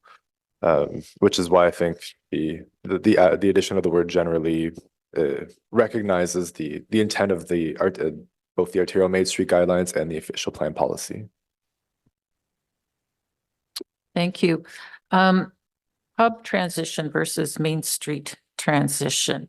Can you explain why the plan does not apply the same neighborhood transition requirements to the hub designation as it does to Main Street corridor designation? Yeah, no, thank you, Mr. Chair and Councillor. Something that's come up quite a bit this morning and this afternoon has been with regards to the consistent application of the angular plane. I think what we need to understand is transition. We have a toolbox of different means of to apply transition, and we apply the right tool for the right job, which means that we can't consistently apply the angular. The angular plane is the first tool we often pull out, and if it makes sense given the context, then we apply it. But in the case of the hub designation, and maybe Kelly, if you want to pull up the schedule, which would be on slide 5. The angular plane is most effective when there are low-rise areas within the immediate vicinity. And in the case of the hub on the screen, you'll see it's this purple wedge south of Richmond Road and north of Carling Avenue. So just immediately to the north, I wish I could point, immediately to the north of Richmond, you see there's a blue area, this blue band of land. That's the Richmond Main Street corridor designation as it applies to Richmond Road. And these are deep properties. These are somewhere range between 30 to 60 meters, depending on where you are. And then you have the neighborhood to the north of that, and then plus the wide right of way for Richmond. So when we apply the angular plane, we would apply it from the nearest low-rise lot line, and in this case would be north of Regina Street or off Priscilla. And when bringing that to the hub designation, we would rationalize like a 90-story building. It would be just far exceed what would be reasonable under the angular plane. So in this case, the most effective tool for transition in the hub is the progressive lowering of heights from Lincoln Field Station. Thank you. You heard from Queensway Terrace North and about having non-residential uses for along the main street, i.e., something commercial. And I've put that forward to both for Richmond and Carling, and to designate them as Main Street, to give that Main Street feeling. The only thing we got right now is we've got the Rexall up at, right up to the sidewalk. This is, just barely a beginning, but to keep it in scale, because we hope in future to give that feeling. And that is a major place for Queensway Terrace North to cross over, because they have to cross over, and we need to strengthen those crossings, by the way. So I just wanted your comment on that, but and we heard RioCan doesn't have a problem with it, if I may say so. So I just wanted to get the comments about that. Thank you, Councillor. So something that the plan does that I'm sure you're aware of is we do have, and this is where the Queensway Terrace North Community Association is coming with this comment, is there is a requirement for a non-residential use at the grade of every building along Richmond Road. And the Community Association wants the same requirement for Carling Avenue, which I think is some nuance for the rest of committee here. We, as part of the secondary plan, are taking a risk with this. This is on the assumption that, going back to my earlier comment about this segment of Richmond, is that continuation of those downtown main streets going from Somerset to Wellington to Richmond. And right now, the existing context is all properties within the plan area on Richmond Road currently have a non-residential use or are in a mixed-use building. And so it's through the secondary plan is wants to continue that function for Richmond. The same cannot be said for Carling. Right now, the lot fabric is too varied. I will note that the council's motion is specifically for the hub portion, which is on the north side of Carling. I know it's hard to place, but yeah, so this would be on the north side of Carling. And this, yeah, to Miguel's earlier point, this does open us up to potential official plan amendments down the line if a developer deems that the non-residential amenity would not be viable. And I will note that the policies are incredibly supportive of mix of uses. There's definitely no limiting factor to having those non-residential amenities. It's more just a requirement is very firm and does open us up, especially in policy. It does open us up to amendments to the official plan down the line, particularly for what would be something pretty minor. Anyway, that's very important, especially because we're trying to make it feel like a main streets on both sides. So I think I'm going to be sticking with that and hope others will agree with me. I appreciate all the work that has been done on this plan. We started this process when I got elected in 2019, really. It's gone through a lot. I know that RioCan has been very anxious for it, so they can get going. The station is going to open. This is Lincoln Field Station. In just a few years. We're getting closer. It's actually like 95% complete. And the development around it is going to happen. I realize the impact it's going to have on the community. I appreciate their participation. Wood Park, Queensway Terrace North, Britannia Village have all been very active participants, along with others as well. But the reality is that we're going to see intensification. I don't think there's too many concerns about RioCan, but of course it's very invasive for Wood Park, and they need some guarantees of balance with the green space.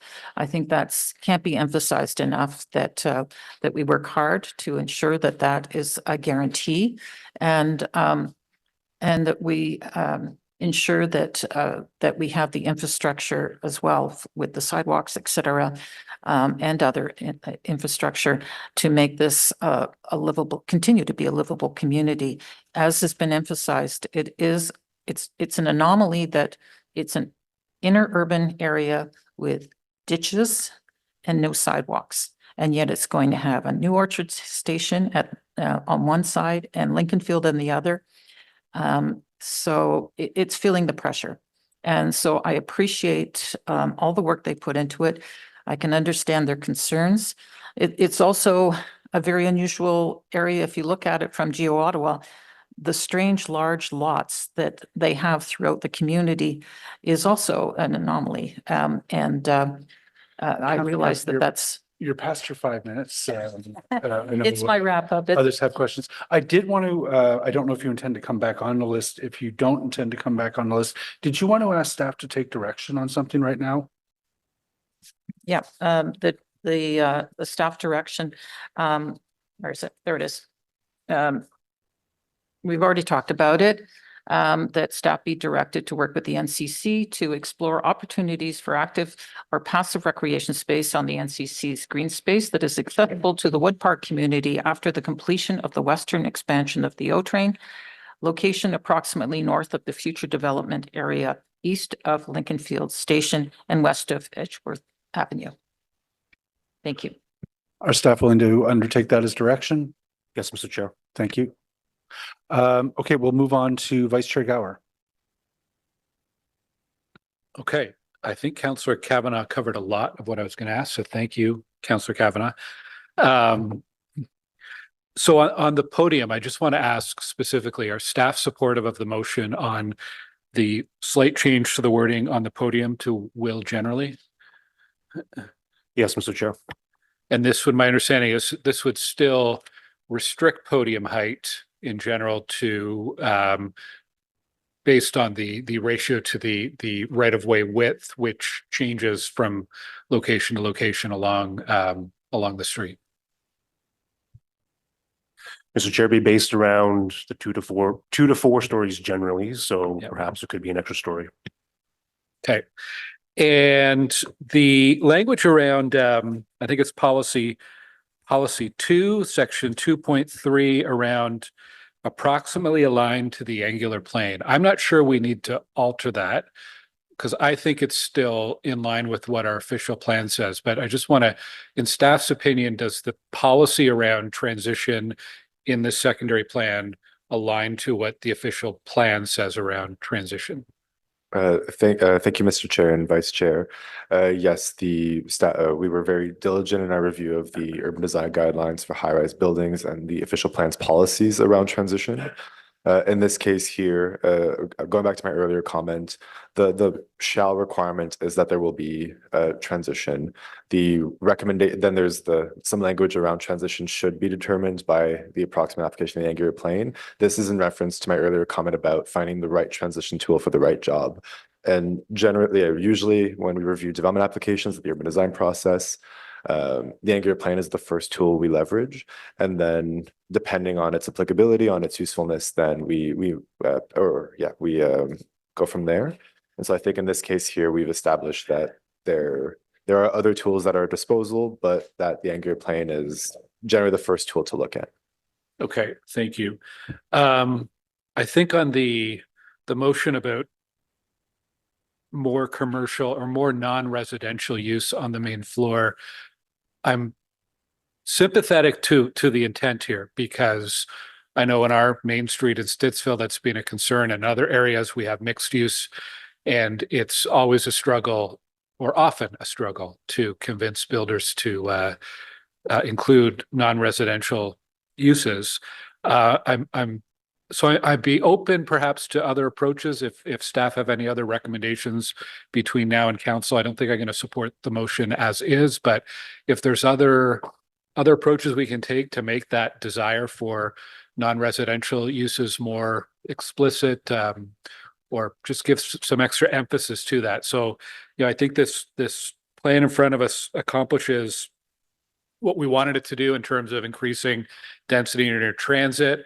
It's, I think, very successful around creating that new open space, park space, and in terms of rethinking how we prioritize active transportation. But I do think the commercial, our desire to have a good mixed use community still is not coming through strong enough. So if there's any suggestions staff may have that we could work on between now and council on how to emphasize that that's an important objective to the city and the secondary plan, I'd be open to exploring that. Thanks, Chair. Thank you very much, Vice Chair.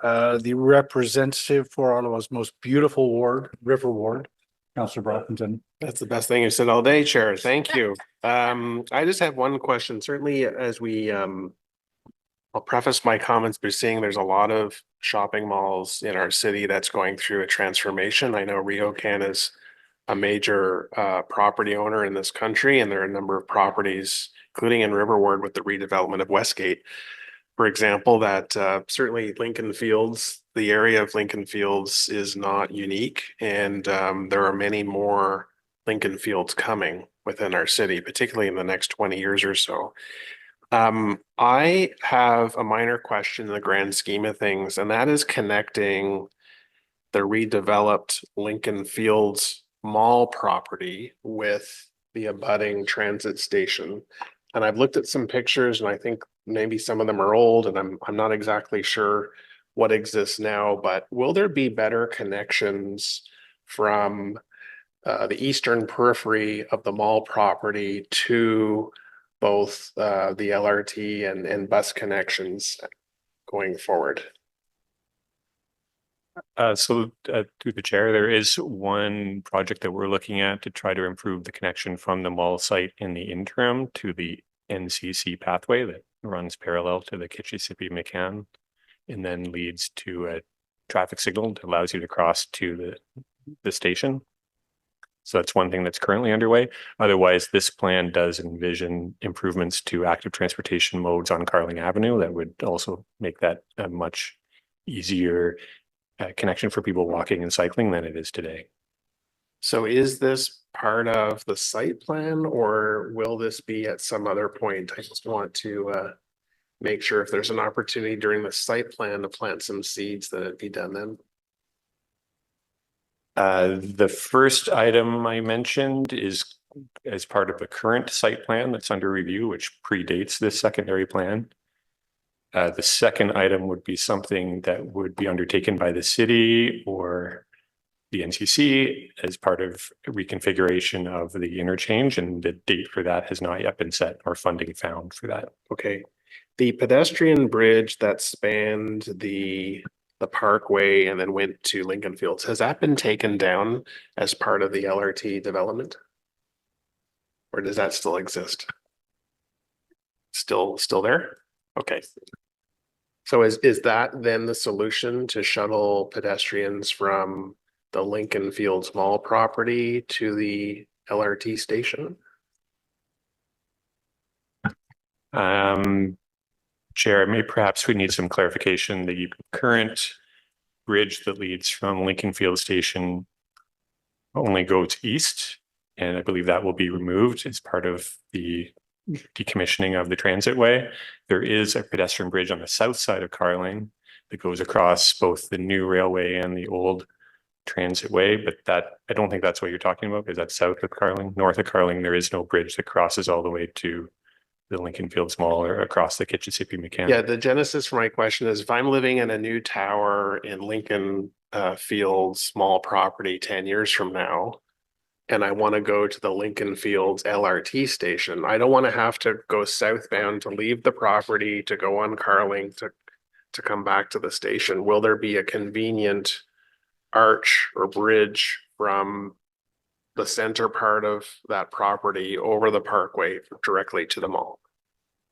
Mr. Chair, that is not something that's currently in the plan. We are, as I said, we are trying to improve those connections to the south and north to try to make that more convenient and comfortable for people walking and cycling, but no plans for a bridge. Okay, thank you for that clarification. Thank you, Counselor. Are you looking to wrap up, Counselor Kavanaugh? Because I've just got the one question. Yeah, kind of was wrapping up there earlier. So I'll but just ask that a little bit more. Yeah, I'll just ask really briefly. I'm interested in that discussion with Counselor Brockington with respect to a pedestrian connection to the transit station. Is it too late to get into the TMP as an active transportation project? Not to give Tim a heart attack, but. Pardon me, sorry. Mr. Chair, the active transportation projects were included as part of part one of the TMP. So my understanding is that they will not be reviewed as part of part two. That's only looking at the road and transit projects. All right. We can always add it if we wanted to, but okay. No, just a path forward. Sorry, Counselor Kavanaugh, floor is yours. Thank you very much, Chair.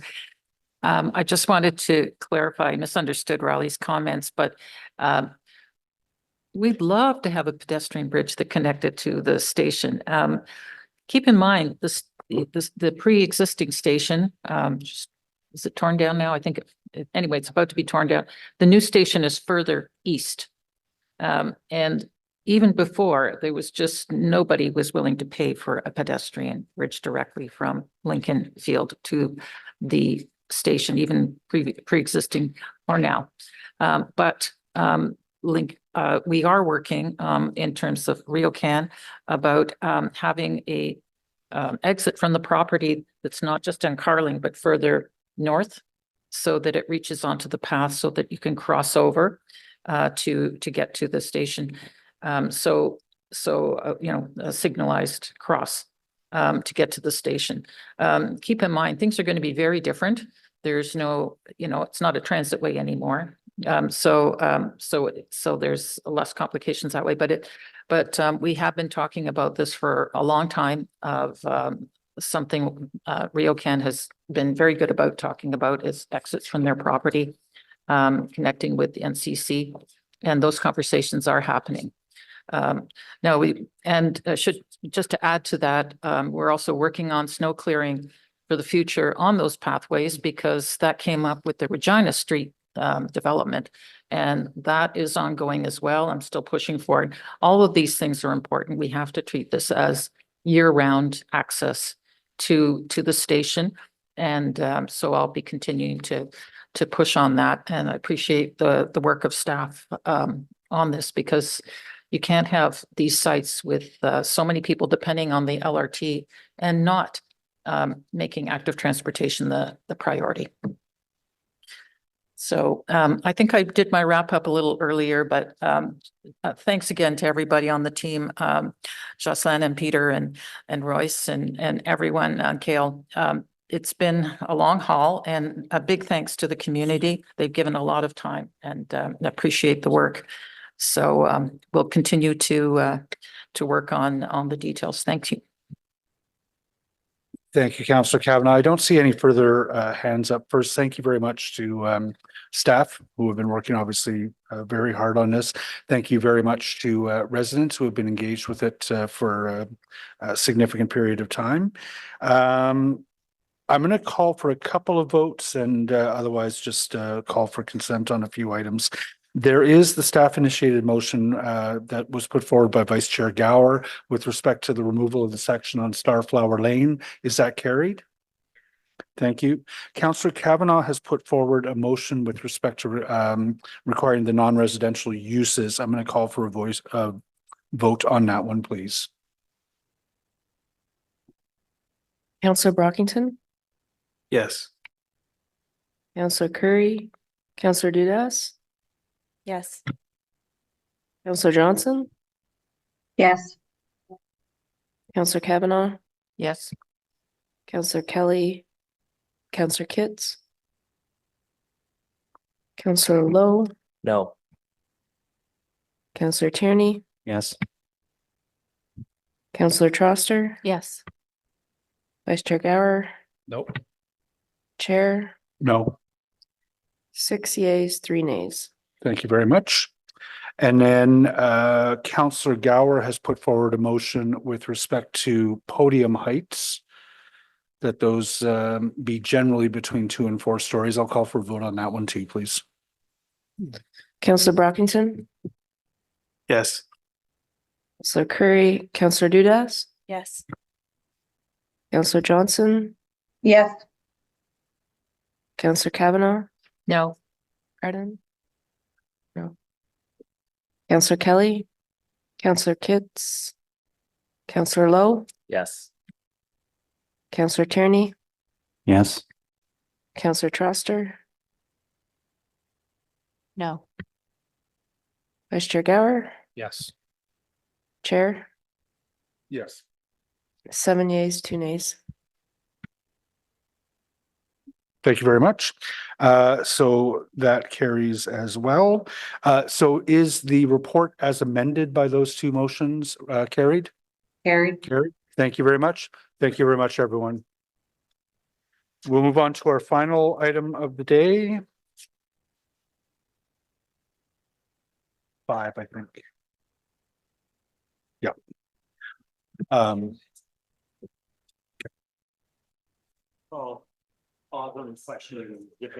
Yeah. So this is the item on city-owned lands for housing developments. We are at risk of losing quorum on this item.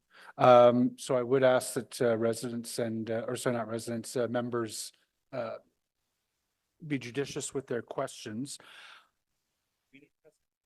So because there are delegations, there's a presentation, but I'm just wondering, rather than receive, sorry, if I can get staff's attention. Rather than receive a presentation on this, could you just tell us what this is, please?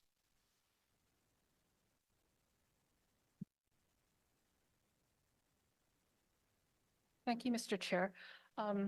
My name is Wendy C. And with me, I have Allison Hamlin from Planning, as well as staff from Housing. And we're prepared to answer any questions. But generally, if I could have the presentation up, please, slide number 2.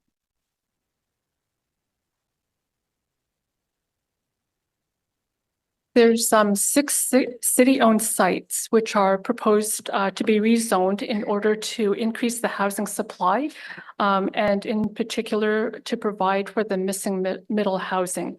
And these are the 6 sites generally spread across the city. This is in accordance with the 2031 Municipal Housing Pledge, the Ontario-Ottawa Agreement, and Housing Accelerator Fund. The city intends to dispose of these properties through the selection of a suitable nonprofit housing provider or proponent. And at that time, the development and site requirements, the number of units, including affordable units, and the development timeline would be identified. The official plan contains policies which prioritize affordable housing and include incentives which include alternative development standards. This includes reducing setbacks, area requirements, flexibility in the location of amenity area, and reducing the lot width and lot area for townhouses. Also proposed is the elimination of the minimum parking requirements, which is also supported by the OP policy. Section 423 of the official plan recognizes that many individuals may rely on long-term housing other than traditional dwelling units. So this section provides for alternative housing forms such as a residential care facility in all zones. So this use is also proposed to be added where the existing site does not permit that use. So generally, that's the amendment for those sites, and we're happy to answer any questions. Fantastic. Thank you. For the benefit of committee members, I believe all of the delegations here today are here to speak about the Hawthorne piece. I believe that Councilor Menard has a motion, which will be put through Vice Chair Gower, obviously, but go ahead, Sean. Okay, thanks very much, Chair, and thanks to Vice Chair Gower on the procedure side. So it's just a motion before we hear from delegates with regard to a petition that has been signed in the neighborhood. Whereas there's a housing crisis in Ottawa and non-market housing is the most effective and important solution we have to address it. And whereas 185 Hawthorne Avenue is an irregular shaped city-owned property located in Old Ottawa East adjacent to the Highway 417 and off-ramp. And whereas although the site is not considered a city park, it has always been used by the community as such. And whereas members of the community note that this land has been used in this way for 50 years. And whereas the community is understandably concerned about the loss of publicly accessible green space and tree canopy that would be required by development here. And whereas members of the community have pointed out that this green space is currently used as a communal gathering space for families, children, and neighbors walking their dogs. And whereas the community is already concerned about the loss of green space in the neighborhood that would result from the Alta Vista transportation corridor if it were to be built as currently planned. And whereas community members have also pointed out that the trees located on the property provide canopy cover and screening from the Highway 417. Whereas any new building on the site will be required to meet the Ministry of Transportation setback requirements from property lines adjacent to the Highway 417 and off-ramp. And whereas due to soil contamination, the site requires remediation prior to development, which may require the removal of some trees. And whereas community members have also raised concerns about the lack of parking on their street and how this new development could exacerbate the issue. And whereas although parking may not be required for this new development, the city could ensure that minimal street parking is lost as a result of the development.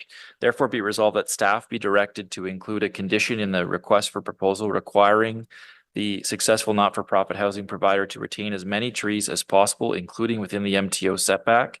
Where trees are not able to be retained due to site design, the owner will be required to work with a city forester to develop a replanting plan.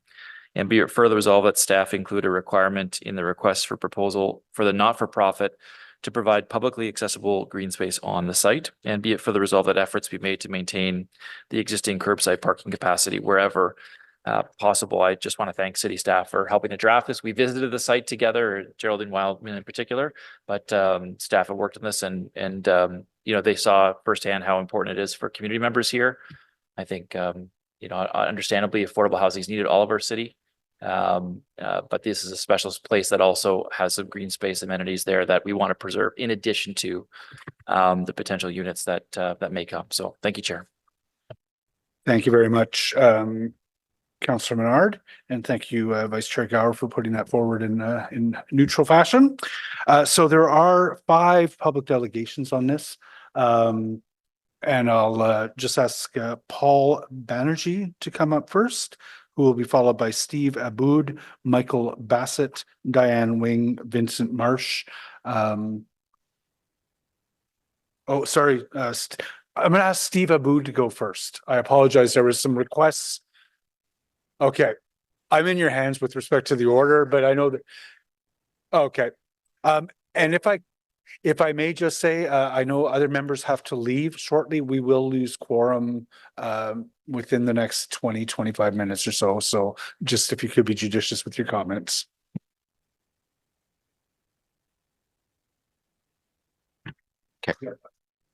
Okay, thank you. So thank you very much, Chair and council members, for hearing me. My name is Michael Bassett, a resident of Hawthorne Avenue for over 15 years. Today, I stand before you representing not only myself and my family, but also the 170 individuals who signed a petition around opposing the rezoning of the green space at 185 Hawthorne Avenue. We've heard already through Councilor Menard's how important the space is. It's deeply integrated into the fabric of our community. It's served multiple generations with immeasurable ecological, social, and health benefits. And the petition and the number of people that were able to sign it within one weekend, we moved quickly. There's a lot more if we had more time. Is a testament to our deep connection and the valuation of this green space.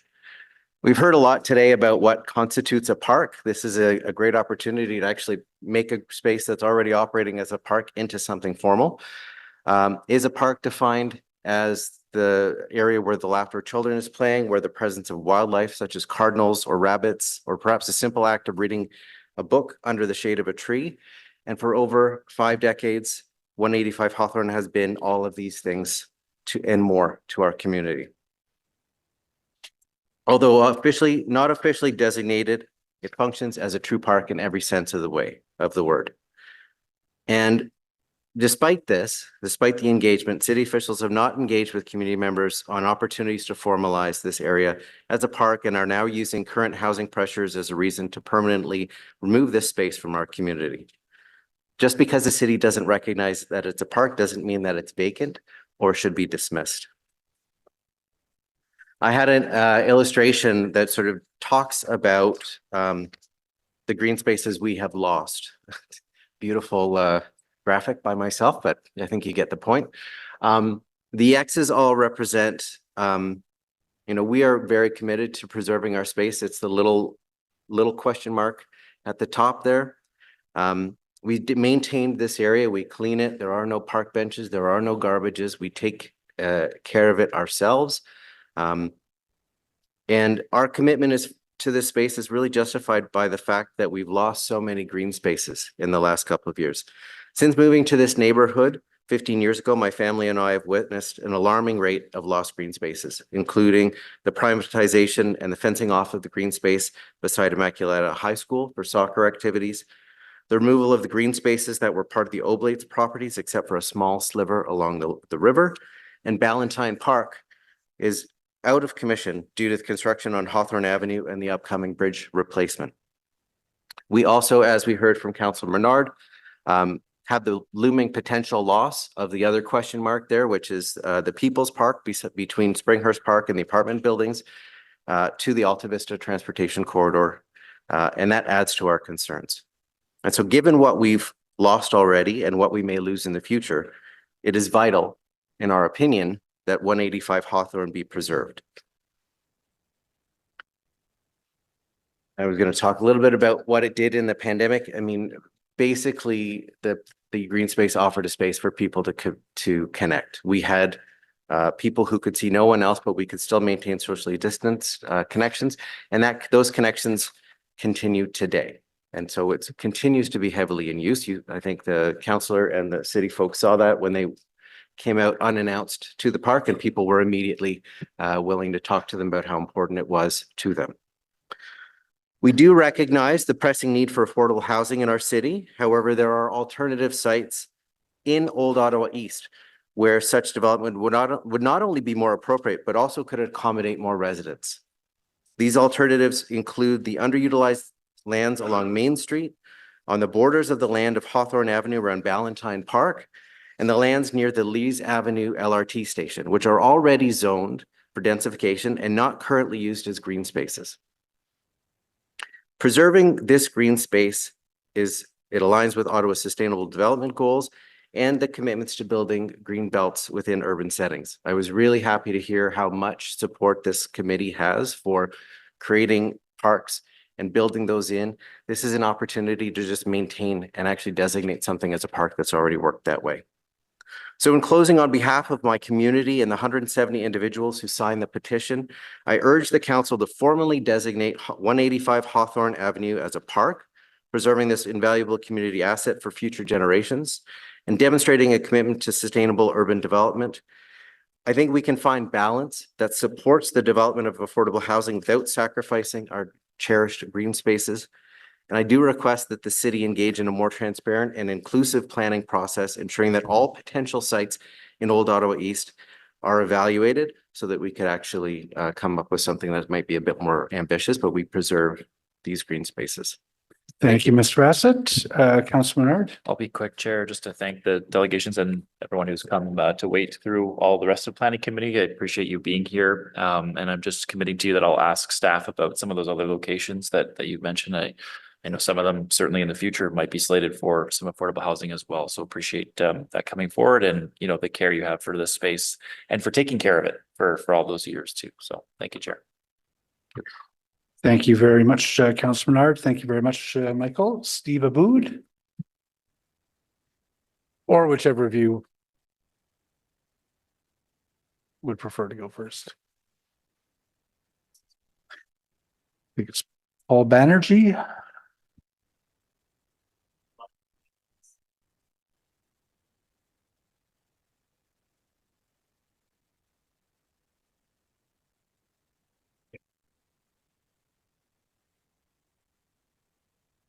When you're ready, sir, you'll have 5 minutes to make a presentation to the committee. Good afternoon. My name is Paul Banerjee. I've lived in the neighborhood on Hawthorne Avenue at 136 for 35 years or so. My other neighbor has already pointed out about the 170 signatures. I would urge you to focus on the headline. The first one said there is no room for the public in the public interest. And I think we are seeing a case in point of that. That was a article that was published in the Main Streeter. And I'm hoping that the 178 million is not a way to kind of bring in the housing rapidly. Slide 2. I think the slide 2, the headline says it all. If you can all see it, I don't know if you have the slide in front of you. It says, losing a vital green space. I will not go into the sub-bullets. Slide 3, please. I think slide 3 and slide, well, I'll come to 4 in a second. Essentially, this is a loss of prescriptive rights because this space has been used over more than 50 years. And certainly the thinking has come around to capture the space. Slide 4 says the city absolves responsibility. And why do I say that? That's shown in the next slide, which is Exhibit 1. And that shows the penalty posed for the poop and scoop bylaw, if you like. The next slide, once again, the slide 6 also captures the slide that we talked about earlier, that having this development would mean destroying a safe communal space. Slide 7 says that the AVTC was a bad, ill-conceived idea, and this one is similar to that, and perhaps housing could be considered in that space. Research from peer-reviewed journals shows that's slide 8, thank you. Research from peer-reviewed journals shows that intensification has many ill effects. Strong density causes low social relation. This is a published Journal of International Migration and Integration. My other colleague or neighbor, Steve Aboud, would speak to the oil tar and the other contamination in the ground, but we wonder why are we being exposed to that? And why would then, if at all the development goes through, why would we have to dig and uncover dangerous material? We have alluded to parking as well, because parking is already at premium. And accessibility of emergency vehicles at the end of the street is already an issue. This would also exacerbate the problem. I think in conclusion, our plea here is to go against the development. And really, the core point is the loss of the green space. That's what we're trying to say. It served as a green space during the pandemic days. It serves a green space for the nearby children that go to school, the preschool, the kindergarten, and so on. There's no shortage of usage in the area. So we really wonder why this area has to be sacrificed, where there are more than 170 only over 3 days. Probably we could get 500 residents to sign off on that if we had a second go at it. Thank you very much. I'll be happy to answer any questions. Thank you, sir. I don't see any questions for you. Or, sorry, let me just double check. Thank you. Our next speaker, Diane Wing? No, Steve Aboud.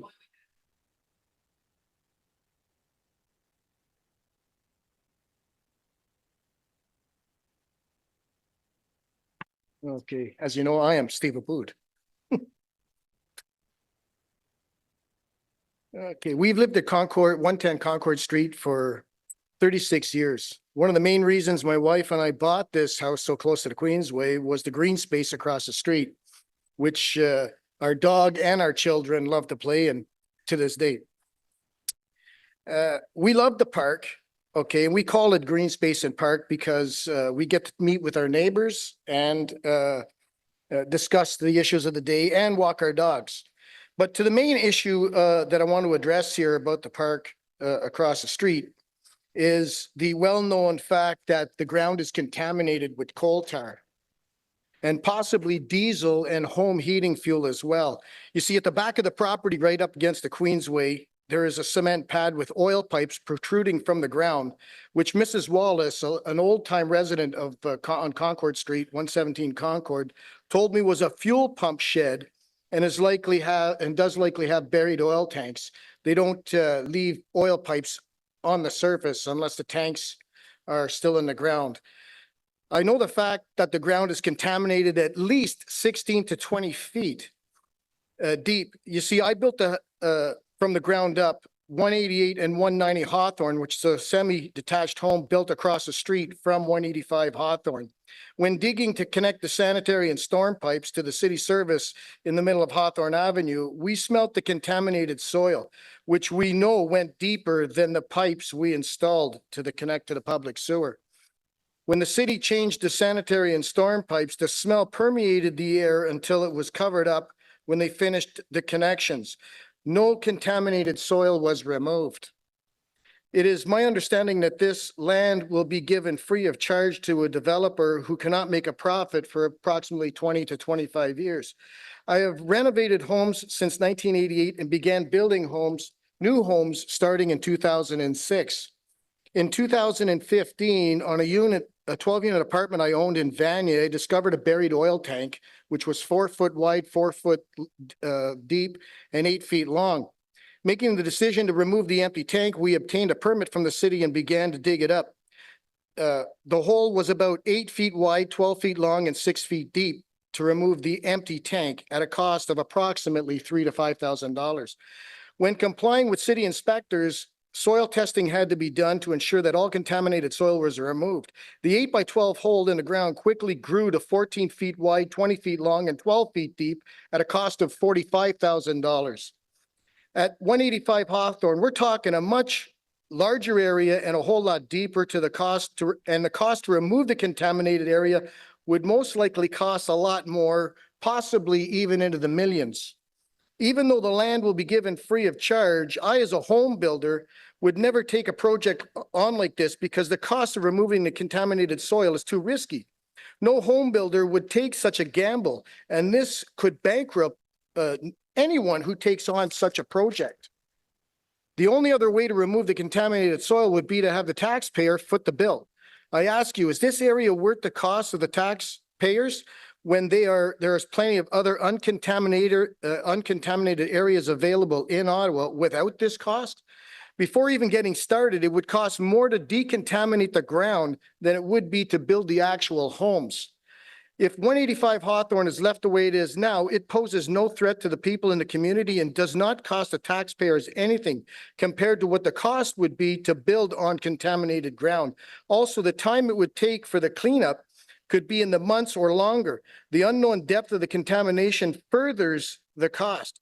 You see, when you have to get it all out of the ground, otherwise the smell and the hazardous material would permeate the porous concrete foundations of the newly constructed dwellings created. And this would create a nightmare, not only for the people living in the new homes, but also for the tax-paying citizens of Ottawa to clean up or at worst, forced to demolish these proposed homes. To build at 185 Hawthorne is a massive risk and is not warranted when so many areas in Ottawa are available with no environmental problems. One more thing, there is a matter of the Queensway expansion. My house at 110 Concord Street and the area across the street is still slated for expropriation by MTO for Queensway expansion. Will a 4-story unit or 10-unit building be built and then a few years later from now be torn down? Something else that makes this whole project a non-starter for housing development. I hope you take all this into consideration and look for a more feasible location to build affordable housing. Thank you. Thank you very much. Just before I go to Councillor Menard, who has a question for you. Councillor Johnson has received a note from one of the delegations expressing the disappointment that delegation feels that Councillor Johnson has her child in her lap. We're not going to get into the personal circumstances of why Councillor Johnson's child is in her lap. It is completely unacceptable to send councillors who are trying to juggle their family obligations with their professional obligations, this kind of correspondence. I will leave it there. Completely unacceptable. Councilor Menard? Yeah, thank you, Chair. I'll reiterate that message. I have an 8-year-old and a 5-year-old often at home with me, and I, sometimes need to take on childcare with them. And we have meetings at all hours of the night and the day. So, my apologies that occurred for Councillor Johnson, who I have tremendous respect for, and all, a lot of us councillors have kids, and life isn't perfect. We've got different circumstances where we got to take care of them. So just like everybody does. I wanted to ask about just the site itself, and I actually, Chair, is there just one delegation left, or? Okay. So just really quickly, the site itself abuts 2 different streets. It abuts Concord across where you lived. And by the way, thank you for walking the site together. Yes. That was helpful, and you're lovely to meet your partner as well. And then the other side is Hawthorne. So it's a weird shaped site on MTO property and City of Ottawa property. Is there a world there where you see some housing to be able to be put in a section of it, and having a section that may be appropriate for continued public use? I think we talked about that on site, and to me, that is the best solution here. Is let's formalize some park space here while getting in the 10 units of housing that we badly need in the city. Is that something that you can foresee, given the Concord and kind of triangle shape of this, where exactly where you live over to Hawthorne? Is that possible in your view, or would you agree with something like that, instead of the entire site being gone, trees and no green space whatsoever? Well, maybe in normal circumstances that may apply, but not in this area. Because of the Queensway expansion, there will be no trees left on that property, period, because the expansion will take away the trees that are at the back of that property, as well as the ones that are in the center of 185 Hawthorne. And just a further note, there was a house that was across the street from my home at 110 Concord that is also proposed right now to have units built. That home was expropriated with the original building of the Queensway. And now you're proposing to build on an area where a home had already been expropriated. It makes no sense. And also, I believe that the Queensway expansion requires about 14 meters from the fence line of the newly constructed portion of the Queensway, which would put it to the neighbor's house at 113 Concord. So this doesn't make it, there's no feasible way to save any green space or any, should the Queensway expansion go through, which is still on the books. So to your answer, I don't think there's any way that you can move forward on this project. I guess it depends if MTO is going to expropriate that land or not.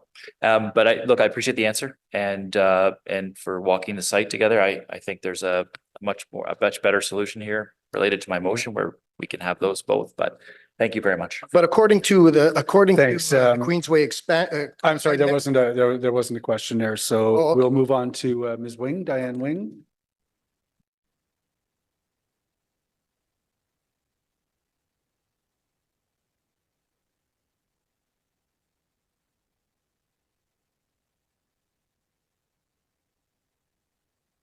Thank you. I'm sure you're just about done with hearing people talk, but life is all about balance, as we were saying, and I believe that I'd like to present some option for balance here. My name is Diane Wing, and I've lived on Hawthorne Avenue for 40 years, and I'm also I've been very involved in the Old Ottawa East community, and I am chair of the Main Streeter Community newspaper, the one that put the last article in about public consultation. But I've had my eyes open today, and I recognize how much you have to consider when you're trying to juggle many needs. And I appreciate that, particularly seeing on a day like this, democracy in action. I guess what I would like, I agree with Michael's point at how important this space has been to our community. It's really the anchor for the community, not just Hawthorne Avenue, but all around the area. I think it's an expensive option for building possibly. It's a bit unclear to me. I think all my neighbors don't really understand what 10 units means with some affordable housing. So it seems to me that we do certainly need more community consultation. And to that end, I would ask that any developer be required for the development to be vetted by the community for aesthetics, land use, greening, and overall fit. The community deserves a real say in the final selection of development should it go forward. And again, I'm hoping it won't. And I strongly agree with Steve that it is a very expensive option. But should it go ahead, I think that it's really important that we have a say in it and that the development match the existing environmental benefits of green space, such as Councillor Menard mentioned. Is there some way we can do that? Because I think it's important to facilitate a full integration of new residents into the community. If we are going to have a whole input of new people, we need to have it be a situation where they feel welcome and the existing residents feel that they've been respected in how their homes are being affected. I am concerned that the amendment is proposing to eliminate minimum resident and visitor parking. The new dwellings will require at least one entry point and one exit point, even if there is no parking. Each of those points of access would likely open onto Hawthorne Avenue, and each would eliminate at least one existing parking space on the street. Existing residents and new residents will have guests who will require parking from time to time, further exacerbating the existing parking problem. This development should not create hardship for existing residents. And while it is a laudable goal to encourage active transportation and public transit, Not everyone can do that. Single working parents and young families often need vehicles to transport kids, and many elderly people do not have the luxury of walking to transit. The focus on mixing active transportation with affordable housing frequently ignores the reality of a sizable portion of the population. There's already concern about the difficulty for municipal services such as garbage, recycling, and snow removal on Hawthorne Avenue. At present, the cutout at the end of the street accommodates multiple services. It offers a few parking spots. It is also a spot where garbage, recycling, and delivery trucks turn around, and it is a spot where the city piles snow because there is nowhere else for it. We ask council to require any development to leave a turnaround space in an area to dump snow. Otherwise, this proposed development and the elimination of an essential feature of the street would seriously impact the quality of life for residents and their safety if snow cannot be properly plowed and trucks have to back out of the street, which occasionally they do now. There is much to consider whether this is the best location for a housing development, not only the obvious ecological and social costs, but the financial ones as well. While incentives may exist to encourage the construction of affordable housing, it does not guarantee an affordable housing outcome. Given our property taxes, the city would need to do a lot more to encourage housing on this land to make this proposal financially viable. And I'm sorry, I have to cut you off there. I was just about to end, and thank you for your time. Thank you. Thank you. Councilor Menard has questions for Here, you. I'll just make a quick comment about the existing curbside parking capacity. That's exactly what we're talking about here. There's one side of the street that is no parking at this dead end area and one side that is. That's right. And given that configuration, there's an odd parking situation at the very end of the street as well. That's the little cutout, yeah. There's a lot of potential there to accommodate the existing parking in that block, which I understand has been a concern. So that's, in terms of the motion speaking to your priorities, exactly what we're trying to do is just to maintain that where possible. So I appreciate you being here and expressing these views. Thanks. Thank you. Thank you very much. We have one final delegation, Vincent Marsh.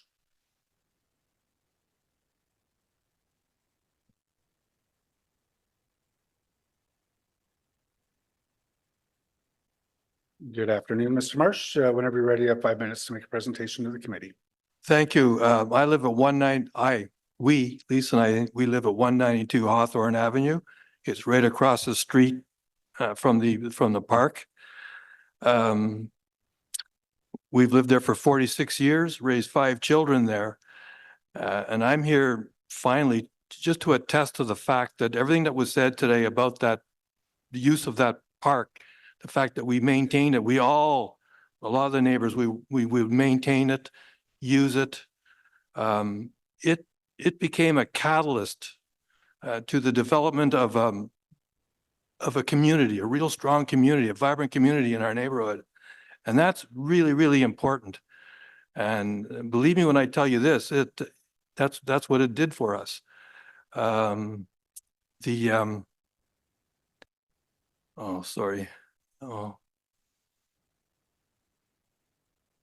wanted to say that that park, the use of that park far outweighs putting 10 units there. I can appreciate the fact that the housing is really, really important. We've all been hearing about it for quite a few years now. I've seen a piece of property, I drive by a piece of property almost every day that's owned by I believe it's owned by the city. It's at the corner, it's on Lees Avenue, right at Chapel Street. They used to have a garage there. It's recently been taken down. It's closer to the Lees Avenue station than we are, where the park is. And there's bus stops right there. I would recommend look at that for lots more housing. It's a large piece of property. Across the street is to Lees Avenue is the the rail tracks for the LRT. Behind that land, there already is a housing project there that I think the city owns it actually, or it's a affordable housing project. So, and to me, it would work real well with it. Anyways, that's just one property that I've seen that I think would be much more acceptable than taking our park away that we've always used. The one thing that I had forgot that I wanted to say when I hesitated there was, I know it's in the city's mandate when it builds subdivisions and does housing developments to make sure there's real good parkland and schools and all the infrastructure to build a healthy community. Well, that park did that for us. That park built a healthy community to our neighborhood. And that's, I really wanted to reiterate that. And I've seen it, like I say, I live across the street from it. I've seen it. That's all I wanted to say. Thank you very much for your time. Thank you very much for the presentation. I don't see any questions for you, so thank you for being here today. So those are the public delegations that we have. Does anyone have any questions for staff? Councillor Johnson. Thank you, Mr. Chair. I just had a question with respect to the Menard motion. I understand, like, I'm not going to get into the details of why sites are selected. I think generally speaking, that's best left to staff when it comes to creating housing. But I do wonder, with the implications of the motion, what the responsibility will be for the nonprofit housing provider to, when it says provide green space, like, are they going to be maintaining a green space that is publicly used? And whether we think it's, so that's one question. And then the other question is whether we think it's appropriate, do staff support the motion in the sense that a nonprofit housing provider might have to make some concessions, or presumably might have to make some concessions when it comes to the proposal in the interest of fulfilling the demands of this motion? Councillor, Mr. Chair, I might take a stab at that one, just having visited the site and appreciating where Councillor Johnson's coming from. I think it really is due to the irregularity of this lot that we have kind of entertained this notion of, let's go out with, whether it's an REOI, a request for proposal, and see what kind of sort of innovative approaches could come back at us with respect to maintaining some open space here, whether that gets carved off and belongs to the city, whether we have a proponent. And I will say that our affordable housing providers really do a lot of unique and interesting sustainable things. So maybe this will be something that grabs their attention and gets a bit of uptake. We have been careful to say we want a structure, or we want understanding that it is best efforts. If we go out with a proposal and we hear back from proponents that this absolutely breaks the deal for us, that this creates undue hardship, we lose units, that it can't feasibly be done, we just want to have a little bit of flexibility to pivot in that case. Okay, thank you very much for the response. So, we're being on the Build Ottawa board, we talk a lot about this, given that we have this affordable housing lens through which to evaluate proposals. And we have heard back in that way that sometimes the expectations of the city with its criteria can prove to challenge proposals coming forward in the first place. So as long as you're given that, discretion, to be able to evaluate that the property is still going to perform for affordable housing as it's intended, then I'll be comfortable in supporting the motion. Thank you. Sorry, thank you very much, Councillor Johnson. Councillor Dudas. Yes, thank you very much. Actually, Councillor Johnson asked something that was on my mind, and I'm very supportive of the response. So thank you very much for doing that. Thank you to staff for that clarity. I actually wanted to pivot and ask about Clare Route, the property on Clare Route in my ward. One of the items that has been pressing for my residents is not this property in particular specifically, it's the amount of construction that is happening as we speak right now on properties adjacent to this area. And some of the questions I have is in respect to the infrastructure and the traffic flows and parking and kind of all the things that happen that I spoke about in another item. So I wanted to ask staff, how will that be taken into consideration as this particular property is the one before us now, but we're looking at the greater whole of development in this little parcel of land in Blackburn Hamlet.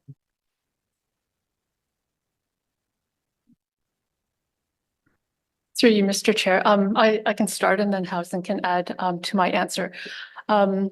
So until we have an actual development proposal, we don't have a servicing study prepared.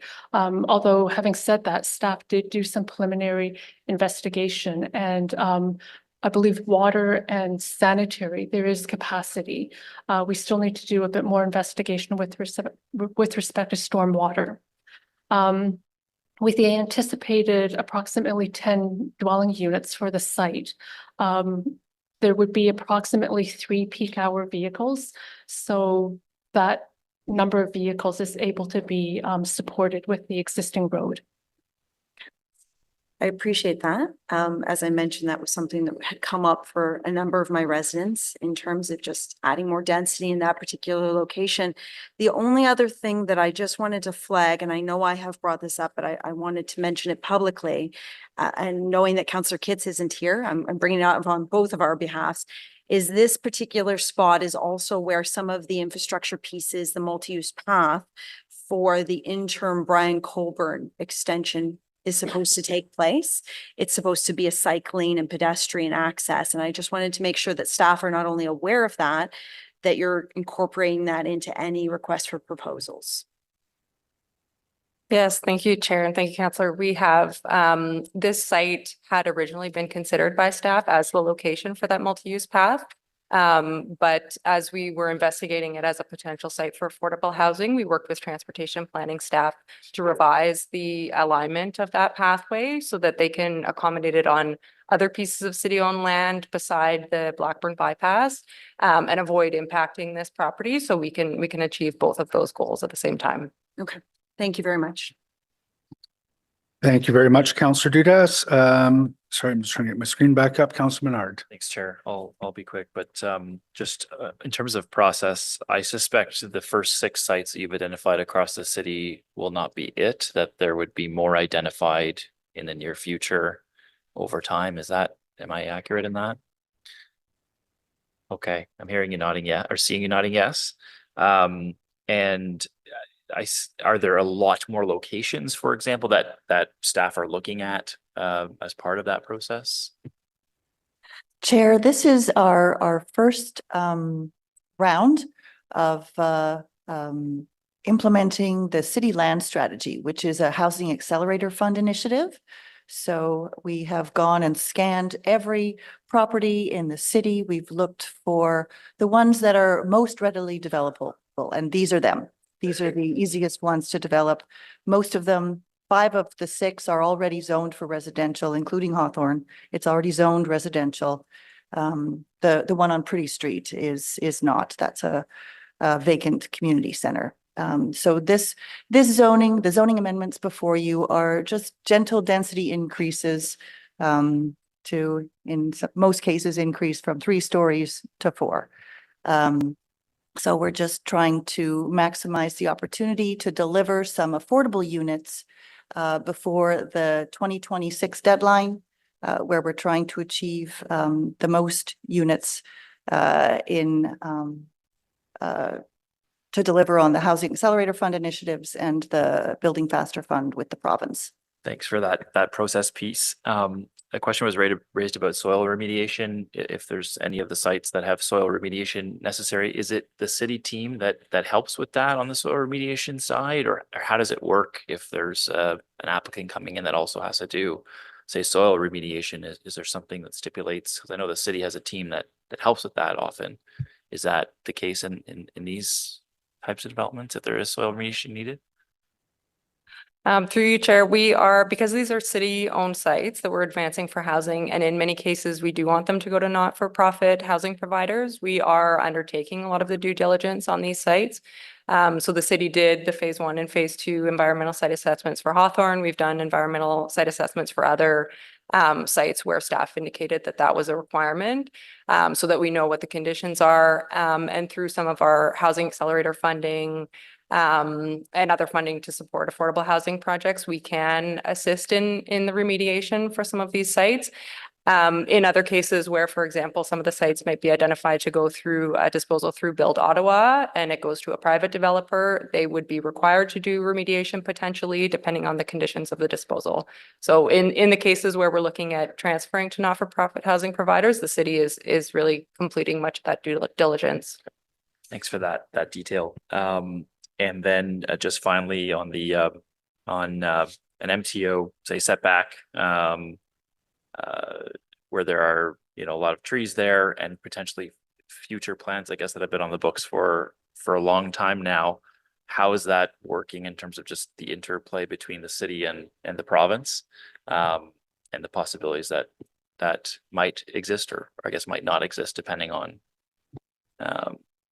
how much land they would take, for example? Through you, Mr. Chair.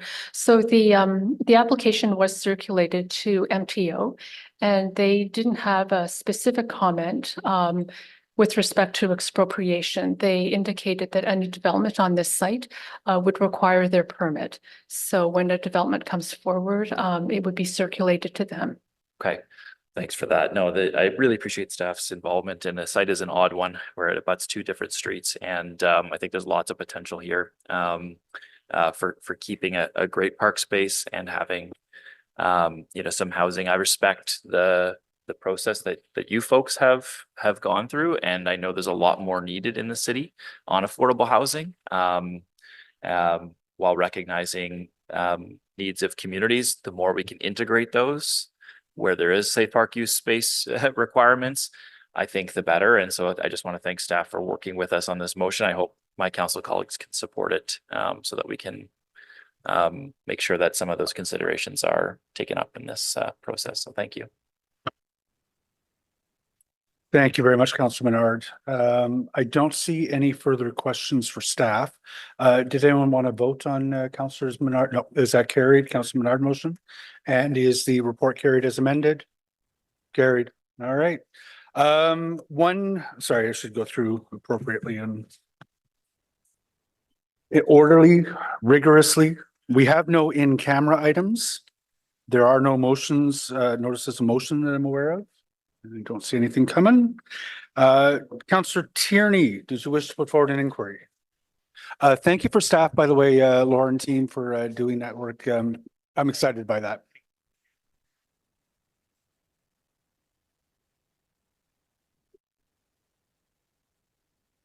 Great. Thank you, Mr. Chair. Great meeting today. While we wait for this to come up. I think this is based on some of the discussion around group home definition. It seems to be very gray. I've spoken to Tim Mark about this in advance, and I'm hoping we can get some answers back.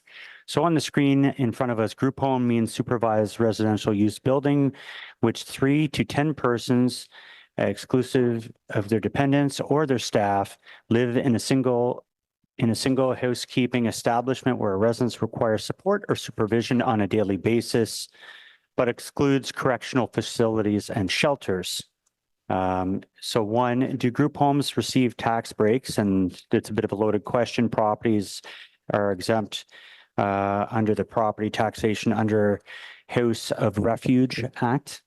But I'd like a response to that. 2, do group home properties get charged the vacant unit tax if empty?